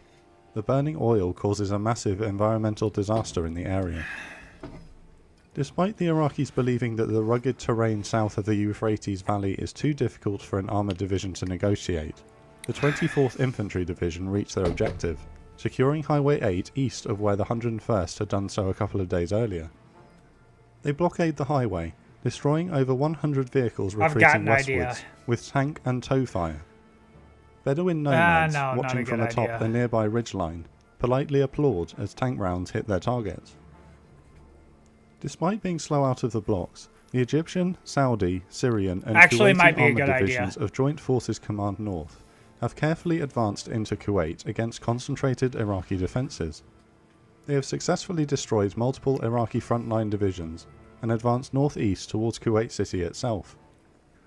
The Arab forces of Joint Forces Command East also advanced towards the city. The 1st Marine Division sets its sights on the Kuwait City International Airport, and the 2nd Marine Division moves towards the west side of the city to cut off any vehicles still retreating. Okay. As the sun rises, at 6 AM, the 1st Marine Division's task forces Shepherd and Papa Bear, who had held off a fierce Iraqi counterattack 2 days earlier, breach the airfield perimeter and advance across the runways towards what's left of the hangars. The fight that they had planned for never materialises. US battleship gunfire bombardment and airstrikes have reduced the airport to ruins, and the area is deserted of Iraqis. A US and a Kuwaiti flag are raised over the airport, but after consideration of political etiquette, the US flag is lowered. Demonstrating excellent political awareness, General Schwarzkopf orders all US Marines to halt their advance into Kuwait City itself. Stormin' Norman? He knows how important it is to the people that Kuwait I assume that he's talking forces about advance General into Norman and liberate their Schwarzkopf. own capital. At 9 AM, Kuwaiti troops enter the suburbs of their beloved city. With the liberation of Kuwait City in sight, the other coalition war goal, to eliminate the Republican Guard as an effective fighting force in the region, is ongoing. With the battle for Objective Norfolk ongoing to their south, at just after midday, the 2nd Brigade of the US 1st Armoured Division edged forward in the haze towards the Medina Republican Guard Division. With the Tawakkalna nearly finished off, and the Adnan Republican Guard Division swept aside earlier, the Medina Division are now the last organised force to stand up to American armour. Behind the Medina lies 7 Iraqi logistics sites for the Kuwaiti theatre. To the rear and left of the US 1st Armoured Division is the 3rd Armoured Cavalry Regiment of 18 Corps, trying to catch them up on the outside with the 24th Infantry Division. Poor positional coordination between 7 and 18 Corps results in gunners from the 3rd Armoured Cavalry mistaking the rear of 1st Armored Aw, you for motherfucker. Iraqis. A brief friendly fire incident results in 1 American killed. With ongoing airstrikes harassing them, the Medina have been slow and disorganised in arranging their defensive line. Some units are still pointing southwest, expecting a coalition thrust from the area of the ongoing Battle of Norfolk in that direction. As the 348 Abrams tanks of the 1st Armoured Division approach from the west, the Iraqi troops are using the false safety of overcast rainy weather to eat a lunch of rice and tomatoes with a distinct lack of onions outside of their vehicles. In a similar With a tactic distinct- to the what the Tawakkalna fuck? Division yesterday, the Medina's tanks are waiting on the other side of a small hill, ready to hit American Holy tanks shit. as they crest it. But they've made a critical error. They have failed to verify their exact distance to the crest of the hill, and are entrenched out of range of it with their T-72s. As the American tanks in the centre and left flank crest the hill, their commanders begin to pick out targets through their thermal imaging sensors in the murk. At 12:17 PM, the first rounds rip into the unsuspecting Iraqi T-72s. The American commanders calculate that they are beyond the range of the enemy tanks, and so halt on the high ground. The Iraqis, scrambling into their tanks, helplessly return fire at the muzzle flashes in the mist, their rounds falling short of the American line.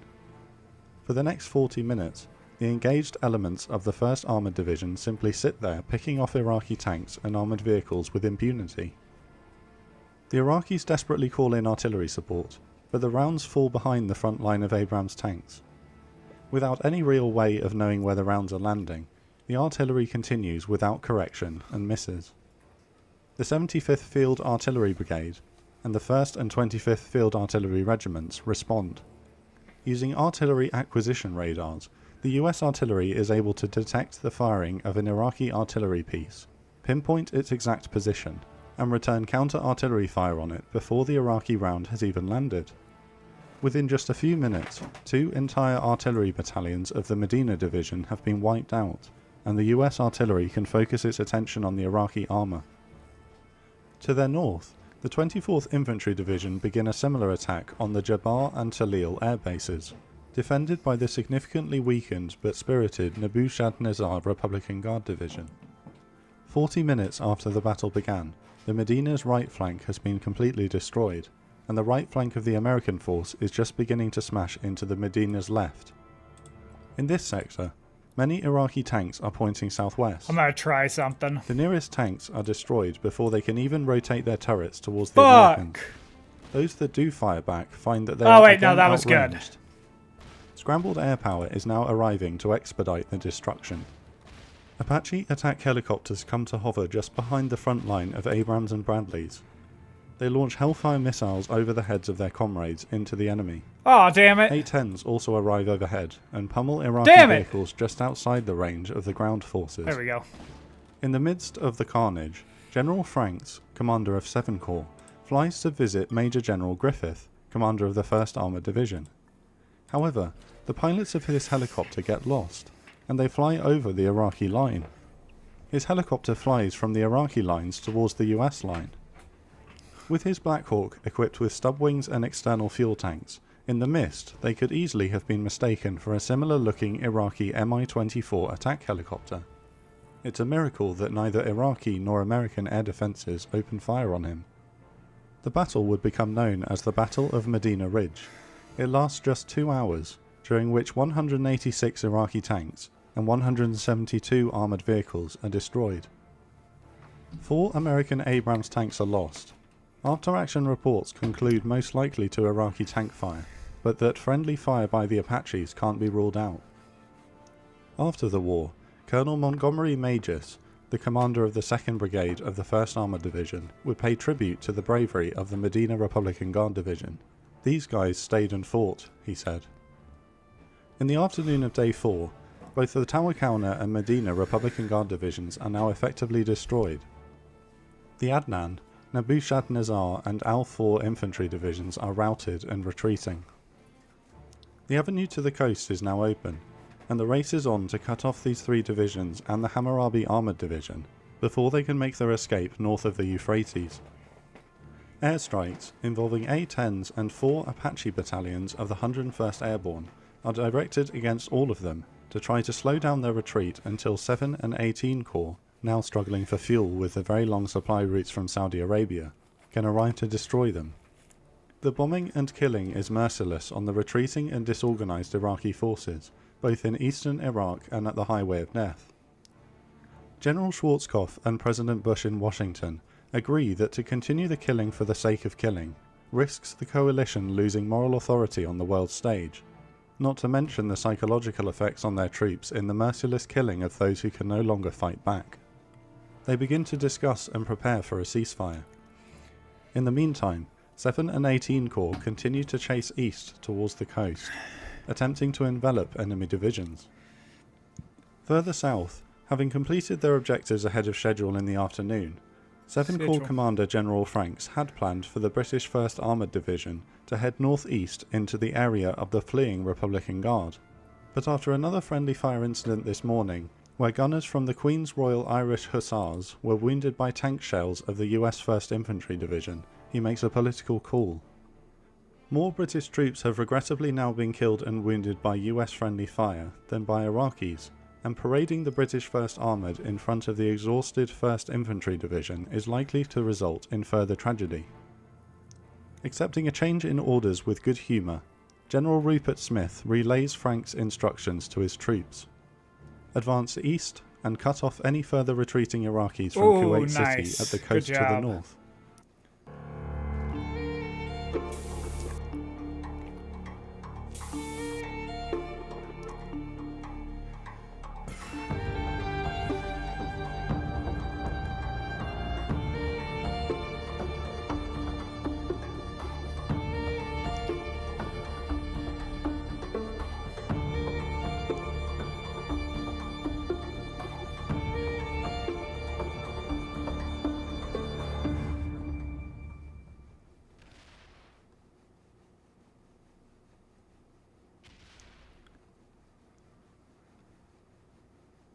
Notion has been the centerpiece of my workflow. It's quite literally an extension of my brain. I can take notes, create folders, manage tasks, projects, set goals, and build products. It's so customized. Refusing to once again be shot at by allies, the British crews hoist Union Jacks and regimental colours atop their vehicles. Like their predecessors in North Africa, the Desert Rats race across the desert, thousands of flags fluttering in the wind. The US Air Force is caught off guard for a special mission planned. It was their intention to dispatch F-111s to Baghdad in a final attempt to kill Saddam Hussein himself. But the war is coming to an end far Boom! sooner than anticipated. Took that motherfucker On out. Wednesday afternoon, a C-141 delivers a pair of 4,700-pound GBU-28 bunker-busting bombs, which are swiftly loaded onto the aircraft and Attack sent phase. out. The GBU-28 have been crash developed over the last 6 months. The two delivered are still warm to the touch from the molten explosive material poured in by the armourers in Florida just hours earlier. At 8 PM, the two F-111s scream over a bunker complex northwest of Baghdad and drop their large bombs. The first misses, but the second penetrates into the underground bunker system and kills everyone inside. It turns out that Saddam was not present. While the F-111s were en route, General Schwarzkopf leaves his war room to host a press conference to the world media. For the first time, he explains the coalition's war strategy and progress up until this moment, and reports that the gates are closed to Iraqi forces retreating north. As the coalition ground forces are still racing east to try to cut them off in time, what he means is that he believes that air power alone is slowing the retreat fast enough that 7 Corps will eventually get there in time. Unfortunately, this isn't the case, and the Adnan, Nabushadnezzar, and Al-4 divisions and the remnants of the Medina escape over the Euphrates throughout the night. 7 Corps continues east into the following morning, destroying straggling units, seizing logistics areas, and rounding up prisoners of war. At 8 AM on the 28th of February 1991, the 5th day of the ground war of Desert Storm, a cessation of hostilities order is sent to all coalition forces. The Gulf War is over. Over the coming months, after the euphoria of victory wears off, questions will be asked about the decision to cease hostilities so soon, and whether the imagery of the slaughter south of Basra and the Highway of Death would have been worth the strategic war goal of destroying the Republican Guard for good. But the primary war goal for the 35 nations that mobilized against Saddam Hussein was to rid Kuwait of Iraqi forces. Thanks to an elite display of generalship by Coalition Commander General Norman Schwarzkopf, right there. and the hard work, dedication, bravery and sacrifice of the armed forces that stood together, the Kuwaiti flag rightly flies over Kuwait City.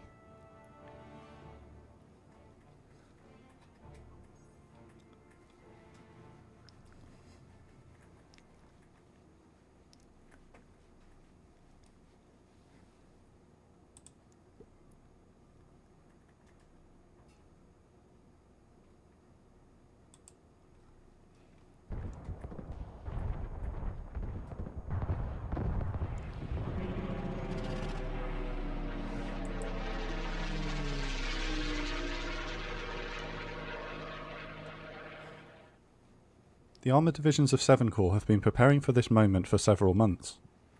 They edge eastwards, peering through the sandstorm to find the Republican Guard, who are waiting for them in the murk. The largest tank battle since World War II is about to begin. This video on the Great Tank Battle of 73 Easting is brought to you by World of Tanks. roll out into the combat zone to do battle against 100 million and 3 rental tanks for 10 battles each, the Tier 6 Tiger 131, Cromwell B and T-34-85M. With the coalition closing in from multiple directions, resistance fighters in Kuwait City alert the CIA that a mass exodus of Iraqi troops from the capital is in motion. A developmental E-8 ground surveillance aircraft, rushed into theatre in time for the conflict, is ordered to scan the area, and detects 150 tanks, trucks and confiscated civilian vehicles forming into convoys and retreating north from Kuwait City, on a highway towards Iraq. Coalition commanders instruct Colonel Hornberg, commander of 4th Wing, to deploy his F-15 Strike Eagles. I know you've just finished a hard night's flying, but I've got a job for you. I want you to put your guys back in their aircraft, fly over to Kuwait and stop a convoy. Stop it at all costs. The 12 Eagles, along with Navy A-6 intruders, drop cluster bombs on the lead and rear vehicles of the convoy, stopping it in place. These 150 vehicles are just the first in a line of thousands retreating from Kuwait. Over the next 48 hours, hundreds of coalition bombers hammer the traffic jam. The ensuing carnage on Highway 80 will earn it the nickname the Highway of Death.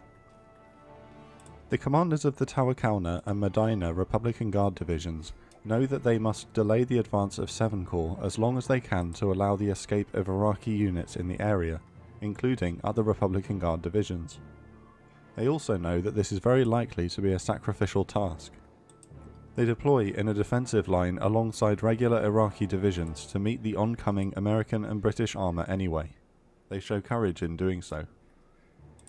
The 2nd Armoured Cavalry Regiment are continuing their probe eastwards, with orders to find the Tawakalna Division, but not to become decisively engaged. They are the lead scouting elements of 7 Corps. What? The British 1st Armoured Division have been holding a defensive line against Iraqi counterattack throughout the night. No, and now advance motherfucker. east towards the Kuwaiti border. That was bullshit. Their objective is to sweep through the multiple Iraqi brigades and divisions on the southern flank, splitting the Iraqi front line in half and isolating the Republican Guard units What from the possible fuck? reinforcements from Kuwait. That was so fucking allowing stupid. the rest of 7 Corps to hit them in concentration. Fuck. At 7 AM, the 4th Armoured Brigade assaults the left flank of the Iraqi front line, who are caught off guard in a defensive line facing south towards the border.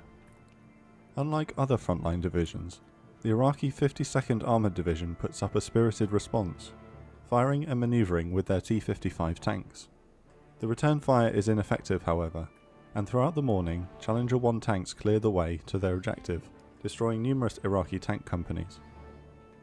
The 7th Armoured Brigade, famously named the Desert Rats for their role in North Africa in the Second World War, sweep along the flank of another Iraqi line formed just to the north, catching was the such Iraqi bullshit. troops watching south towards the battle raging with 4th Armoured.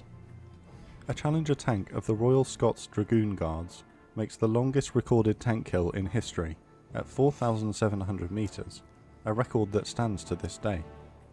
The Iraqis do not maintain all-round reconnaissance, and a company of Spartan armoured personnel carriers hook around to their north and attack them from the rear with Milan anti-tank missiles. The division methodically continues east throughout the day, clearing objective after objective without loss.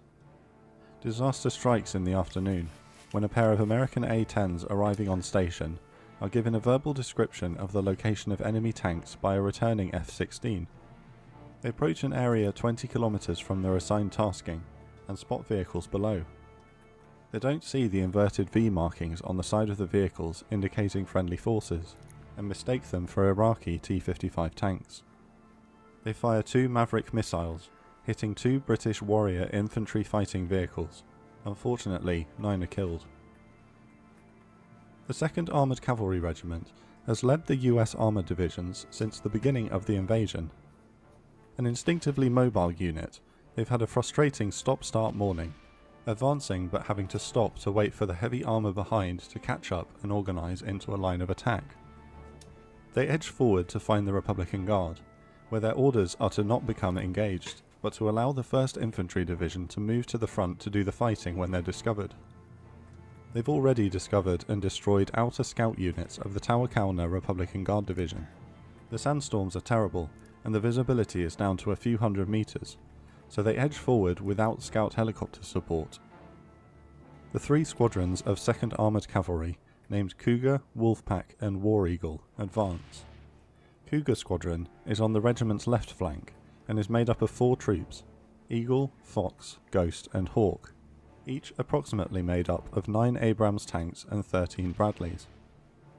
At 3:20 p.m, 7 Corps Commander General Franks orders 2nd Armoured Cavalry to lead the line forward from the 60th to the 67th Easting, or the 67th kilometre of longitude east of the official campaign map centreline. The Republican Guard is reported to be just kilometres away, but the information is 2 hours old. Bradley commanders peer into the sandstorm with their infrared sights. They roll forward slowly and deliberately. The young men in the vehicles are itching for the fight they all know is about to start. A pair of scouting BMPs and 3 solitary dug-in tanks are spotted by scouts. Lieutenant Haynes halts his Bradley and lines up the first tank with his optical sensor. He swallows a few times and fires a TOW anti-tank missile into the unsuspecting tank.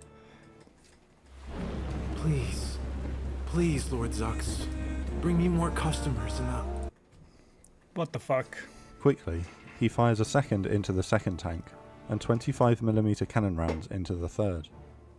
Scouts take fire from a cluster of secluded buildings. Seeing no evidence of civilians in the cluster, Captain McMaster, commander of Eagle Troop, warms his tank crews up to the coming fight by ordering a short burst of fire on the buildings. The small arms fire stops. Suddenly, a tank shell explodes just short of a Bradley. The vehicle commander, Lieutenant Gauthier, yells, "Driver, stop, gunner, missile, tank." He finds the Tawakona Republican Guard Division T-72 tank that's just fired on him, barely visible at 800 meters in front. He and a nearby Bradley rapidly return fire with TOWs, and the T-72's turret explodes in a fireball. McMaster senses that a major combat engagement is imminent, and calls over the radio, "Eagle Troop, battle stations, go to tank's lead, we're going to tank's lead." The Abrams tanks in his troop move to the front in a wedge formation.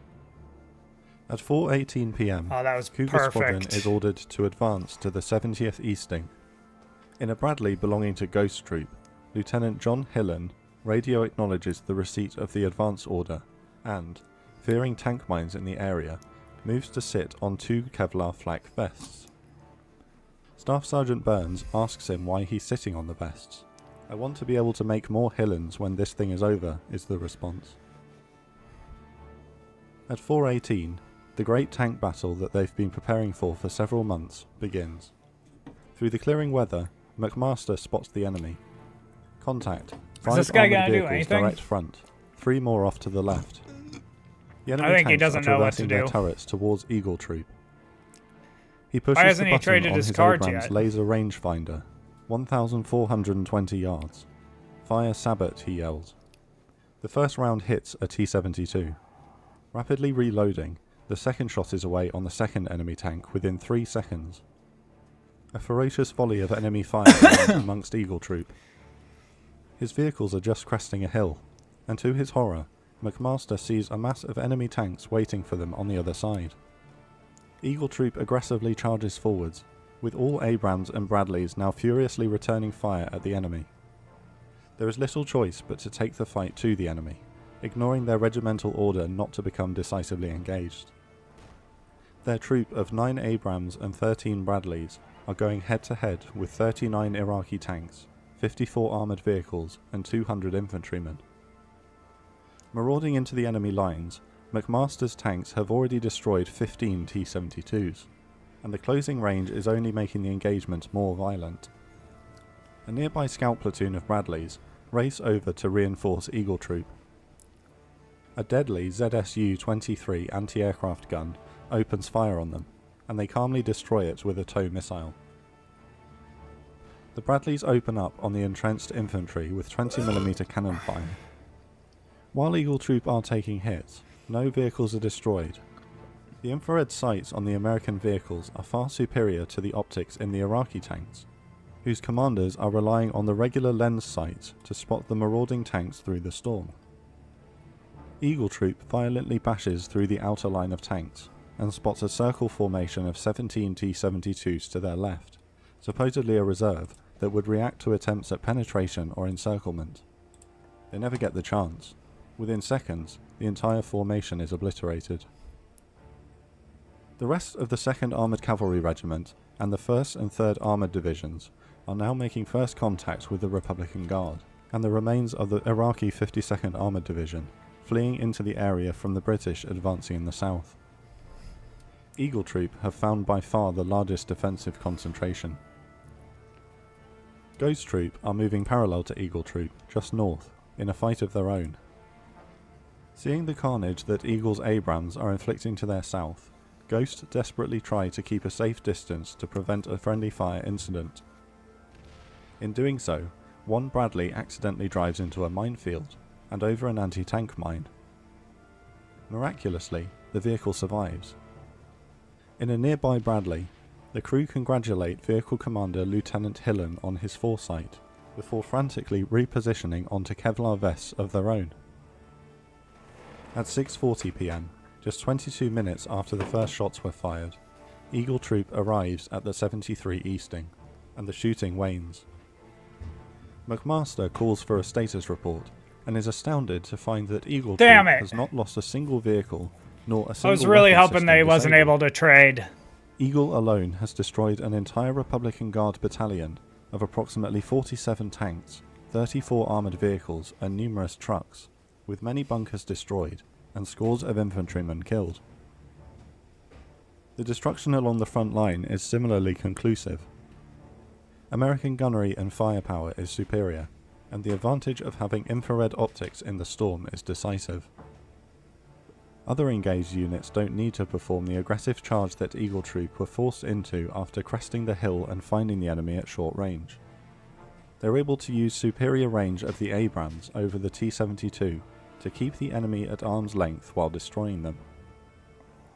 At 5 PM, Ghost Troop of 2nd Armoured Cavalry are also at the 73 Easting, holding a defensive line with Eagle Troop. A counter-attacking formation of Iraqi armour approaches, and Ghost Troop requests artillery support. Their toes hit the first BMP as the artillery falls. The artillery shells used are dual-purpose improved conventional munitions, DPICM. The shell detonates close to the target and showers it with armour-piercing cluster bomblets. The 14 attacking vehicles are wiped out over the next 15 minutes. Over the next 3 hours, 2 similar counterattacks are attempted, but with the weather clearing up, the troops of 2nd Armoured Cavalry are able to begin calling in A-10 airstrikes on the approaching armour. Now that they're holding the 73 Easting, they can bring their artillery to bear into a killing zone to their front. After many exhausting hours of repelling piecemeal Iraqi attacks, at 2 AM, the 2nd Armoured Cavalry Regiment is finally relieved on the front line by the 1st Infantry Division. Their work has been Herculean. The regiment as a whole has destroyed 2 whole brigades of the Tarakauna Republican Guard Division for the loss of only 6 men, accounting for 159 enemy tanks and 260 armoured vehicles. By comparison, the entire 1st and 3rd Armoured Divisions combined have destroyed a further 76 tanks and 84 armoured vehicles. 7 Corps continues to press east through the night, continuing the fight with the Republican Guard. The British 1st Armoured Division moves northeast to join the rest of the Corps at an area of land known as Objective Norfolk, where the final showdown with the Tarakauna Division will take place in the early hours of Day 4. The US 1st Armoured Division sets its sights on the Medina Republican Guard Division further north, encamped and waiting on a hill the US troops would later call Medina Ridge. In Kuwait, the coalition divisions continue their methodical advance north. There are reports of atrocities and prisoner snatching by the retreating Iraqi forces in the city, so the coalition advances with haste to liberate Kuwait City. The 2 US Marine divisions approach Kuwait International Airport. Their objective in Day 4 will be to capture it, and then to move into Kuwait City with their Arab allies, including Free Kuwaiti forces.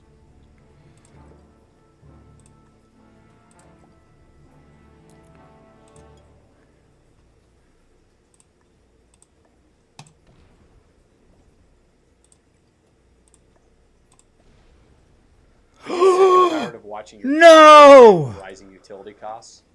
Stick with me for the next 30 seconds, and I'll reveal the little-known secret of how homeowners are breaking free from rising power bills with the new Massive Money Savings Program and going solar for nothing up front. Hi, my name's Dusty, co-founder of Pure Light Power, a locally owned solar company where we help homeowners stop renting their power and start owning it with zero upfront costs. You see, in the past, solar was expensive, and it took years for customers to see a return on their investment.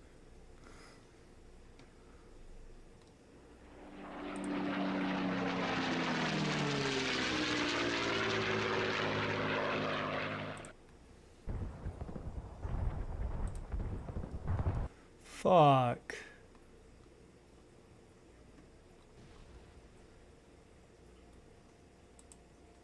The end of America's war in Vietnam saw a U.S. military in crisis, its morale all but depleted and its combat experience watered down by massive conscription. In the years that followed, the Pentagon focused on restoring America's military by returning to an all-volunteer force and addressing the problems of systemic drug abuse and a weak officer and non-commissioned officer corps. But just how well would America's military fare in a new conflict after years of neglect and waste? 20 years after Vietnam, the world would get to find out, as America's forces were immediately thrown into the last of the greatest tank battles of the 20th century. Hello and welcome to another episode of the Infographic Show. Today we're taking a look at the Battle of 73 Easting and how America proved once more it was a force to be reckoned with. The first Gulf War, or Operation Desert Shield and later Desert Storm, was the last major war of the 20th century. Fought between Iraq and a coalition of over 30 nations, it was ultimately a test not just of America's post-Vietnam War military, but of the UN as a world peacekeeping organization. With a potential to escalate to an all-out regional conflict between Arab states, failure to contain Iraq's hostility would have signaled to the world that even after decades of work, the UN was just as a lame duck at global peacekeeping as the League of Nations before it. But how did the war start? Iraq's belligerence towards Kuwait started toward the end of the Iran-Iraq War, What a is this brutal guy's conflict plan that here? lasted for 8 years. During the conflict, Kuwait and Saudi Arabia had backed Iraq financially, lending it billions of dollars. After the war, Iraq complained to the Arab League that its debts should be forgiven, as it had acted in the foreign policy interests of both Kuwait and Saudi Arabia, who feared a growth of Iranian Shia influence amongst their own Shia populations. Iraq also raised concerns that both nations were producing more oil than the agreed-upon OPEC production limits, which was lowering the price of oil and costing Iraq billions. Lastly, Yeah. Iraq specifically I leveled was charges hoping that against was gonna- Kuwait that it was exploiting Iraqi natural resources by slant drilling across its northern border into Iraq's Rumelia oil field, in essence drilling diagonally to bypass national borders underground. If you've seen There Will Be Blood, it's the milkshake scene. Iraq did not like Kuwait drinking its milkshake one bit, and There after Will the Be Arab Blood is League is a pretty refused to fucked up act, movie. Iraq, prompted by those and other grievances, launched a ground invasion of Kuwait, annexing the nation as a province of Iraq. What is this guy For its doing? part, the United What the States fuck? had long tried to How is broker he a settlement losing in the so region, many of but these? when Iraq linked its grievances with enforcing a resolution to the Israeli-Palestinian conflict, the U.S. What the fuck refused is he to doing? negotiate. Yet the United States remained reluctant to commit to military force, and ultimately it was Great Britain's Margaret Thatcher who reminded U.S. President George Bush Sr. about the consequences of inaction during Germany's hostilities prior to World War II, most famously by telling the U.S. president not to go wobbly. Wobbly President Bush would not go, and he immediately demanded an exit from Kuwait by Iraq. With Iraq poised to invade Saudi Arabia and seize control of over 65% of the world's oil-producing fields, the US and other allied nations had pre-deployed several 100,000 troops to Saudi Arabia as part of Operation Desert Shield. On the eve of war, these troops were reinforced with detachments from many NATO and non-NATO nations, including several Arab League nations, which President Bush had insisted on joining so the conflict would not be seen purely as West versus Arab. No! When Iraq refused to withdraw from Kuwait, No! the U.S. Fuck. launched Operation Desert Storm on the 17th of January 1991, and the Battle of 73 off. Easting, the last great tank battle of the 20th century, soon followed. So who were the combatants, and what weapons was sweet. each side bringing to the fight? Fuck yes. Oh no, is he gonna take me? Build custom industrial Fuck, he machines in is. days. Damn it. Design your machine in the simplest online CAD. Get inspired by our public designs, or build your own in minutes. Well, shit. Program and simulate. On the defending side was Iraq's fearsome Republican Guard, with the best training and equipment available to the Iraqi forces. The Republican Guard had been a force to be reckoned with during the Iran-Iraq we can War, get back to- responsible for some of Iraq's greatest victories. It was these elite soldiers who were dispatched to be the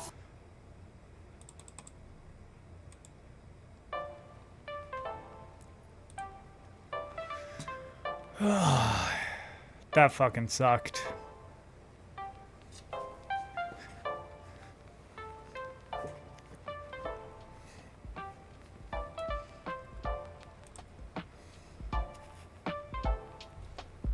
I wonder what the fuck.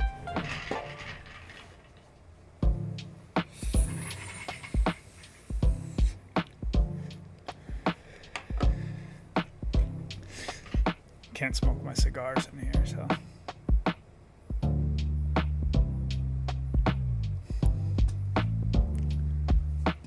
I'm gonna turn this down.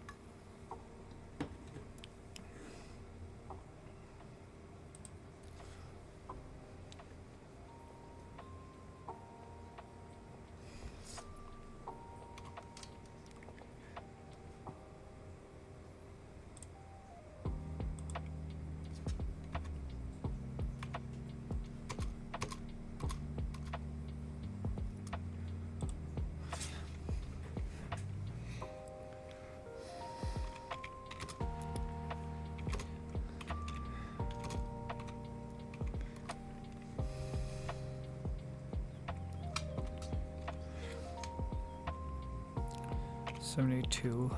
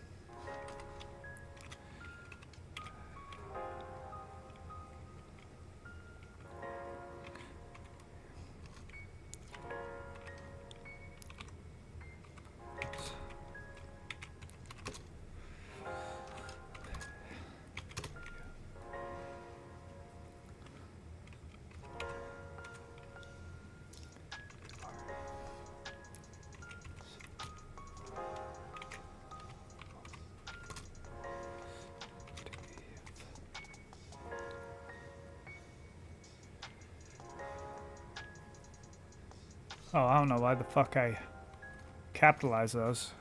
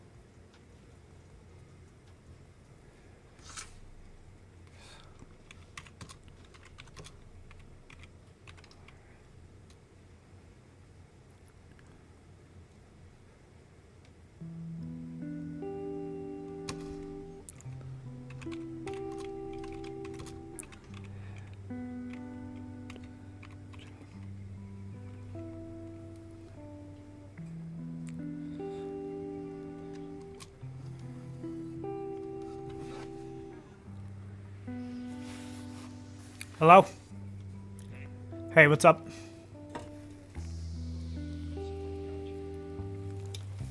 Oh, nice.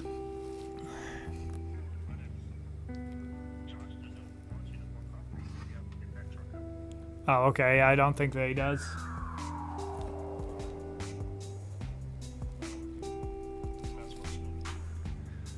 Alright. What time you want me to go there?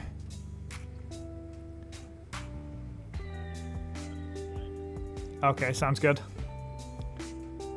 Alright, see ya. Love you.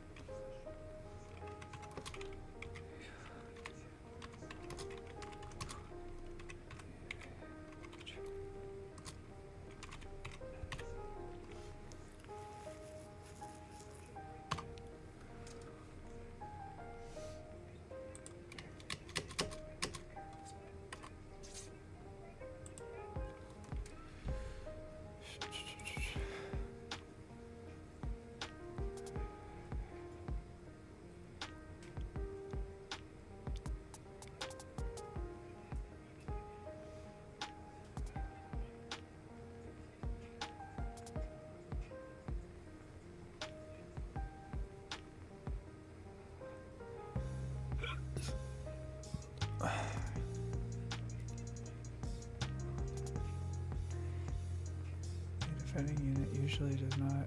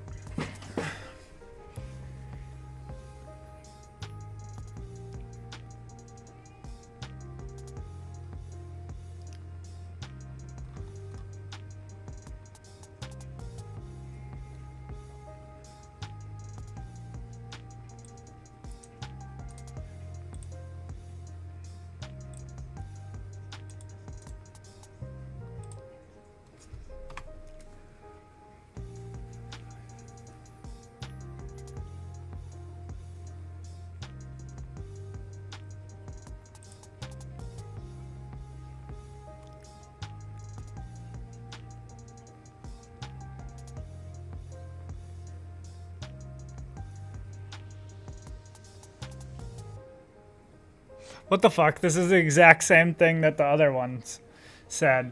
What? Bro.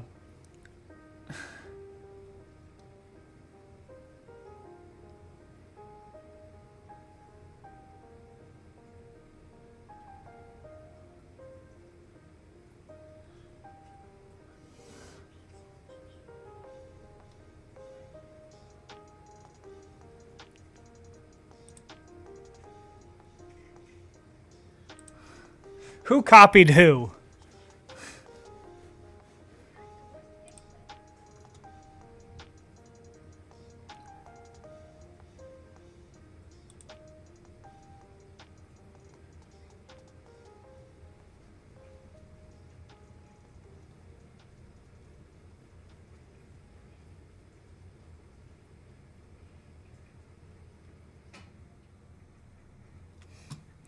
I want to see what the fuck this is. I want to see what it actually looks like.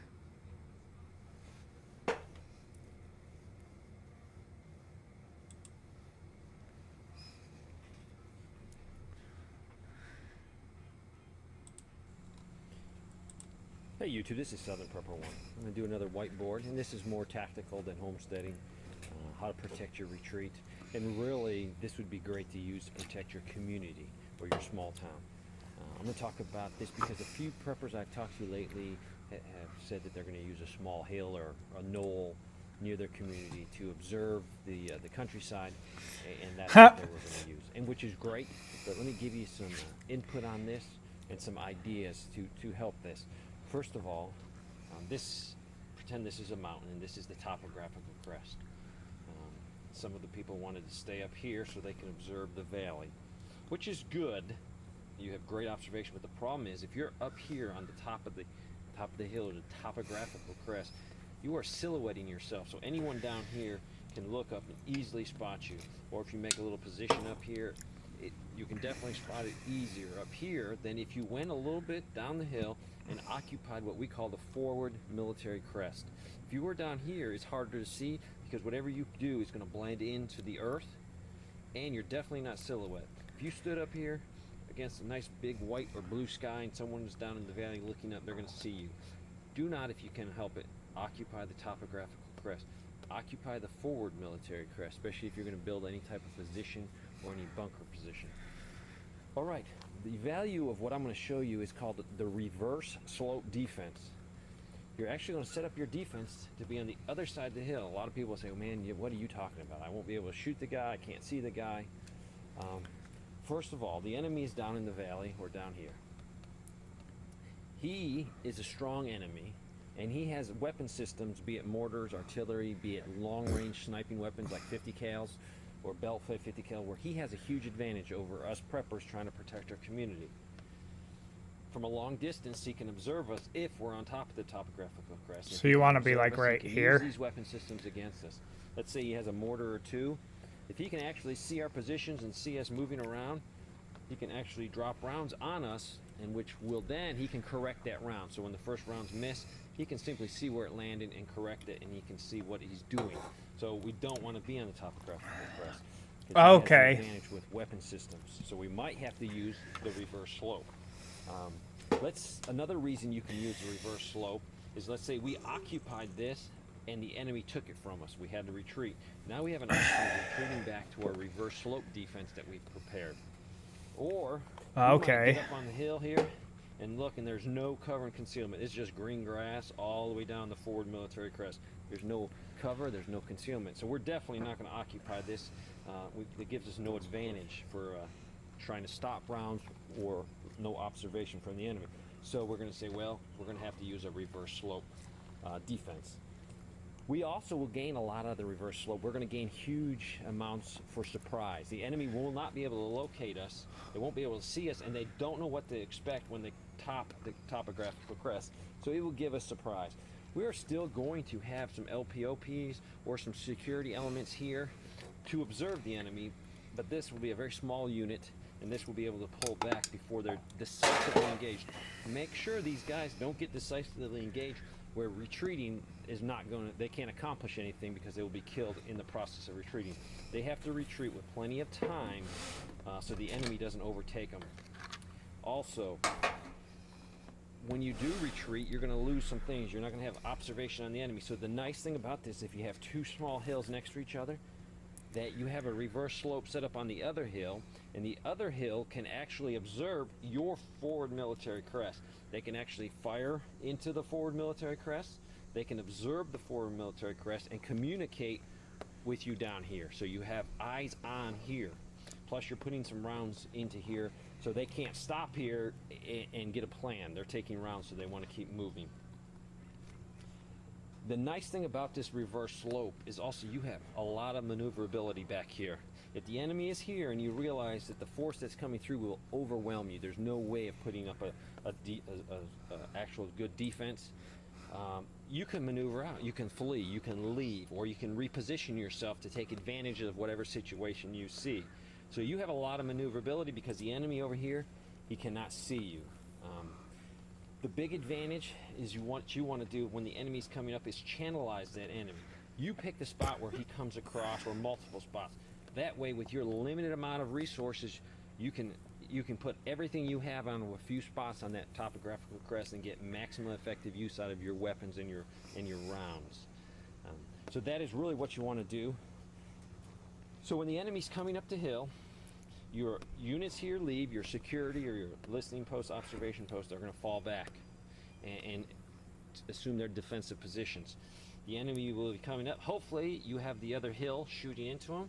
So when they crest this thing, you are going to be laying down very low to the ground. You're going to put as many rounds into the enemy. Huge advantage here because when he crests that, he's going to he's engaged. He has to make quick decisions. So if he comes forward, he's still being engaged, or he might stall. Some units might retreat back because the rounds are too many rounds coming into them, and other units might go forward. So now we have some confusion.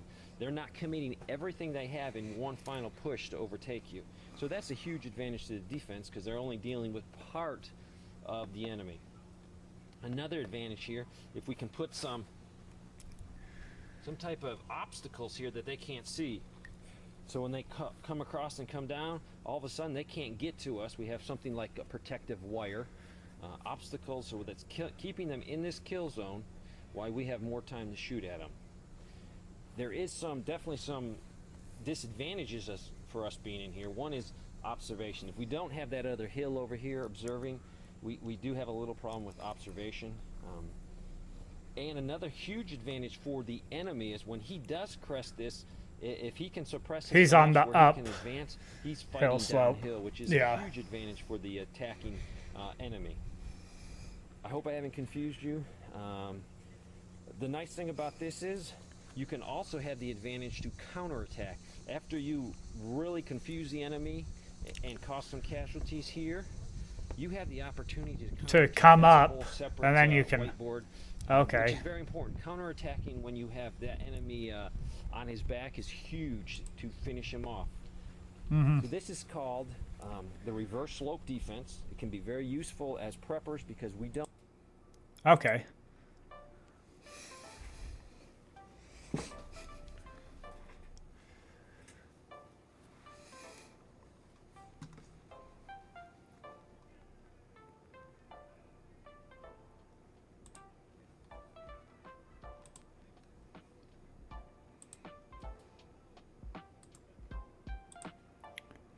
Whoa.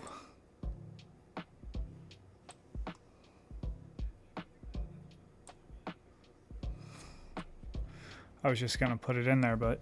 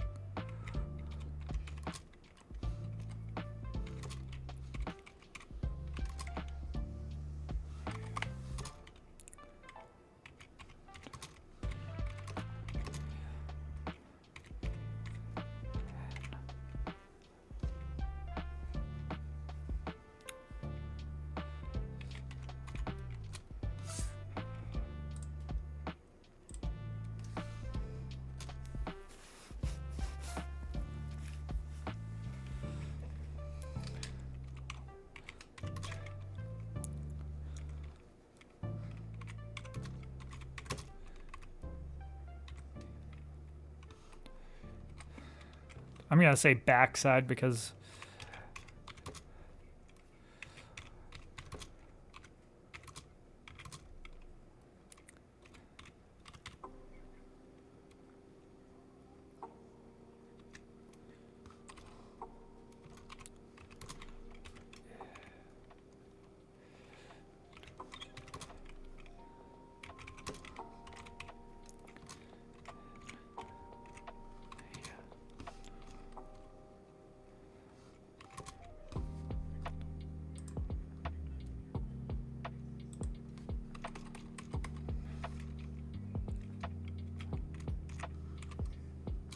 what the fuck?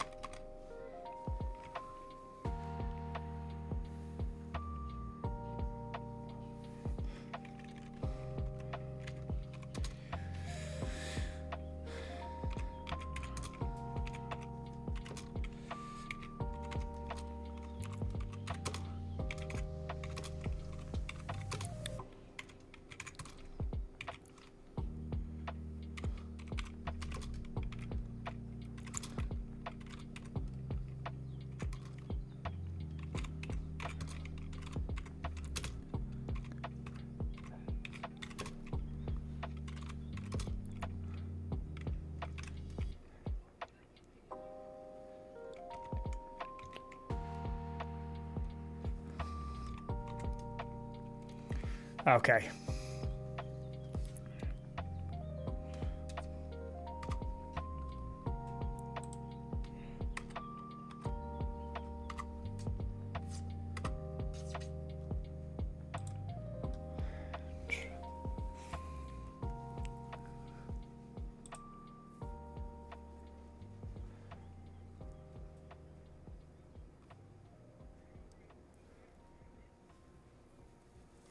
Did I already finish? Yeah.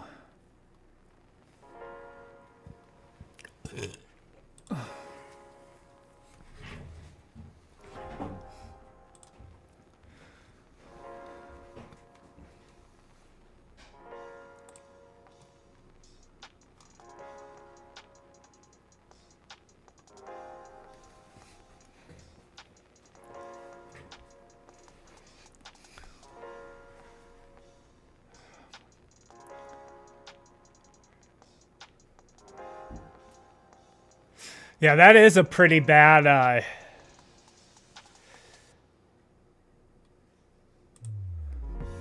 that is a pretty bad, fuck up that Iraq did. That they couldn't hit the top of the ridge. So it just basically fucked them. They, like, the whole reverse slope defense was, like, completely... Like, it was no point. They had no point to do that then, since they couldn't actually hit the top of the ridge.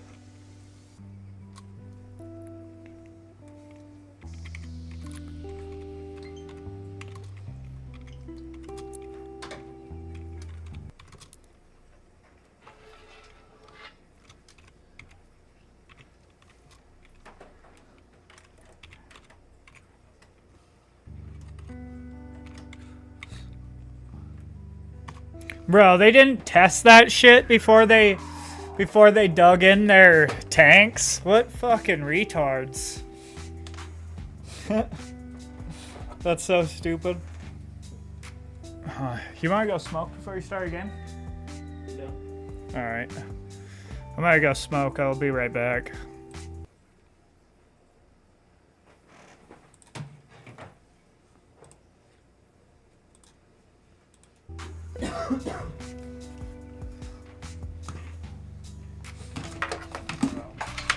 That's funny. Oh, in this battle, the battle of Midran Bridge is what it was called. The fucking Iraqi troops set up what's called a defensive slope, a reverse defensive slope position. So they basically like together a bridge or something like this, and you put your troops on this side, and they're gonna be coming over, and then they come to here and shoot on battle. That way, because if you have less they can't shoot at you at the top of the ridge, so they can't see you.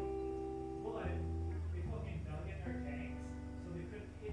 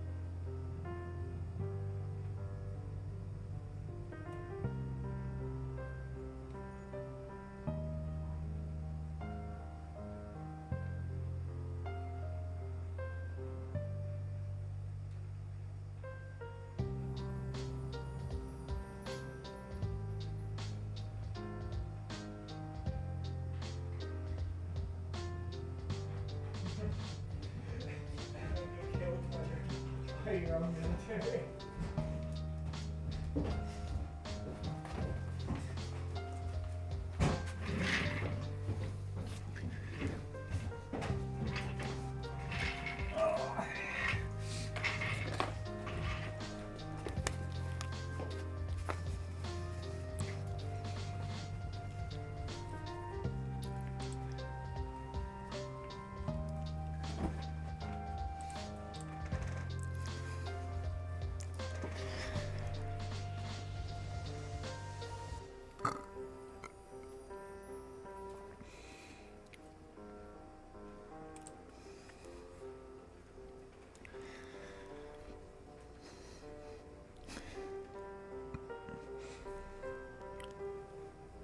All right, I'm back. Here, wait, did I turn on my mic? Yeah.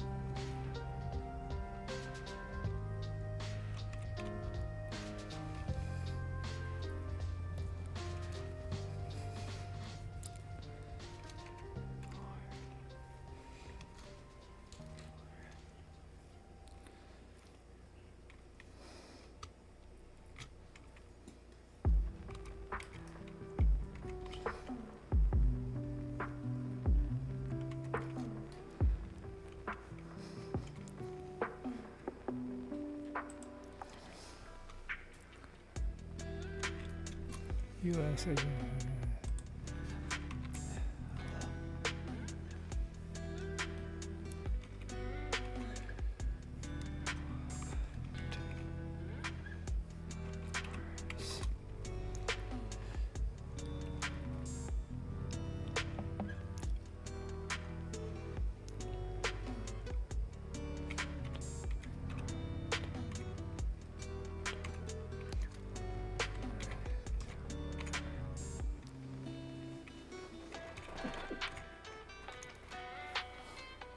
What?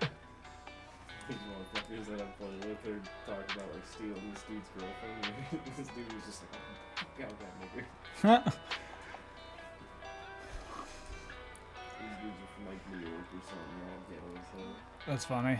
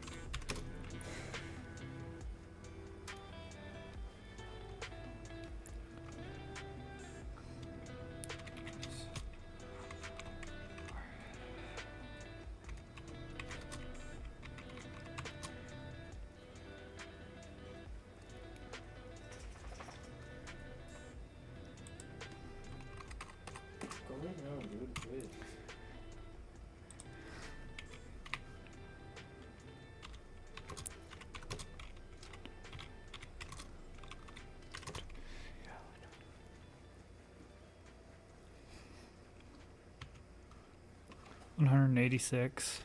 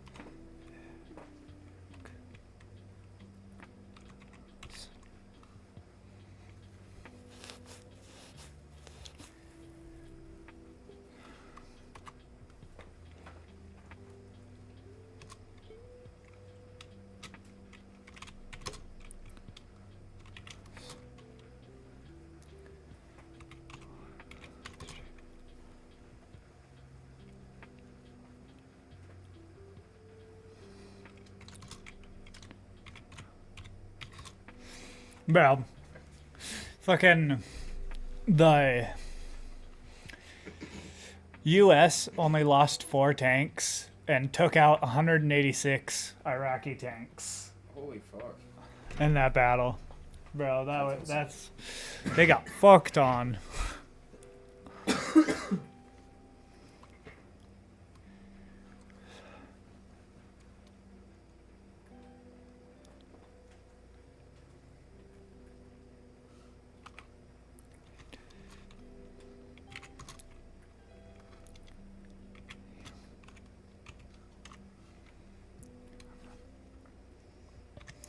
What's an A10?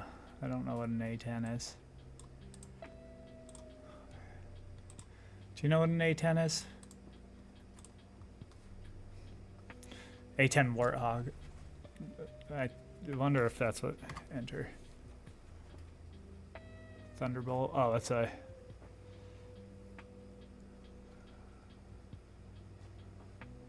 attack aircraft.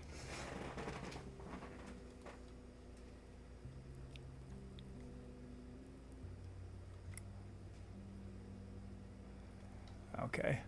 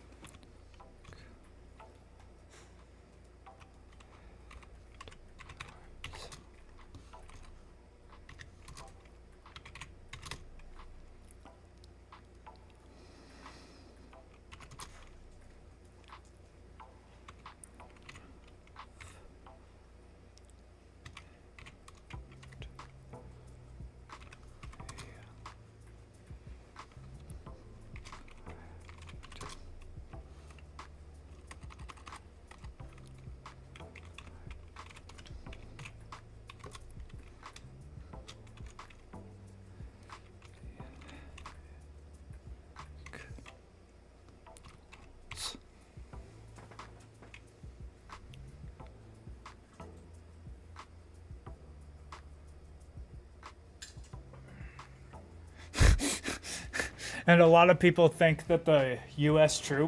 the U.S. tanks were only destroyed by friendly fire. Damn.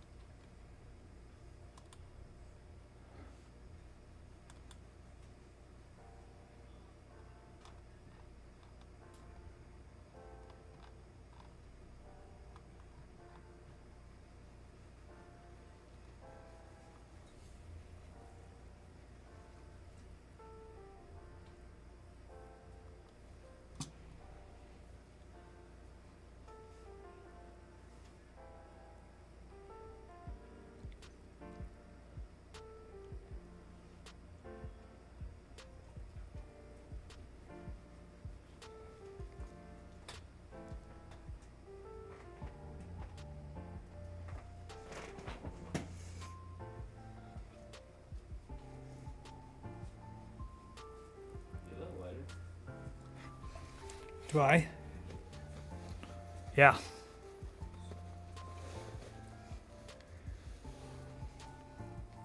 There we go.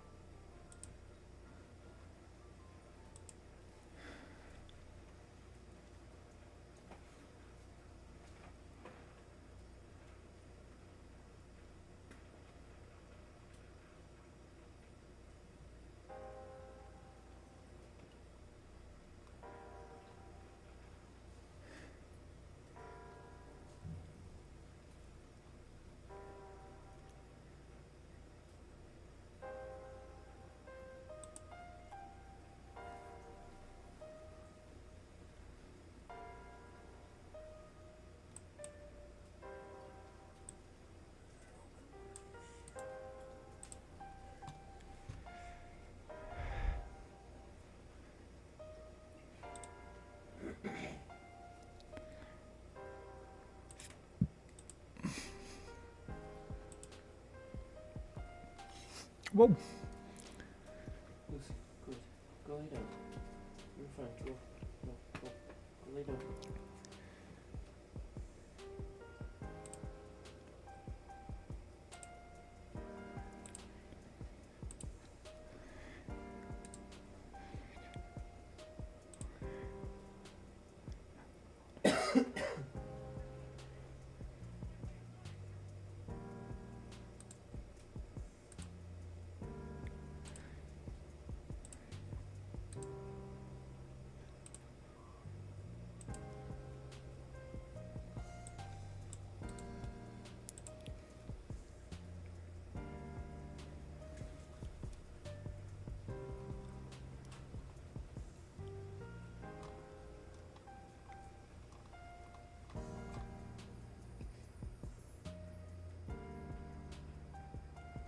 No, it seems like most of these were all tank battles. That's fucking crazy. You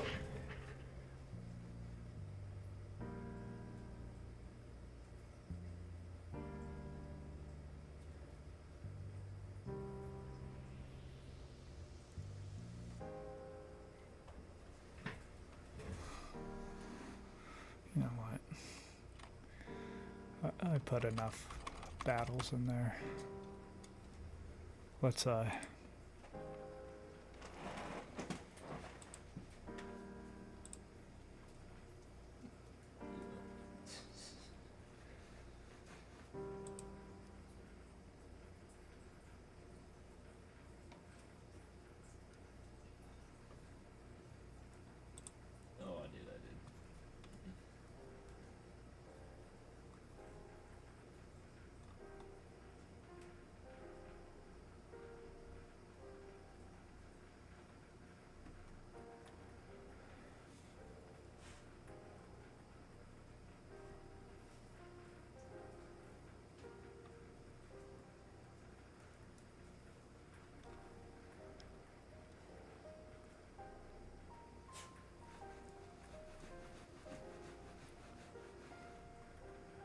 Probably secret. One vending. Oh.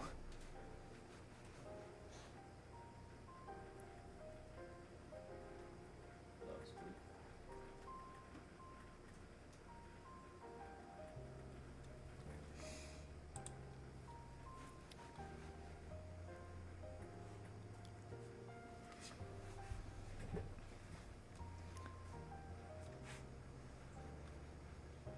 There's two on.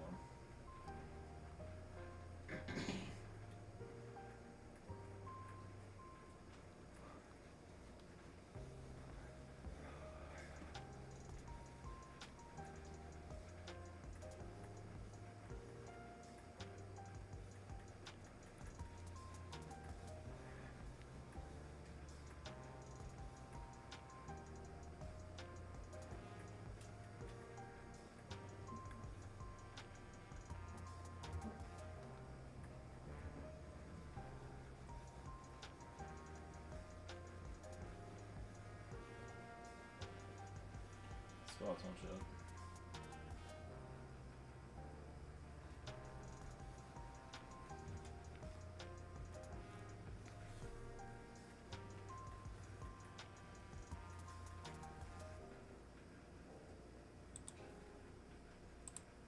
When was the peace conference held?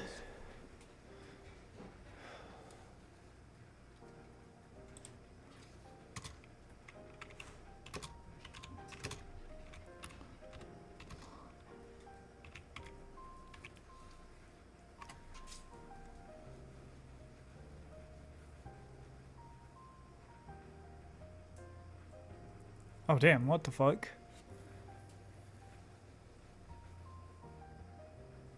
What?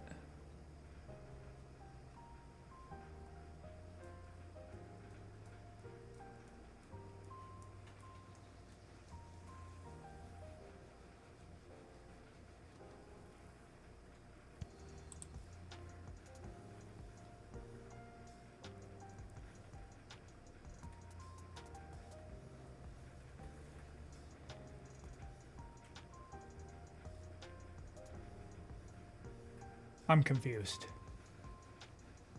This is telling me two different dates.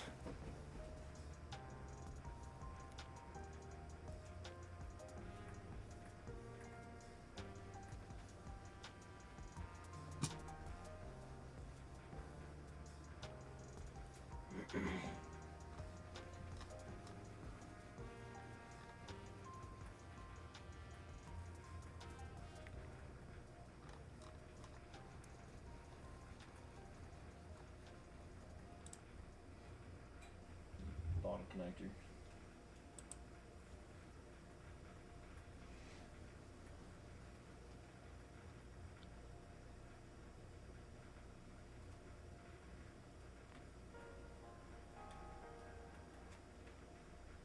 Oh, this was...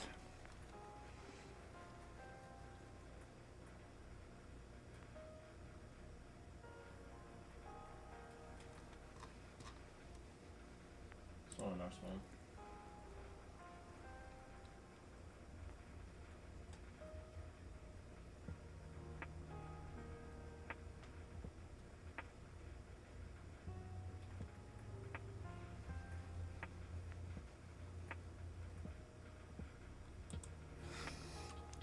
I'll do ceasefire.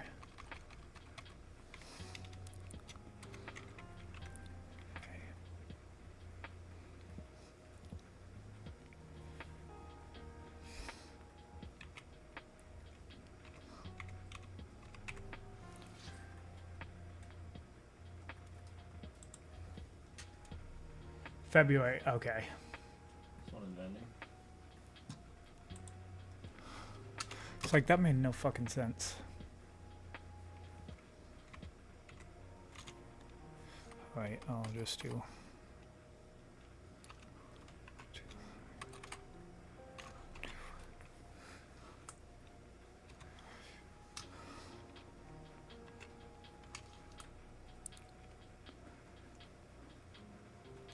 Top window.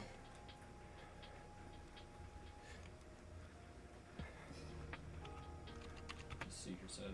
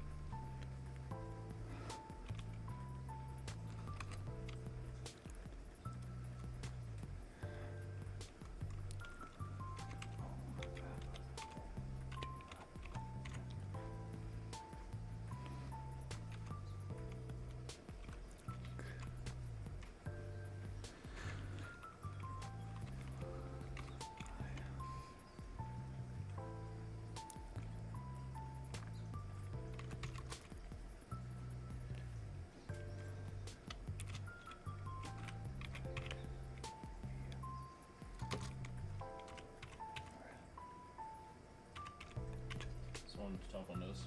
One top bar.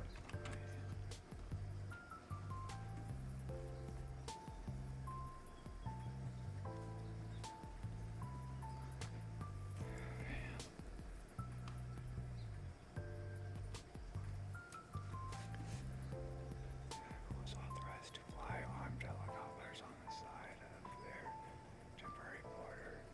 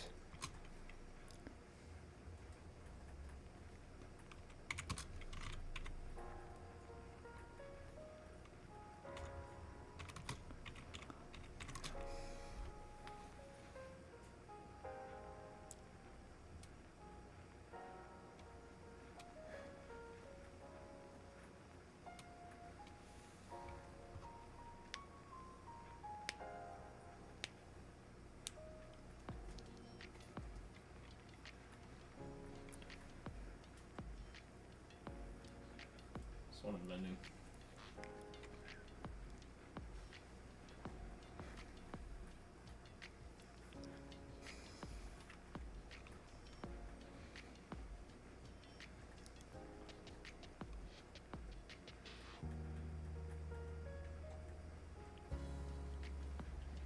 Whatever.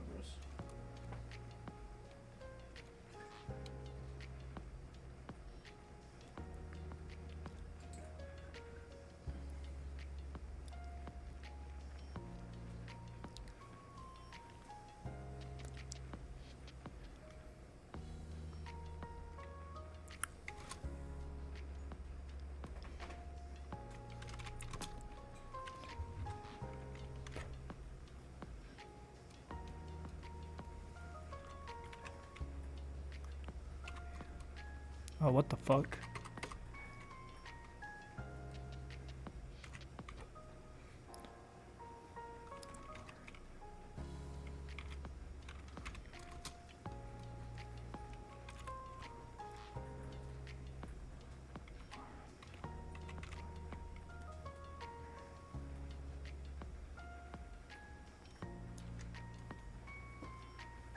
One by pool.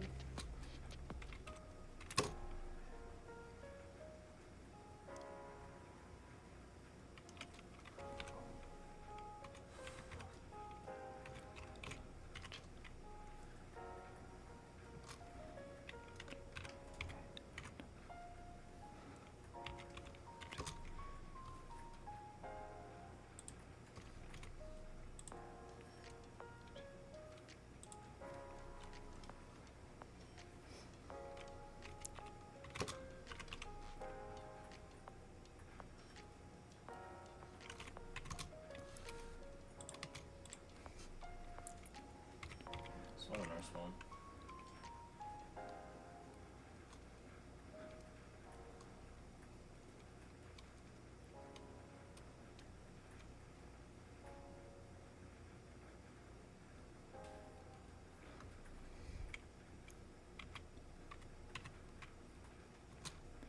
This one big windows too.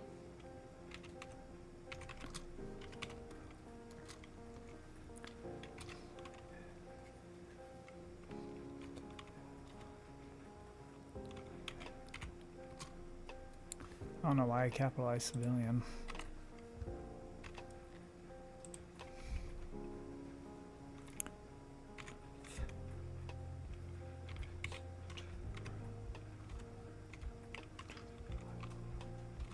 upstairs.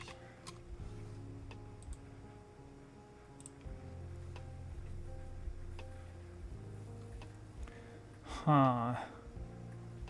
Fuck. Alright, I think I'm gonna be done doing research for the day. Might watch a video or two, and then I'll finish this up tomorrow.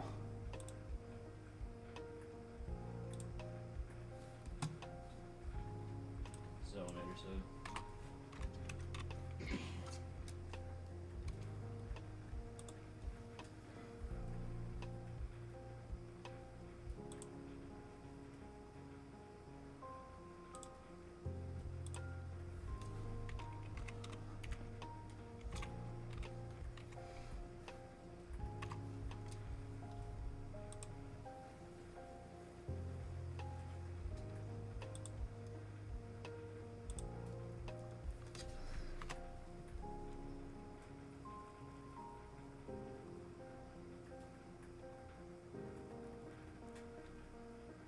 I didn't even know that Nick Fuentes and Alex Jones had a debate on the war in Gaza.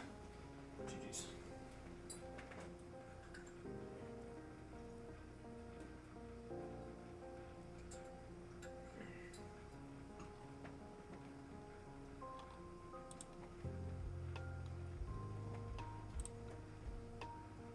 Yeah, I'll watch this.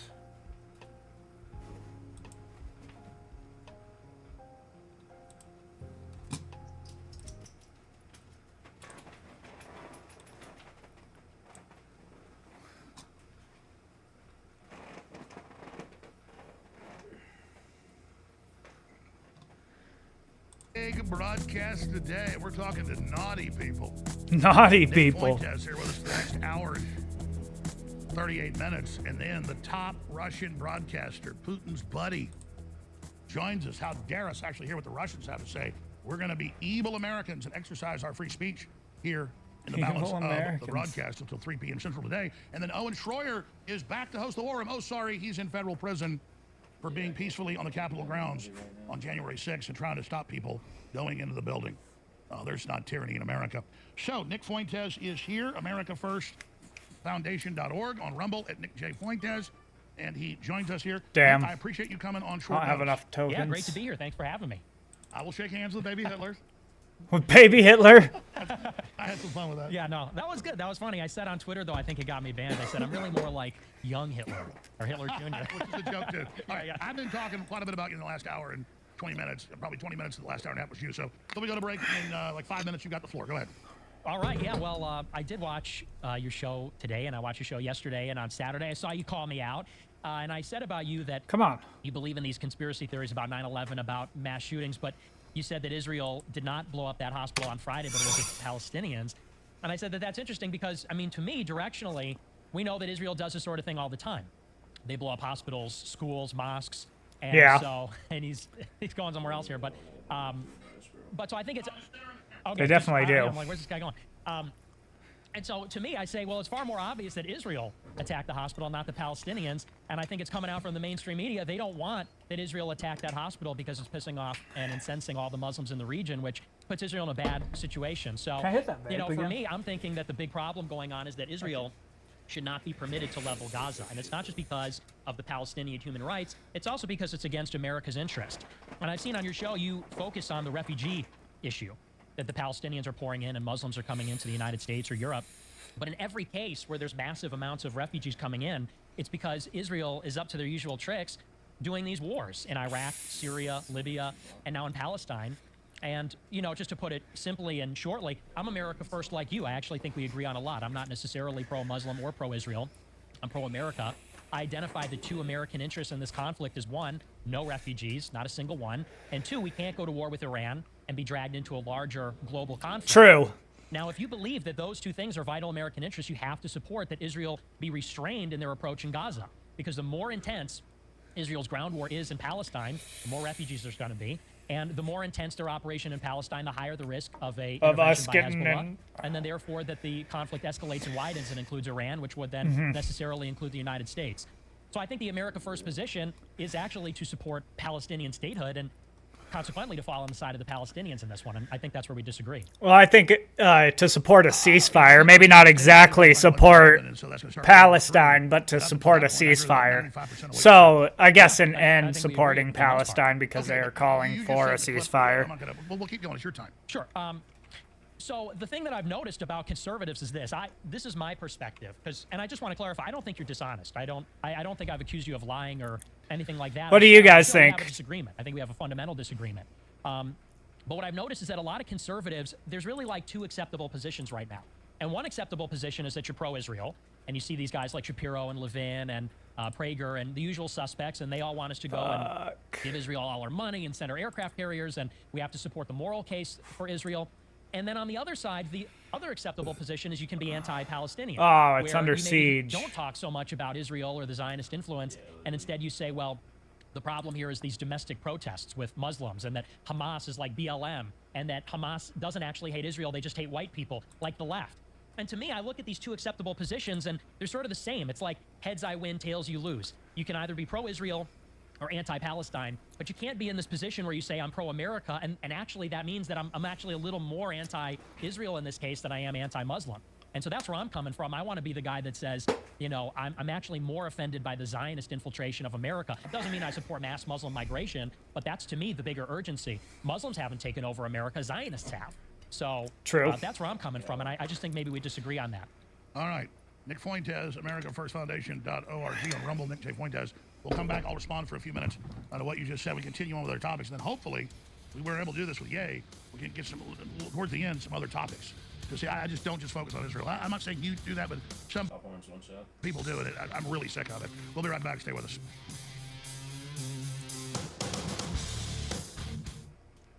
I'm worried about technocracy. I'm worried about the New World Order, globalists, Jewish people that have been held hostage to understand that perspective. Then I see Israel as a very diverse country, just like Justin Trudeau only gets 23% of the vote. Netanyahu's getting like 30-something. So there's a fight there. It's like America. I mean, here's a perfect example. We've got leftist groups in Chicago, New York, Miami, going to kosher grocery stores and just screaming and yelling and saying shame on any Jew or other people. Sometimes, when I go to the grocery store, I switch the kosher meats with the unkosher meat, just as a joke. People coming in and out of there, workers. Whereas I actually know the numbers. I'd have to say 50% of Jews, at least in America, are actually pro-Palestinian. And you've seen like ADL workers out pulling down signs of the Jewish people that have been held hostage. And you see the Washington Post saying they're not hostages, they've been detained. So what I'm saying is there's a larger calculus here where the globalists and the UN are bringing in all these Muslims. They're organizing them to be socialist, communist, and to join the leftist parties, whether it's the Democratic Party here or the Labour Party in the UK. And I see their power really rising and them joining with the left. I've seen a few good spots like Dearborn where they said, you know, we're right-wing, we're pro-America, we're not going to put up the LGBT flag, we're going to put up the American flag. And I see them saying, hey, Muslims protesting, saying we're not going to have, you know, drag queen pedophile time in our schools. So drag queen pedophile time. People that main religion says we're going to take you over. And then I see them allied with the left, and boy, I see that combination. I'm like, woo! So I didn't get a call, as you guys like to say, and like, you have two acceptable things: be pro-Israel to the hilt and say murder all of the Palestinians, or you can just bash the Palestinians. I'm saying, like AOC saying, she's going to bring them here. I'm like, no, you're not. So that's not me taking the. Oh, hold on. What am I supposed to say now, Netanyahu? Yes, sir. I mean, that is my legit. I'm against open borders, period. I'm on record, Nick. So there, I just took like a minute and a half. You can now respond. Yeah, I just think that the, you know, this dialectic that you're talking about, it's true that there's factionalism in Israel. It's true that there's factionalism in Jewry, but they are all on the same team fundamentally. And we know this because ADL... I'm going to center the camera. When I get up, you're not bad. Just okay. Go ahead. So the ADL, which you mentioned, they've had some of their employees tearing down these posters, but then the ADL fired them. Jonathan Greenblatt went on MSNBC, and he demanded that they fire some of their pro-Palestinian commentators, which MSNBC then did. Now, a couple months ago, there was a big dispute between some of these right-wing Zionist Jews and the ADL, and people like myself and Keith Woods said the ADL is a problem because it's a Jewish group that's clearly controlling speech on social media. You know, Greenblatt goes It definitely is a problem. and says he's got a line in with YouTube, Facebook, Twitter, and he tells them what to ban and what not to ban. We said, so we should get rid of the ADL. Then all these Zionist Jews come in and say, well... I was really in support of the ban the ADL. has a noble mission. which is to fight anti-Semitism. They said the problem with the ADL campaign is that went on Twitter. I thought that was pretty sweet. The right-wing Jews, they don't really have a problem that a Jewish group. I thought it was awesome that fucking even Elon Musk was in on it. And the ADL are on the same side supporting Israel. And Shapiro, who was criticizing the ADL like the ZOA did a year ago, he's now retweeting the ADL. And the ADL's on MSNBC saying, you got to fire all your pro-Palestine commentators. And so I'm a guy that's looking at this dialectic where you're either part of a Zionist right or you're part of this Jewish left. And I'm in the middle saying that I'm an America First Christian, and I don't want to be influenced by Zionists or by atheist liberal Jews at the ADL. So, you know, and that's why I say there's this false dialectic that's being given, which you say you're not participating in. But again, there's a lot of people they want to focus on, and I watch your show, you focus on the Muslim immigration, and you say, well, they're sending them to America, but there's Muslim refugees being created by Israel's wars. Yeah, well, and the head of the ADL promotes open borders. So let's shift gears. Just because some of these groups have agendas doesn't mean when I have an agenda of not having open borders and bringing in new Democrat voters that are brainwashed against the country, that's my perspective, and it isn't through the lens that you're saying. So let's explain bad because you're Jewish. So when I said the head of the ADL is the closest thing to Hitler I've seen. The fuck? Not that people go, oh, you're saying he's a Nazi. How ridiculous. No, I'm saying China is very race-based. So I said Xi Jinping and his policies are pretty close to Hitler.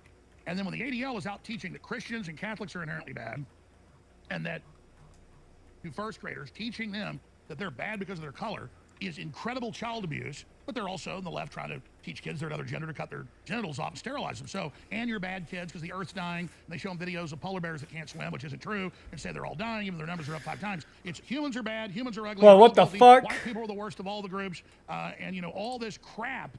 And then I'm literally, when they have, you know, ADL galas, brother, they ain't talking about you.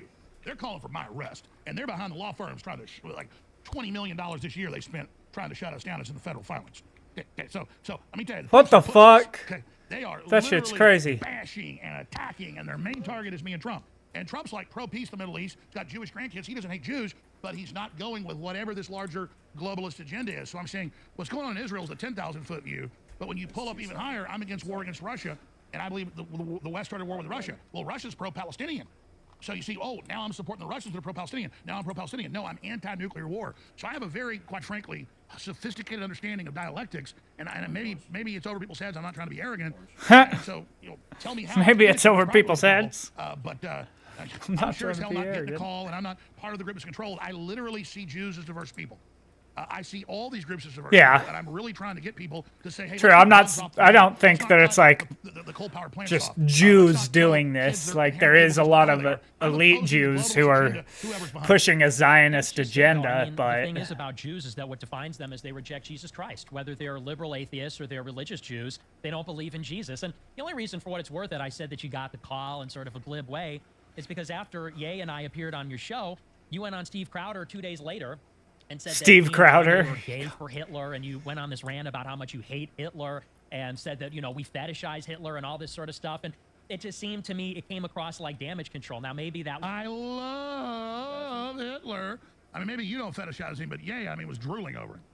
Well, I think that he likes the controversy, and at the same time, there's a lot of people that are fascinated with Hitler. Michael Jackson was fascinated with Hitler. John Kennedy. What? I mean, evil can be fascinating. Here's the deal. When I said to him, hey, my dad's dad was in Italy and in Germany during and after the war, and it shook him to his core. He'd never talk about it.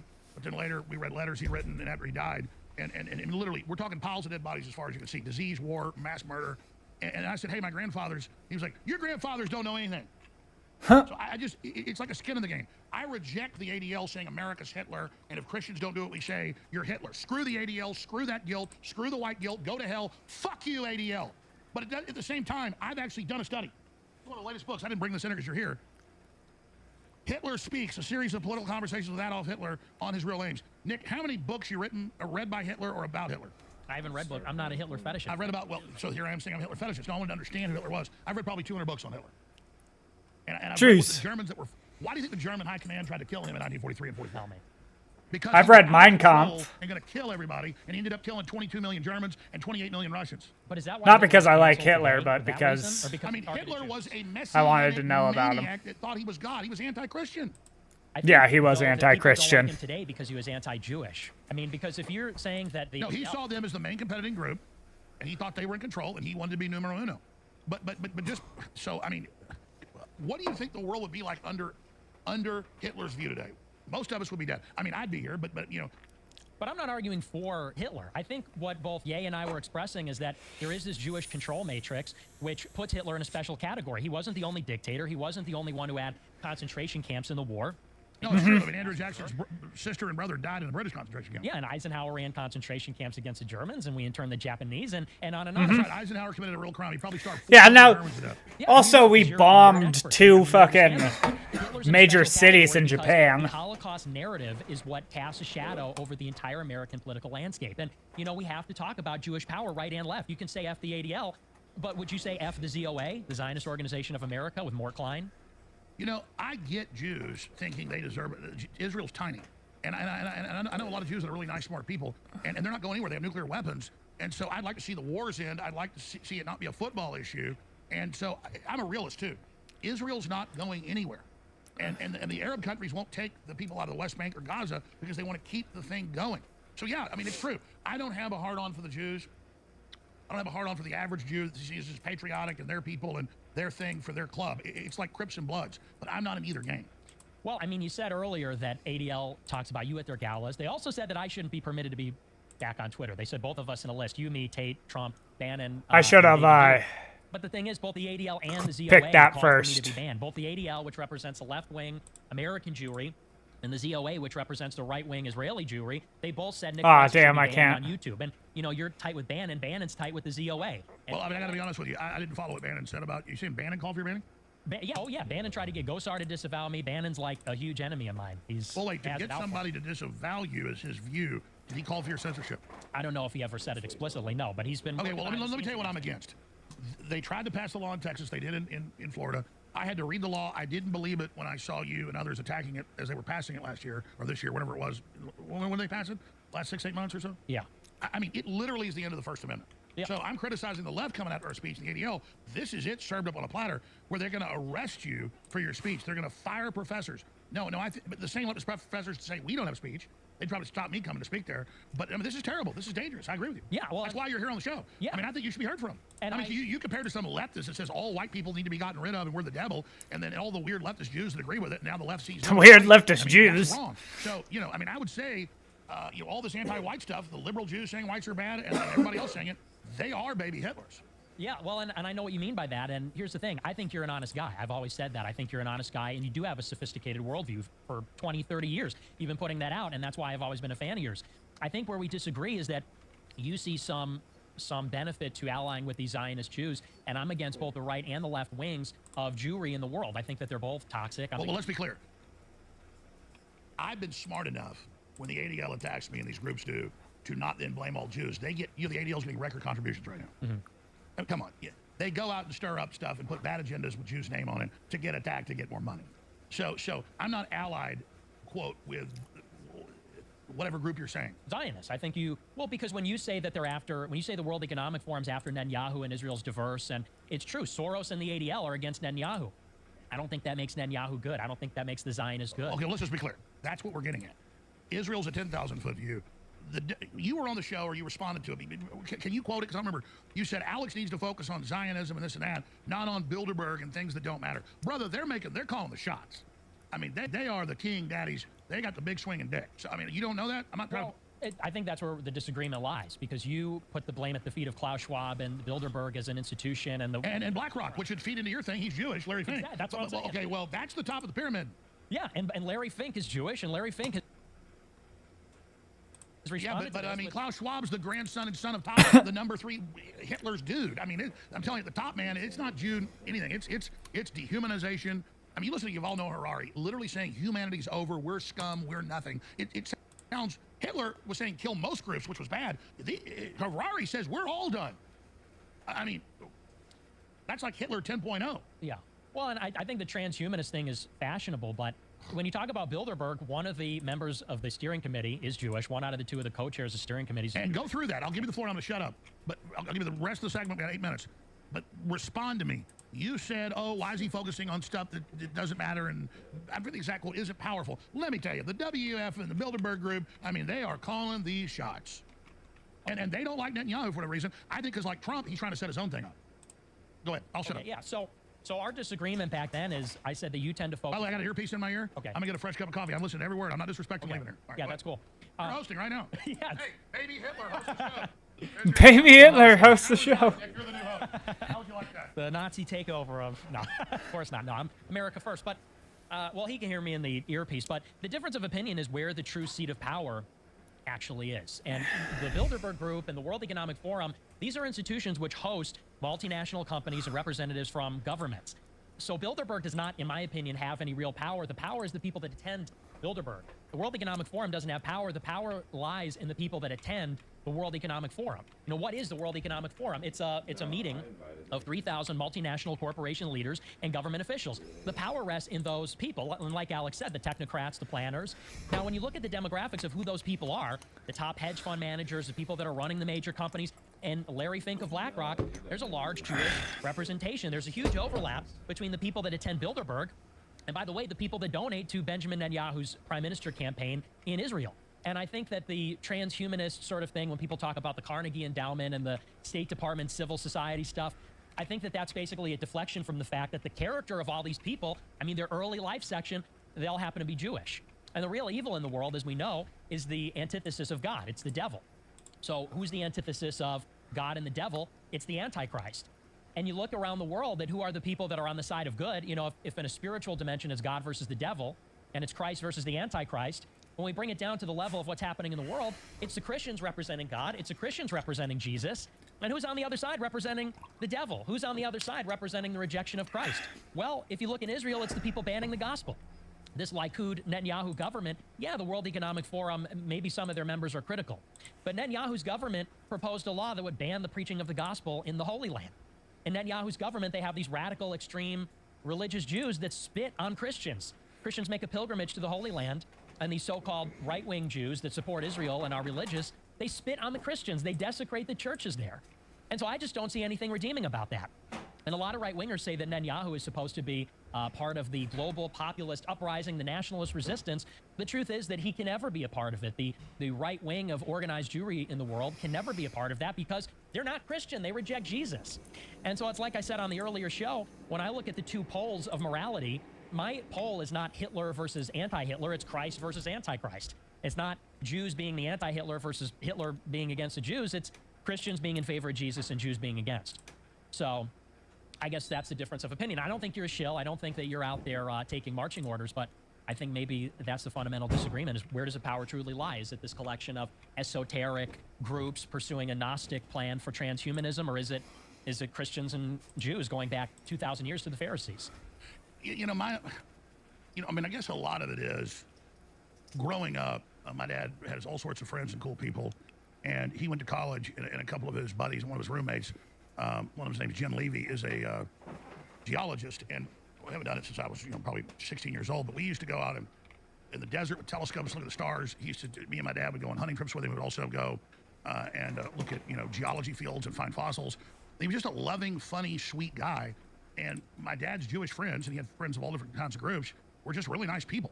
And so I guess, I guess you could almost call him kind of rabbinical. You know, a big beard, and Levy obviously means priest class, and all that. And I people get mad when we say Judeo-Christian.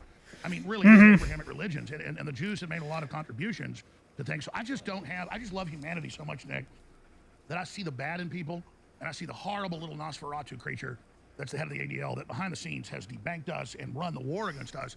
And I refuse to give him what he wants to attack the Jews so he can then suck all their money up and control them. I mean, it's a very simple play he's doing, him and Abe Foxman and the rest of these guys. And they're just a Jewish mafia. And just like the Italian mafia, quote, helps the neighborhood, but really sucks off of them. I want to see us all transcend this together. And that's what I'm getting at. Because, when I covered a story about Tyson Foods is going to put bug protein in their products now, I don't look, well, how do I make this about Jews? That's the biggest meat packer in the country. I'm like, most of what I'm doing is not obsessed with Israel. I do want to go to Israel someday. I've never been there. I want to go to Egypt. Every time I'm about to go, it's not safe. I want to go to Russia.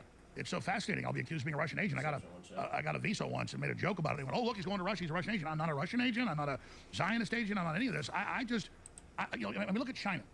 They're 1.5 billion people, and nothing is Chinese people on average, but they are the most homogenous race-based group genetically similar, and they're extremely racist. I mean, on average.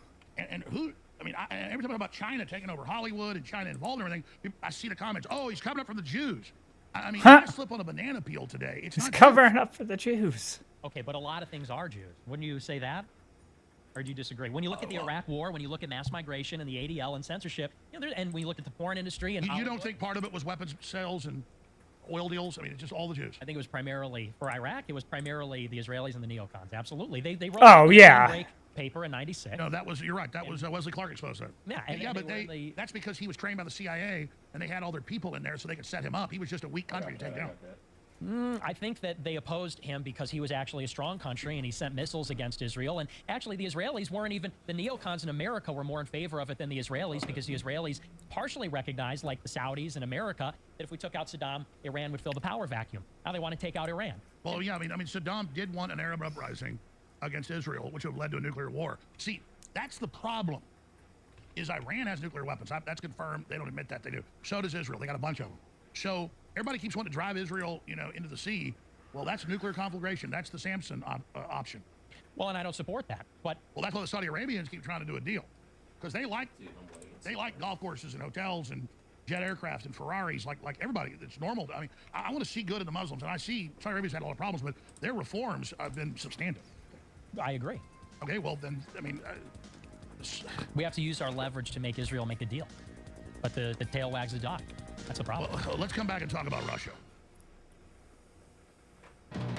Well, just minutes ago, Representative Mike Johnson wins GOP nomination for Speaker.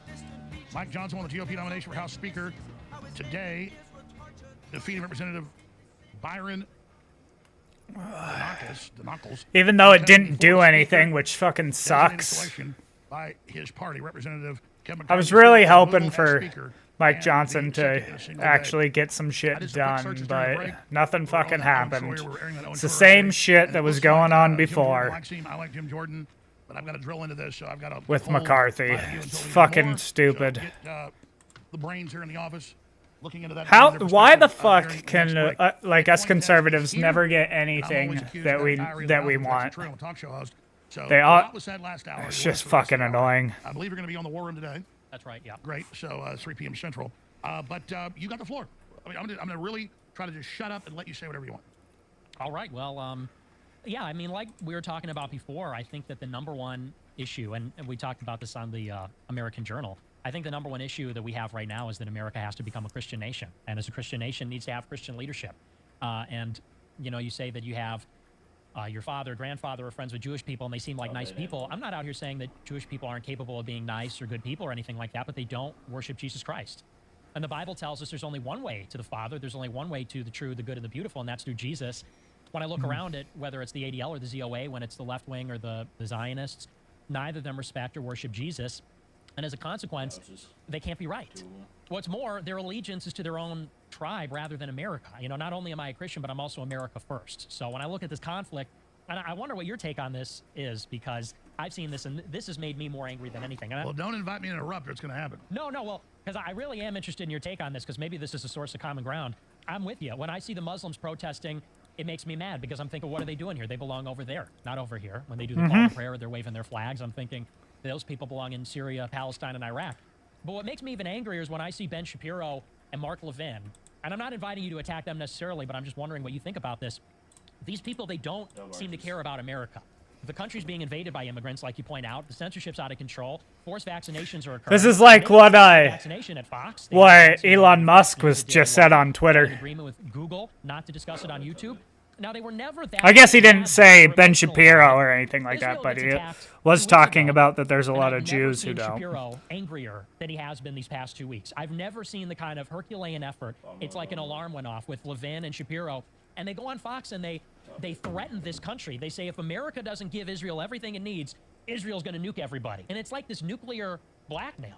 And it's like, hang on a second. I don't think it's like that. I think that's just what it is. Yeah, and I'm just wondering your thoughts on that, because to me, that's like rogue state behavior, and it's like a fifth column in the United States if they have that influence. This is why I have trouble answering really important questions like this, because there's so much data. Where do you start? So let's just start here. I agree Ben Shapiro supported the shots, supported the censorship. Levin, and didn't say much about the border. Levin did. He was against the border stuff. So I think those are two different people. And I like Levin a lot more than I like Ben Shapiro. Ben Shapiro was like, yeah, censor Jones, he deserves it. Take all the shots, shut up and take it. It works great.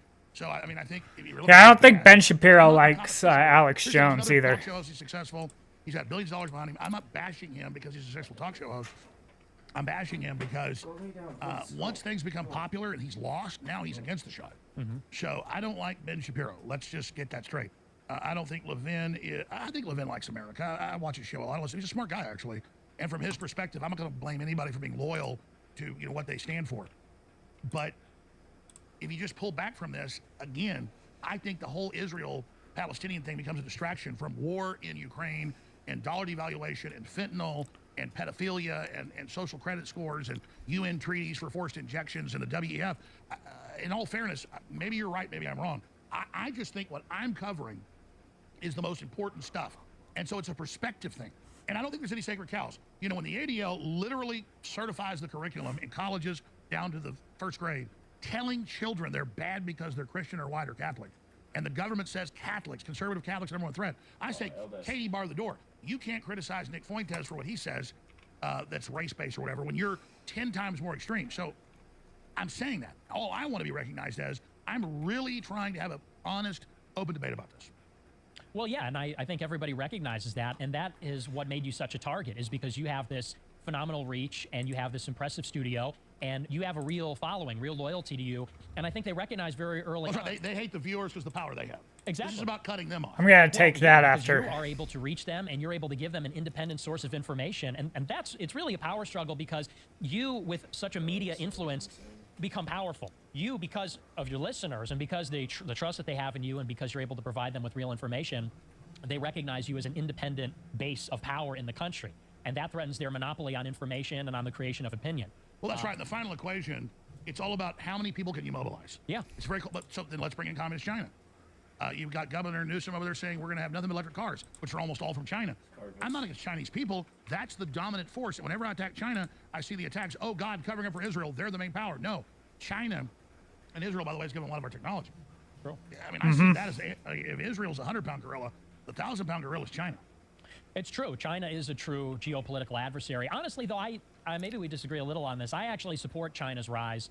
I support the Chinese-Russia coalition because I look at the American state, which has targeted people like you and me, and I think that the more that the American state recedes, the better that is for us. Yeah, but just because the people running us are bad doesn't mean in the vacuum of what the Chi comes. You get that, right? Like I'm not against the Russian people because China is expansionary. Putin cut weapons funding, pull back. We're going to do organic farming and promote our families and have Russians. That is a beautiful message. I support Vladimir Putin in that. We need to have children. We're Christian. Organic farming.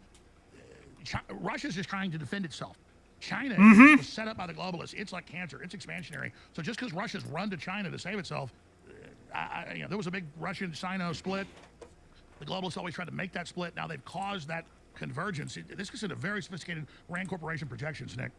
I think that the State Department and the Defense Department are very mobilized against China. I think they want a war with China. That's why yeah, because they didn't keep following orders. And so you're right. It's kind of nice there's a split, but it's like Hitler and Stalin had a deal till Operation Barbarossa in 42, 43, and then they butted heads. So I'm saying, yeah, there's been a globalist alliance with China that's broken. But just because it's broken, just because I don't like the New World Order, the globalists, doesn't mean I like Xi Jinping. I do like Xi Jinping, though. I like because I don't like Xi Jinping. In slave camps. I don't believe that's true. I think that's propaganda. Seriously, I mean, when I I went in about it because I tore my Achilles 9 years ago, and it's almost completely gone. So my right leg's a crutch now. I can still run, but not well. And I went to 6 different doctors in Houston, Austin, San Antonio, Dallas, and they all said, "Oh, don't worry, we got tissue grown in China." And when I asked to see the paperwork, they went at 2 of the places. Yeah, it's a cadaver. China's selling body parts, brother. My leg ain't fixed. I waited too long. I gotta have a cadaver part, and I morally cannot be part of killing some Falun Gong person to get that because I just can't have that in my life. I just think that when people talk about the Uyghur concentration camps, I just feel like that's State Department propaganda, like atrocity propaganda to get us to view China as evil rather than a geopolitical competitor. What I think you're doing, Nick, I'm not trying to interrupt you. I'll try to shut up and take a sock on my mouth for 5 minutes. I don't want to be accused of not giving you time. This is a great discussion, a great debate. China's own government admits that Mao Zedong killed at least 65 million of their own people. So during the Cultural Revolution, Great Leap Forward, they forced people to move off their farms and killed 60+ million people. So, I mean, David Rockefeller endorsed Mao Zedong when he died in a New York Times op-ed. Are you really sure I mean, because are you sure China's good? I'm not saying they're good. I'm just saying that I don't think it's, when we call them evil, this is what states do. Because the United States would never be whipped up into a frenzy to go to war with Russia, China, Iran, if they thought that they were just adversaries, if they thought that they were just competitors or rivals. So that's why in every case they need to say Putin is kidnapping orphans, and he bombed a maternity ward, and the Palestinians decapitated 1 million babies. No, I get it. They use that foreign threat to set up tyranny here. I totally agree. And I think they do the same thing with the Uyghurs. I think that, for example, they talk about the social credit system in China.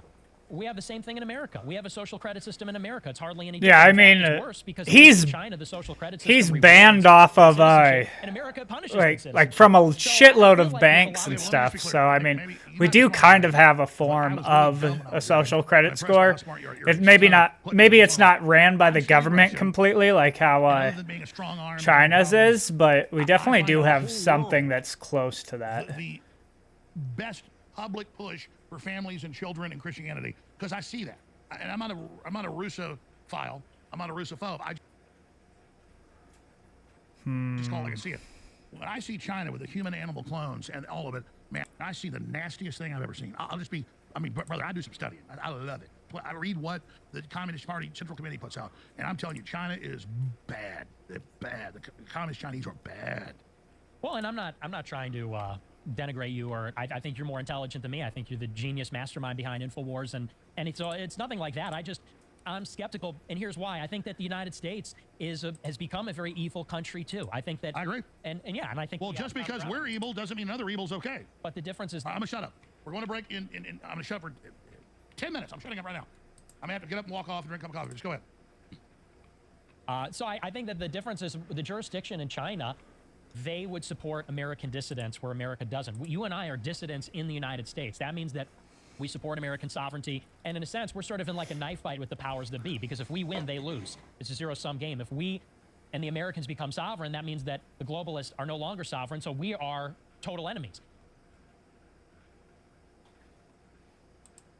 China is an adversary of the United States regime. And so necessarily China doesn't hate American dissidents as much as the American government does. Like I think about Snowden. When Snowden betrayed the NSA, where did he seek refuge? He sought refuge in Russia. Russia, yeah. And Russia was the only place that he could be safe. Yeah, China wouldn't give it to him. That's what I'm saying. Well, but Russia was the only... I only see virtue out of Russia. And they're the best house in a bad neighborhood. And I'm not a Russophile. I just have sorry, shut up. I'm stopping. Nick, go ahead. No, you're good. No, I'm shutting up now. Shut up. Go ahead. I'm shutting up now. But so, in other words, the bigger that Russia and China are, to me, that's like the bigger the safe haven for people like you and I when they start trying to kill us. Because if the government tries to kill you and I, we can't go to South America. The CIA can get us there. If we go to the Middle East or anywhere else, they could get us there too. The only places where we'd be safe are the countries that are actually able to defend themselves from the United States. Oh, shit. And so when I see Russia and China allied in the BRICS coalition to build an alternative system, to me, that's a system that I can participate in, whereas I can't participate in the American-led system. So I agree with you. I think that China does a lot of bad stuff. I don't think they're necessarily a good nation. They're just like Israel, they're not Christian, and they have prohibitions on the spread of Christianity. But I do think that they're better than what we have going on in the United States. I think on some fundamental level, it's almost like amorality being better than immorality. The United States is led by, and I don't want to keep going back to it, but it's what it is. It's the ZOA on one side, it's the ADL on the other. On the one hand, it's these atheist, nihilist types, and they're totally against any kind of religion. They're totally against any conception of God, and definitely against Christianity. On the other side, it's these religious foreign nationals that are trying to ban the gospel in the Holy Land. And even China recognizes that's who's really pulling the strings in Western society. They talk about it all the time. For them, it's just a geopolitical reality that when they confront the West, that's who they're dealing with. That's where the seat of power is. And so on the one hand, you have China that has really no morality. Nice. They've substituted Confucian tradition, and they've substituted their Eastern philosophy. Fuck. On our side, we have people that actively put Jesus up on the cross. And I sort of alluded to it earlier, but when you talk about like the creation of the State of Israel, and you talk about World War I, and you look at the role of types like Louis Brandeis, who was the Chief Justice on the Supreme Court, and some say it was his personal intervention that convinced Woodrow Wilson to bring us to war in World War I. Louis Brandeis was part of a group called the Parashim, which is named after the Pharisees. And we all know what the Pharisees are responsible for. So when I see a battle between Confucian China, which is built on tradition, authority, respect for elders, deference, that sort of thing, and I see America, which has now become just total anarchy, satanic godlessness, it doesn't mean I'm necessarily pro-China, but I'll take China over what we have going on now. I said on my show, I wish China would invade us. They would probably take black crime seriously. They'd take the border seriously. They wouldn't be going to war for Israel in the Middle East. So in some sense, I feel like maybe that would be an improvement over what we have now, at least if they're a check on our power. All right, I'll jump in here briefly. This is one of the big things that the anti-Israel lobby does that is dishonest. There are 6 major Hollywood production outfits. They've been bankrupt forever. And I said decades ago, as I was reading a Wall Street Journal article, and I talked to people I knew in Hollywood, they said, yeah, Saudi Arabia is the 2nd largest group, but China's buying up everything. Now that's all admitted. So the joke was, Jones says China and Saudi Arabia own Hollywood. I was just reading headlines they were doing. Now China controls 4 of the 6 outlets. And it's admitted that they fund this anti-America race war narrative to destabilize us. So it's true China puts gays in prison. And it's true that they do all that, and they're promoting 3 families or 3 children, nuclear families now. Xi Jinping broke with the West, wanting them to not have nuclear families because China's not under globalist control now. So it's kind of got its own version of its takeover. So I think China is in command of itself. That's why it's under attack by the globalists. So you're absolutely right. But China is still funding the left and the poisoning of America, just like Islam is working with the left in America. So I'm just saying that we should spend our time some on China and some on Islam, because, you're saying Judaism and Jewry, as you call it, is just Jewry. a pillar. I don't even see that. Well, I said that there's factionalism there, but ultimately they are on the same team. Bro, what And the I fuck? made an It's like they're example. launching ADL fucking crossed over, and they said that MSNBC lasers has to and fire all shit. the pro-Palestine guys. And by the way, I agree with you. The Saudis are influential, the Emiratis, the Qataris are influential. They've got a lot of money, and they lobby our politicians. Yeah, they're buying up golf and everything else. Yeah, and I'm with you on that. And same thing with China. I think that we should prohibit China from buying land in America. I do too. Because then, and buying companies. So I agree with DeSantis on that. What do you make of DeSantis and this legislation that literally outlaws criticizing Israel? Well, I think Fucking so with stupid. Miriam Adelson before he announced his campaign. I think that he runs Florida, and there's a heavy Jewish presence in South Florida. It's New York, LA, and South Florida. Yeah, but I mean, you think the average American Jew really wants to ban free speech? I mean, because this is crazy. This is crazy. I mean, not the average Jew wants to American ban Jew. BDS, but I Yeah. think that's the work of a very powerful Israel lobby. Because he signed that bill, not this one, but he signed a similar one in Israel. He takes all his first foreign trip as a congressman, he took to Israel. His first foreign trip as governor, he took to Israel. Before he announced his candidacy, he went on a 3-country trip, and the first one was Israel, where he met Miriam Adelson and a couple of other big Zionist donors.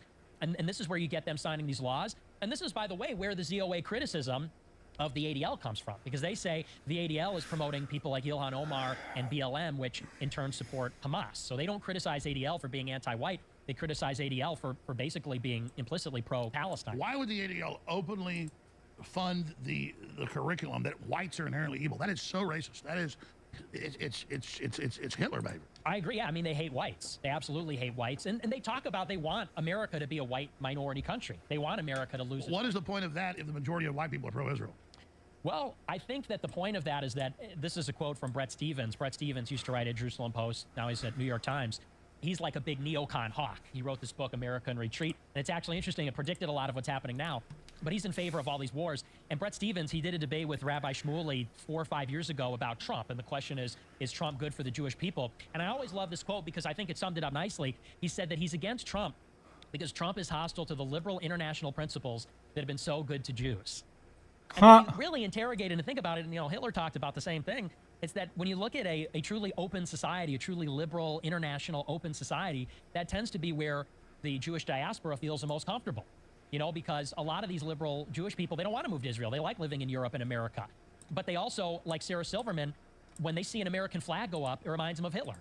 And maybe you've seen that clip. She says, my boyfriend put an American flag up in the front lawn, and it made me think of Hitler. I have not And seen so they that have this sort clip. of What the histrionic fear fuck? of nationalism or of white solidarity, because they recognize that in any kind of country that's Christian nationalist, or God forbid if there's a white nation, well, they're going to stick out like a sore thumb and be the aliens. So it sort of behooves them for a country to be as diverse and sort of Star Wars cantina as possible, because But isn't people that support that fighting the last war? They're like fighting the Dark Age. I mean, the West supports Israel, but I mean, the left does want to get rid of the West, and now they're reaping the rewards of that. They're being destroyed by their own actions. Yeah, and that's true. And I think that, but by the same token, when that happens, they're able to flex and defend themselves. Like, in England and France, they start deporting people immediately, which is amazing because the Muslim rape gangs have been there forever. They've been causing all kinds of problems. People have talked out about it and gotten censored for it. Yeah, I do think When that they that's start weird as supporting fuck. Hamas, deported instantly, revoke their visas, explore every option. So, we just... All right, we're interviewing baby Hitler. We'll be right back. Stay with us. Yov is joining us, top Russian broadcaster. Next hour, you don't want to miss that. Uncensored, unfiltered information, what they don't want you to have. You deserve to hear all points of views and make your own decision. The jury's out on Mike Johnson. He called for Pelosi's arrest. He says he's against the Ukraine war, but he also voted for it. I'm not ready to pass judgment on the new speaker. We're going to have to do some major research on that before we do. You're a pretty informed person, Nick Fuentes. What do you think? Well, I don't know much about Mike Johnson. He was pretty far down the list. You know, they went through Scalise and Jordan, Shit, and I Emmer lost. and Donalds, and so this is really, I think this is what, their fourth or fifth guy, and I don't know that much about him. But I will say that generally speaking, this is probably one of the biggest wins from congressional Republicans in a long time. They're exercising their power. Yeah, exactly. I think what Matt Gaetz did was brilliant. Because Yeah, Republicans are no. allergic to fighting. What Matt They like to Gaetz say did that, well, was amazing. If we tried to shut down the government with the debt ceiling or with the continuing resolution, well, we just lose because we don't have the Senate, we don't have the White House. And they say, well, you know, we have to have all these rhinos in these competitive districts, and you have to vote for them because who's it going to be, a Democrat? And so Republicans, they don't even want to engage in the battle. It seems like we win election after election. We win the House, Senate, White House, regardless of the And we don't combination, get never shit what we done. want. Whether we have all three or we have one or we have two of the chambers of the House or the White House, it never seems to make a difference. We always see the Democrats are able to control the political agenda. So with Matt Gaetz this time, I think it's the first time, maybe since Eric Cantor lost his primary, that the actual base of the GOP won a real victory by getting McCarthy out. Because the Republican base delivered. They gave the GOP a majority. The establishment came in and said, well, you have to deal with McCarthy. Nobody wanted him, but they shoved him down our throats. They said, this is the only guy that can have it. And thankfully, Matt Gaetz stood tall and said, well, maybe McCarthy's the only viable guy, but we'll have to have some conditions. We want a contract. We want an enforcement mechanism. And thankfully, ultimately, when McCarthy failed on the debt limit, when he failed to deliver the tapes from January 6th, when he failed on the continuing resolution by allying with the Democrats, we had the ability to kick him out. And even though I don't think there's really a great option to replace him, it sent a message to the establishment that the base isn't just going to accept whatever the establishment shoves down their throat. And so, and you're right, we had actual real people power from the MAGA caucus. And really, he's the only one that's leading. I've been very disappointed with Green and Gosar and many others who I've been friendly with in the past. Seems like Gaetz is the only one that really even wants to fight over there. So, Well, I think it's very important to note, for people that just tuned in, we're being honest. I don't know Representative Mike Johnson. I knew who he was, but I'm not going to give you an opinion until I know. And you know, on MSNBC and CNN or ABC, they're going to tell you, I'm going to have to do a deep dive on this guy. yeah, same. I don't know that much about him. But I've seen some good things, some bad things. I'm very skeptical, though. I'm skeptical because... Well, yeah, how do you get the votes? I mean, Jim Jordan looks pretty good. I don't know how they... I don't know. Well, yeah, and that's the thing, is that these McCarthy guys... Maybe they got something on him. Yeah, potentially. People ask, why are Republicans wimps? Pussies. Well, they indict you for a crooked toenail if you go against them. Yeah, that's right. Believe me, I've been experiencing responding to the federal grand juries myself. It's been a lot of fun. Yeah. Well, yeah, everyone that's been a fighter like Cawthorn, they just dumped their Oppo file on him and they made him lose his primary. Dropped a bunch of embarrassing dirt and they punished him because he made some offhand remark about DC sex parties and pedophilia and stuff like that. Same thing with Gaetz. Gaetz has been a firebrand and he's been taking the fight to Washington. Well, he made it through the attacks. Well, exactly, because they came at him with the DOJ investigation. So you're exactly right. Anybody that stands up and says something, and it comes from their own party. It comes from the Republicans. Well, like Jim Jordan, while he was a coach, some other coach might have done something. Or Matt Gaetz 5 years ago might have been on a... Well, wasn't his 17-year-old. the teammates of it's so the obvious what they're doing. wrestling, Totally. It's like the wrestling team? It wasn't. run It was like basically on the blackmail. And that's how they students, keep I everybody thought, alive. that was Everybody doing rather go shit, along not with the agenda from the establishment, because they know that the alternative is they get the dirt dropped on them. like They get law supposedly enforcement, doing stuff. litigation, lose the election, whatever it is. Well, Nick, let's talk about you. People wonder where you came from. You're a young guy. How old are you? What got you politically engaged? I'm 25. I've been involved in politics since I was like 12. I started reading Thomas Sowell and Milton Friedman. That's how I got started. And I just devoured everything, all the libertarian literature, all the Austrian school stuff, Chicago school stuff. I was. Did you like the von Mises Institute? I don't know about the Mises, absolutely. Chicago I read Mises. I read Institute. On Credit and Money, which is one of the seminal Austrian school books. And then the Trump revolution happened, and it totally shook my worldview, because Trump came in and made me think about our nation as opposed to the market. And he's a, quote, pro-Israel guy, but being attacked by the Israel lobby. So how do you juxtapose that? How do you center that up in your view? Well, because if you remember, Trump came in very hot about the Iraq War. Trump opposed the Iraq War in 2003, and in 15 and 16, Trump was really on Jeb Bush's case because he said, you need to say the Iraq War was a mistake. And he said something I'll never forget at South Carolina. He said the World Trade Center came down. That's not keeping us safe. They said there were weapons of mass destruction. There weren't any, and they knew there weren't any. Well, that's right. And he also said you should be in jail to Hillary. He also, on 9/11, the day after, called into radio and TV shows, and so we played it many times, and said bombs blew it up. Yeah. Yeah, because he's well, not an architect, but he's a developer. He's played a lot of architects. Yeah. Right, and so he knows that the structure of He said, I've talked to my architects. Yeah, and anybody will say, any engineer will say the way that building was... Well, the Japanese top designer that designed it for a jumbo jet stand. Right. Multiple. Exactly, because of the frame and the interior core. And so I think that when Trump came out there and said all that stuff, that's why all these neocons became never Trumpers, because he said, and Tucker said this recently. Skip the break. He said the cardinal sin that Trump made is that he went against the wars, because that's the thing that. That's right. That's why they don't like him. So let me ask you this, because one of your biggest criticisms is people sit back, and maybe it's tongue in cheek, I'm sure it is. You say, I don't get the exact quote, there's nothing more gay than being obsessed with women, or whatever the quote is. It's something like that. Correct me if I'm wrong. And I think it would be really good for your PR. Plus, it's a lot of fun. Why don't you get married and have some babies? I think you're the best advice I can give you, Nick, is get a girlfriend, get married. Man, you'd be even. Plus, it's a lot of fun to have kids and be married. Where are you on? What was the quote about? It's gay to be into women. I said the gayest thing. What did I say? I said the straightest thing is to be an asexual incel. But I said that in the context here. You know, you're a guy. You know, you're an entertainer. You say you ham it up a little bit. It's and a say joke. some things. Yeah, partially. But the point is this. There's a lot of guys. One of my favorite rants you ever did, you said that young men today don't care about Magellan or Columbus. They care about Justin Bieber. They care about silly stuff. And I think one of the big problems. No, you're right. Women just for women is a distraction. Exactly. Yeah. The simping that goes on. These guys, they're basically like male feminists, and their whole obsession is sex, women, girlfriend, that sort of thing. And even the whole arrangement these days, you know, you have these guys, they'll date a woman for 10 years and not get married. They'll date a woman, they'll cohabitate, then they don't get, then they get married, and then they get divorced, and it's just a lot of silly stuff. Let me give you a little advice. When the baby's born, you're going to love it, and something's going to flip in your head. But when it's sitting on your knee at 6 months, man, you're a whole nother man. Everybody should have children. Yeah. It is magic. You ever want to have children? Absolutely, yeah. How many kids does Alex Jones right have? now? But I figured that clip was out of context, because I've seen other stuff he said. Yeah. But that's what they did. Yeah. Like I was on Bannon, you know, and I was like, we don't want to go in. It's a trap. We shouldn't do it. But if you're going to do it, here's how you do it. Oh, he wants to carpet bomb Gaza. I didn't say that. It was a statement within that debate. Right. Well, and I sort of like when they take it out of context, because I'm so censored. It's almost like you need the outrage, you need the provocation for people even to talk about it. And, you know, people then tune into my show, they watch the whole thing, and they go, actually, I think I kind of agree. You know, because I'd like to get married and everything. I have pretty conventional views on that, but I think that... you got a girlfriend? No, not right now. Well, you're a good-looking guy, man. It's easy. Thanks.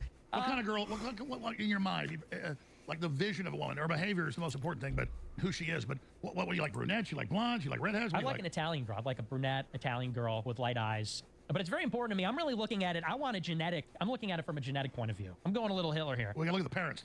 Exactly. I want to know that I want my kids to have hair. You know, so I want her parents to have good hair. I want her to be smart. No offense. I want to have. But I'm joking. A lot of having hair is not a denominator of smarts. True. Well, yeah, and I agree with that. So you want to marry like spy chiefs and rocket scientists like my family? Exactly. Yeah, exactly. Yeah. Kind of combine both sides, like That's right. Yeah. You and me coming together, produce the ultimate. Oh, we're gonna get married now. Yeah, we're gonna get married. Yeah, could you imagine? Nick, you're a handsome guy, but I'm not into it. Sorry. Or Uncle Hitler coming together. No, but Daddy and Baby Hitler. That's right. Yeah, so probably an Italian person. The problem. Are you Italian? What's your genetic background? I'm half Italian, quarter Irish, quarter Mexican. Wow. So I'm an ethnic. I'm an American ethnic. Tell us about all your background family. What different folks? Well, I'm fifth generation, so they all came here roughly 100 or so years ago. You got the hybrid figure going on. Yeah, exactly. I got like the Indian chieftain thing. Like, you know, Charles Johnson says that's why I'm a maniac, because of the Mexican side. They called my great-grandfather Injun Joe because he was a fighter and he looked like an Indian, looked like a, you know, tribal Indian. But I really identify with the Italian side because they were more like eccentric and really into politics and stuff like that. They actually worked. I talked on the previous show, we talked about Italians running the sewers in Chicago. One of my Italian ancestors worked in the sewer. And my great-grandfather, who was a shoemaker, came up and said, hey, get up, we don't work in the sewer. And then that guy who worked in the sewer became a multi-millionaire, had a jet and farm and all this kind of stuff. So I really identify with. What about the Irish? Damn it. The Irish real. Get your grudges from them? Yeah, exactly. Yeah, grudges against, you know, Bannon and the rest. They're a real troublesome bunch. The Irish. They're all Democrats. They're all Union Democrat types. Chicago, you know, city machine politics types. Well, Bannon's not, though. Right. No, I'm talking about my grandma on that Irish side. They don't watch my show.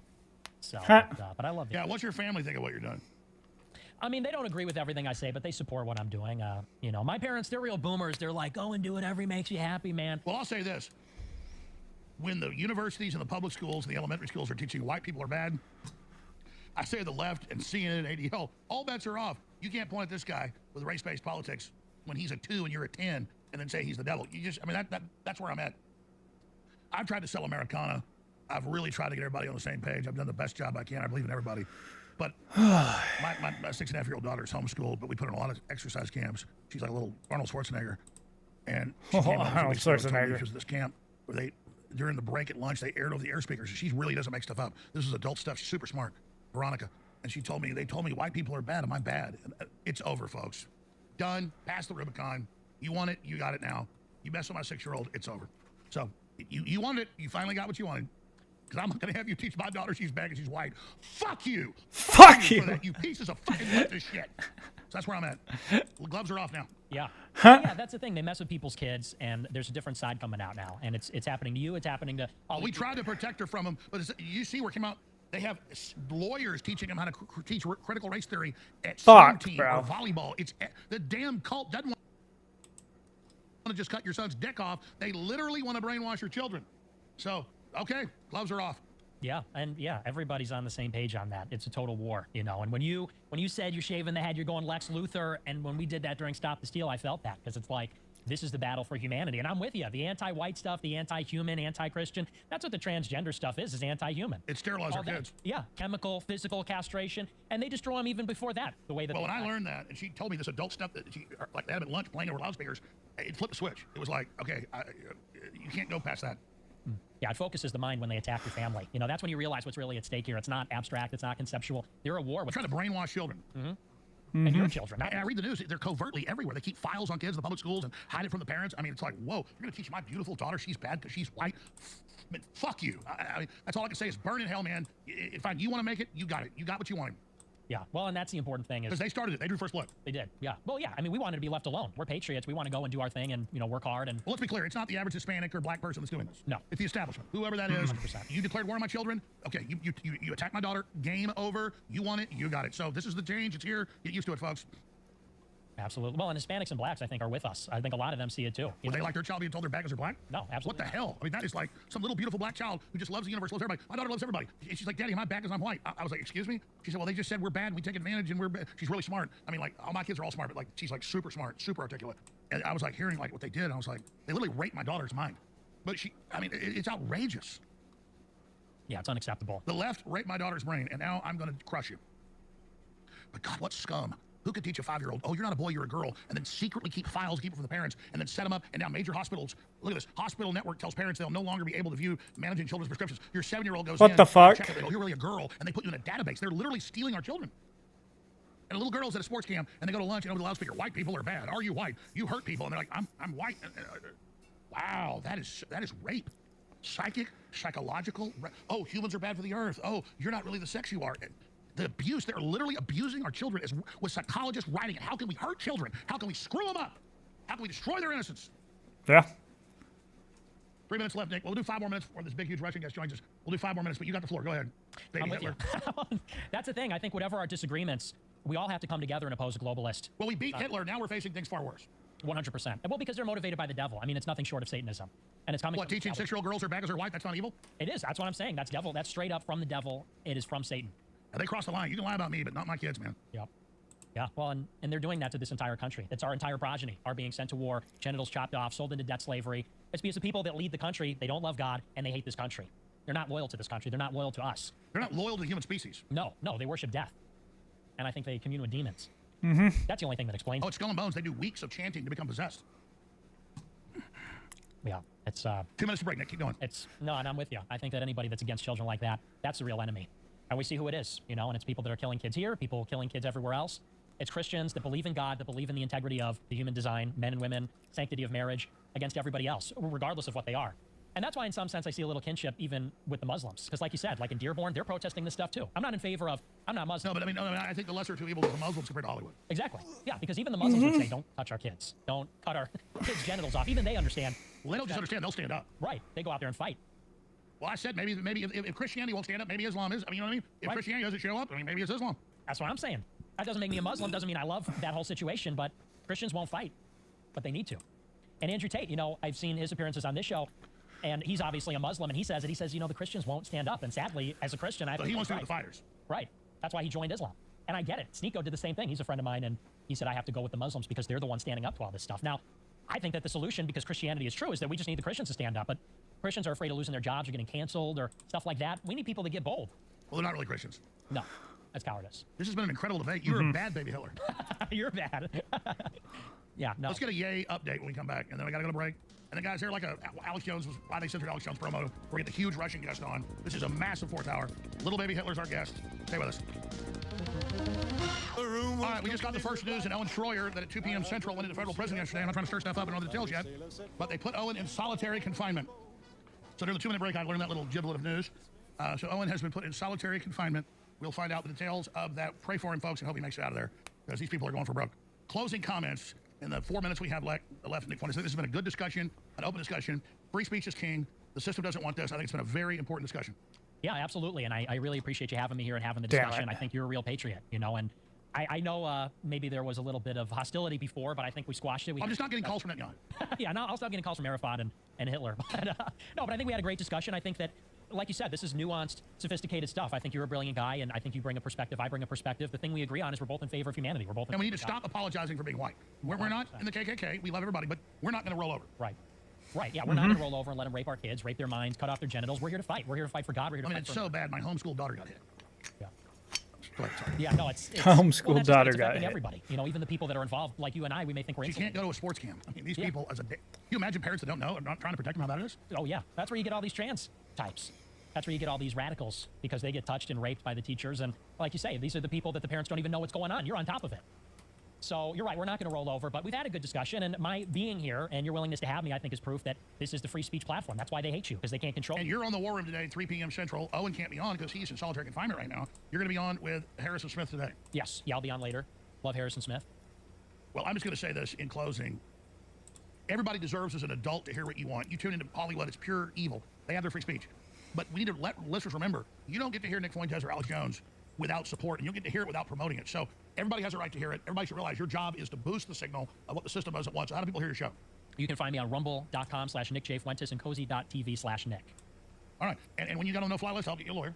Yes. I mean, even help you get an IT guy. We'll help a little bit. The point is, because I believe in free speech, I don't agree with everything you say or do. I mean, I wish, how's he doing? You know, I didn't want to do 4 hours on Hitler. I get it was like being contrarian or whatever, but I didn't mean to have that happen. How's he doing? He's doing well. You know, he got married, and he's been enjoying time with his fiancée, and I think he's rethinking. The last time I spoke to him, he's considering deferring his presidential plans a little bit. But, you know, the time that I spent with him, I realized he gets it. He gets it way more than people realize. No, he's definitely a smart guy. I would almost say idiot savant. And I think I'm a little like that, so I'm not putting him down for that. I'm saying I'm kind of like that. You are too, but he just, you know, he's pissed about being messed with. He's challenging the power structure he knows. I'm just saying there's other power structures. Yeah, well, and I agree. There are multiple power structures, but he, just like with music and fashion, he's got this intuitive sense that he taps into, and he's able to bypass a lot of misconceptions that people have and get straight to it. So I think he's bold, brilliant, you know, and it was an honor of a lifetime to work with him. He's always been a hero of mine, like you. So being here with you and him was amazing. Well, you're on the War Room today, 3 p.m. Central, with Harrison Smith, because Owen is in solitary. Netanyahu. Right now, we have the top Russian broadcaster to hear what he has to say, unfiltered. Our millions of listeners, they're going to call for my arrest for this interview, but I don't care, because the truth be told, even if I get damned to hell, and as he said when I was on the show a month ago, we are in hell, on the verge of nuclear war. So thank you, Nick Fuentes. All right. I'm done for the day. I will be back tomorrow. I don't really know exactly what time, because I've got to go work, and then I've got to go see my family and stuff. So, but I'll be back sometime tomorrow. All right. Peace.